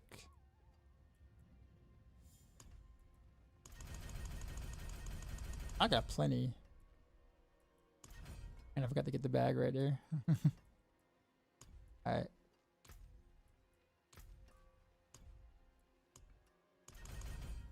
I got 3 here for him. Okay. 2075. Alright. Yeah, we should be able to get some opposite. No, Ava was wondering what the in-game dot poison build on maxroll. Yeah. But is there any justice you might have to push higher on rogue in general? I'm missing a bit of consistency with my damage. Most damage numbers in the millions, then random hits for many billions. So it is so keep in mind that like with that build, like builds that are like poison based, you know, or dot based, you have to really follow like the guide to the T. You kind of can't really like do you can't kind of like venture out on your own because there are certain mechanics that work specifically for dot stuff. So there might just be a couple of things that you're missing there to scale that properly. Anything poison or anything dot related is pretty finicky if you don't have the right pieces or the right stats. So I would just double check and see where you are in the journey of putting it together.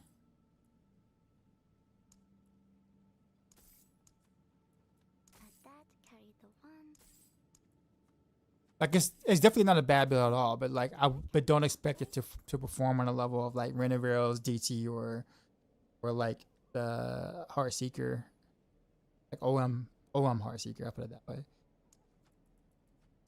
But it will get you to T4, and you'll be able to do most T4 things.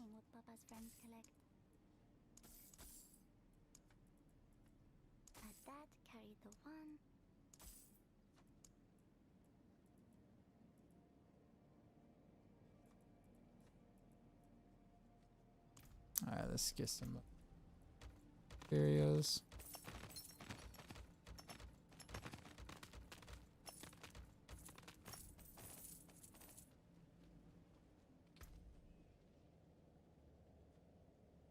Yeah, it's an okay amount of opticite.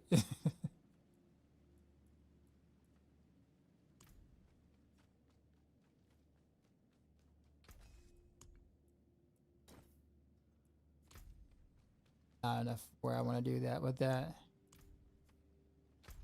Before I go, let me check the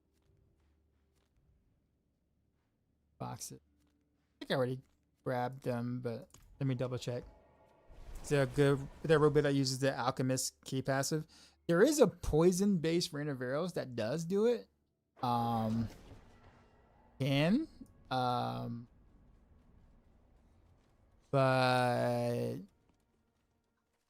I won't say that I don't think it's worth. I think it's extra work to do less damage than regular Renoveros.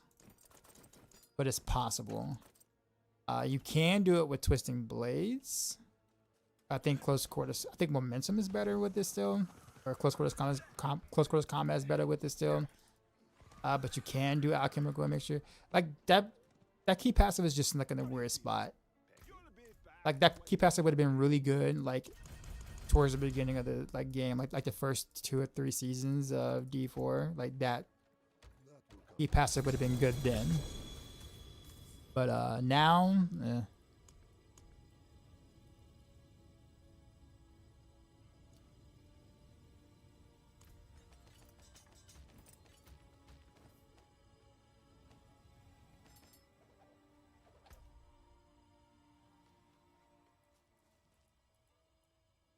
Don't worry, need to be picking up most of these things here.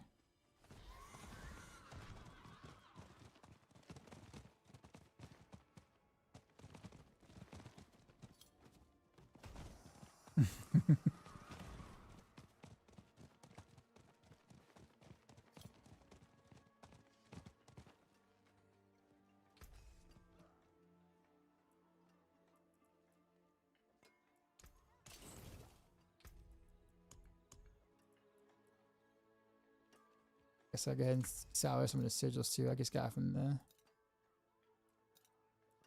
cache. Definitely salvage these. I can break that down. Stronghold. Oh, strong room. Yeah. Under rails. Salvage the escalating ones because.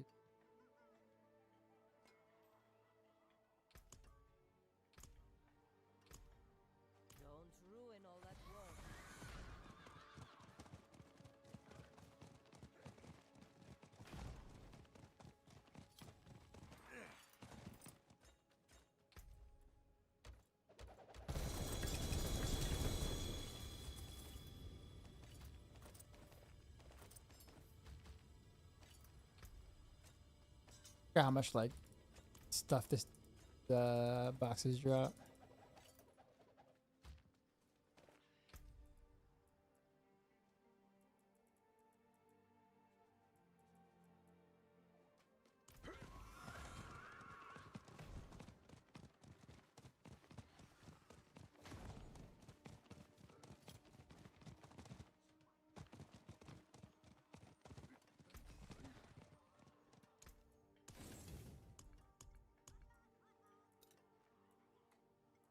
You can still use these.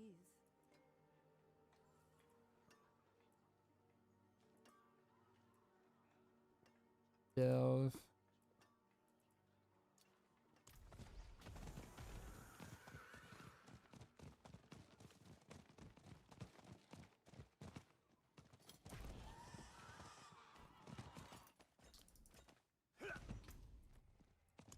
Sigils again.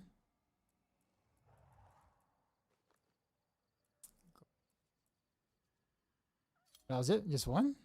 Picked up? Oh well. Alright. Well, I do, even though tomorrow is Saturday, I do have to kind of get up a little early. So I'm gonna call it here. Okay, why is the thing locked over here? Oh, I'm impenitent. That's why.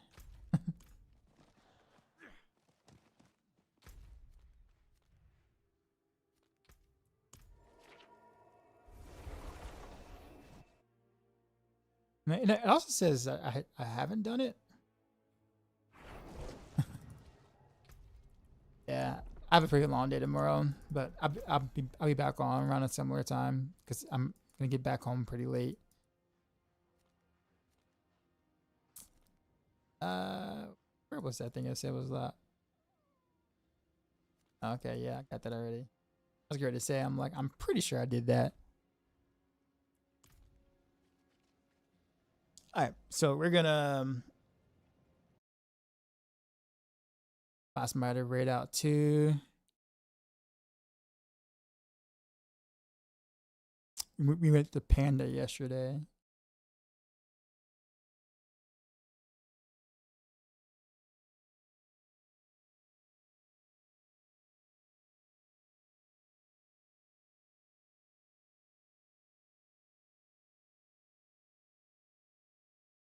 Hold up.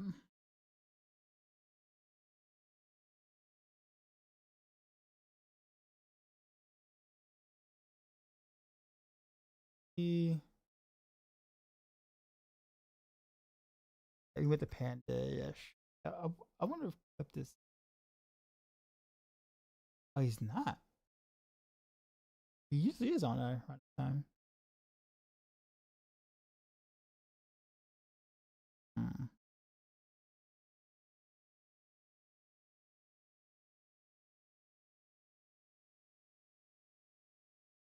The pan.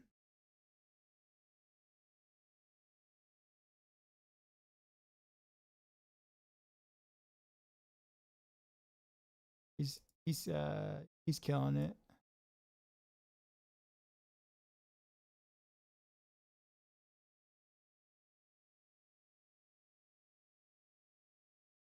Woody.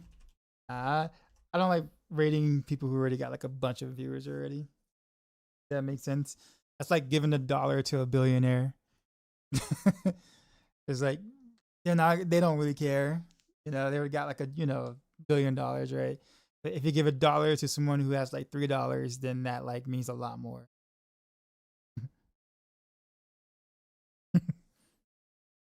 If you get the reference, the analogy. I will see y'all tomorrow night. And as always, till next time.